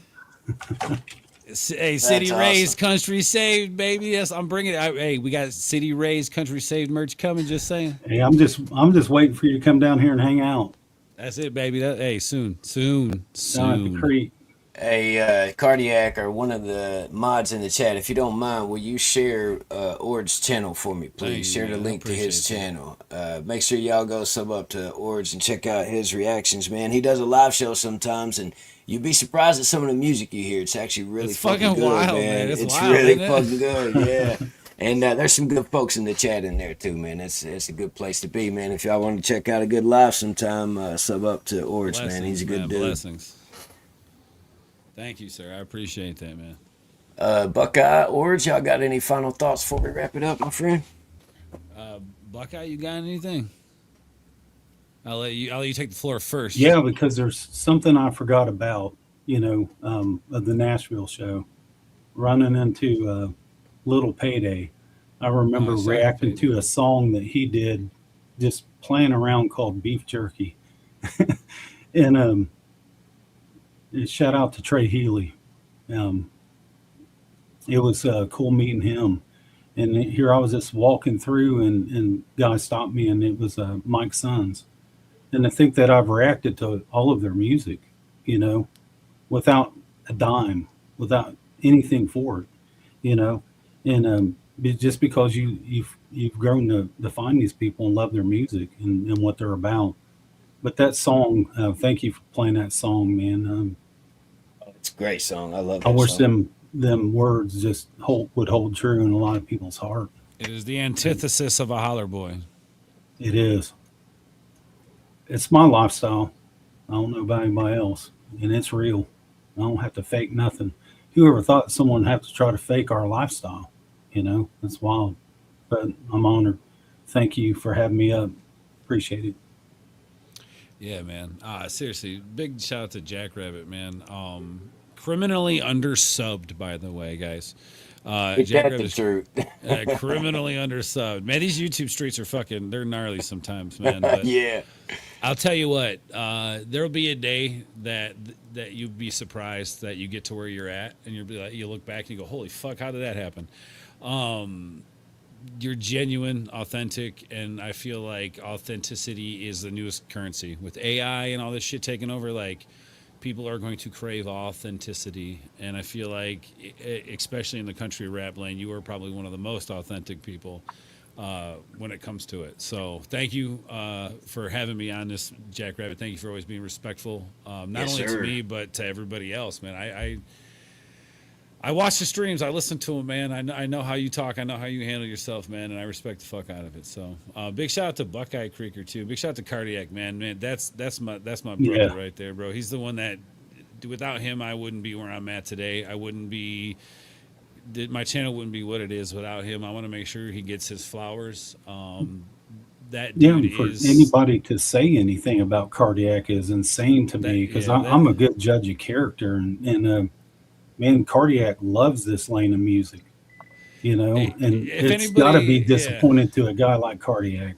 If anybody knows anything about the DC universe, Batman and all that, you'll know that Dick Grayson, Robin, right, is the only character to ever stick to the script, right? Never changes up.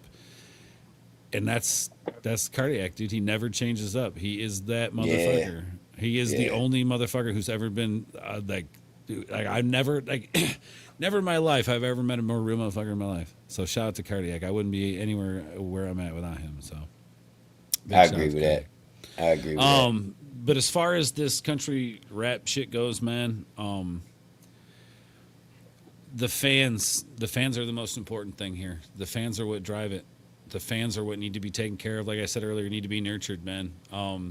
Without the fans, this lane doesn't exist. I believe in this lane. I believe this lane can be taken seriously. I want to bring this lane to a place that, or help bring this lane, because I can't do it on my own, but to help bring this lane to a place that towers over everything else. The most authentic genre of music that is easily accessible should be country rap. And I believe in it. And I just thank you to the fans for showing love and supporting and understanding. The people who understand, not the people who divide, but the people who truly get what the message is tonight. Thank you guys. You are a blessing to this community, to the world. Continue to shine that blessing onto others, man. And fucking smoke weed, bro. Thanks let's go. Thanks to your chat also. I mean, I didn't see everything, you know. Man. If you can find out the guy that noticed this Silver Eagle microphone, I'd send it to him. You know, if you I think it was Rusty. Wasn't it Rusty? Was it Rusty? Oh, I think it was Rusty. He'll do it too, man. He'll fucking do I'll it. send it to him. But another thing, come here, boy. Oh, yeah, we got to do that.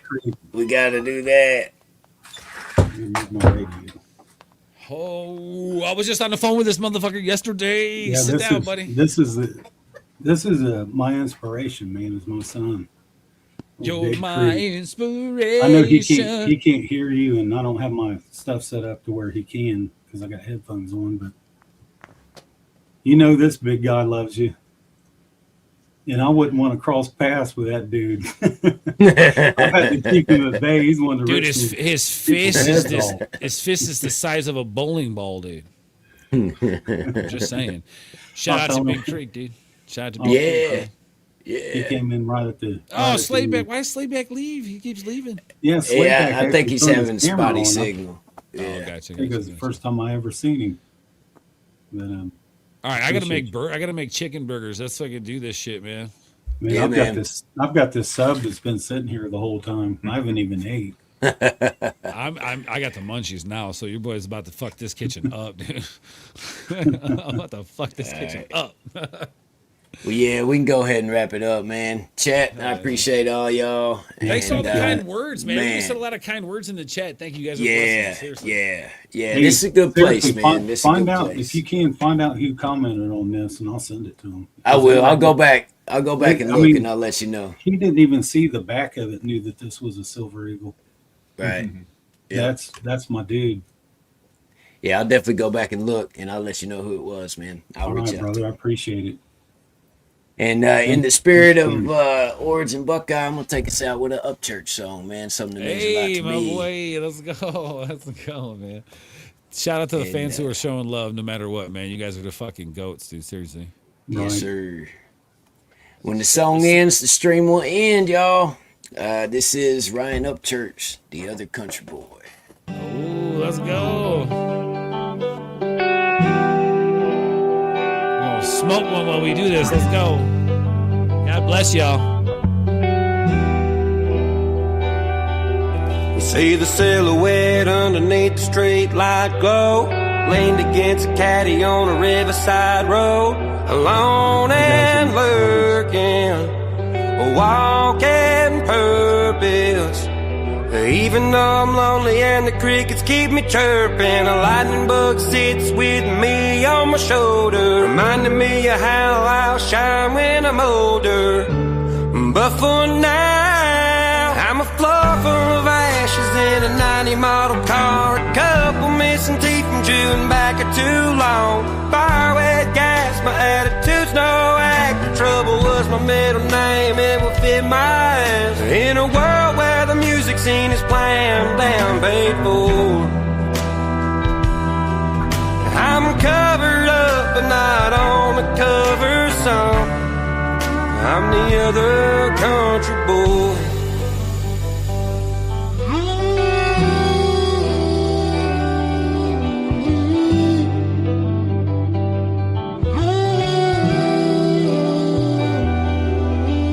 Picture perfect, I never learned it. What does that mean? Who's the judge and verdict? No one, they just think they are. My life's sweet, give me a mason jar, a few wooden planks, some wouldn't call a porch, living out anthems to be the torch for the imperfect girls and the boys like I once was. Imperfect is perfect if you ask someone like us. I'm a floor full of ashes in a 90 model car, a couple missing teeth from chewing back too long, fire wet gas, my attitude's no act, trouble was my middle name, it will fit my ass. In a world where the music scene is planned down paid for, I'm covered up and not on the cover, son. I'm the other country boy, the other country boy. I've gone head to head with the biggest names, got golds and platinums on my wall and frames, talk raw to the stars, they ain't shooting a thing, no EQ to give me around here twang, came natural, Music City is my real birthplace, tell the tourists if they're wildin' better pump and brake, so you're gonna see a man that ain't playing standing in a bar. He's one of us, and also a country star.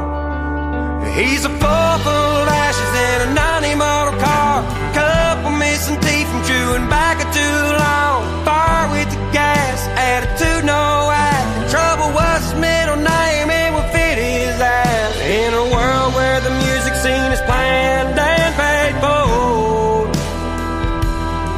he's covered by us, but not on the cover song. He's the other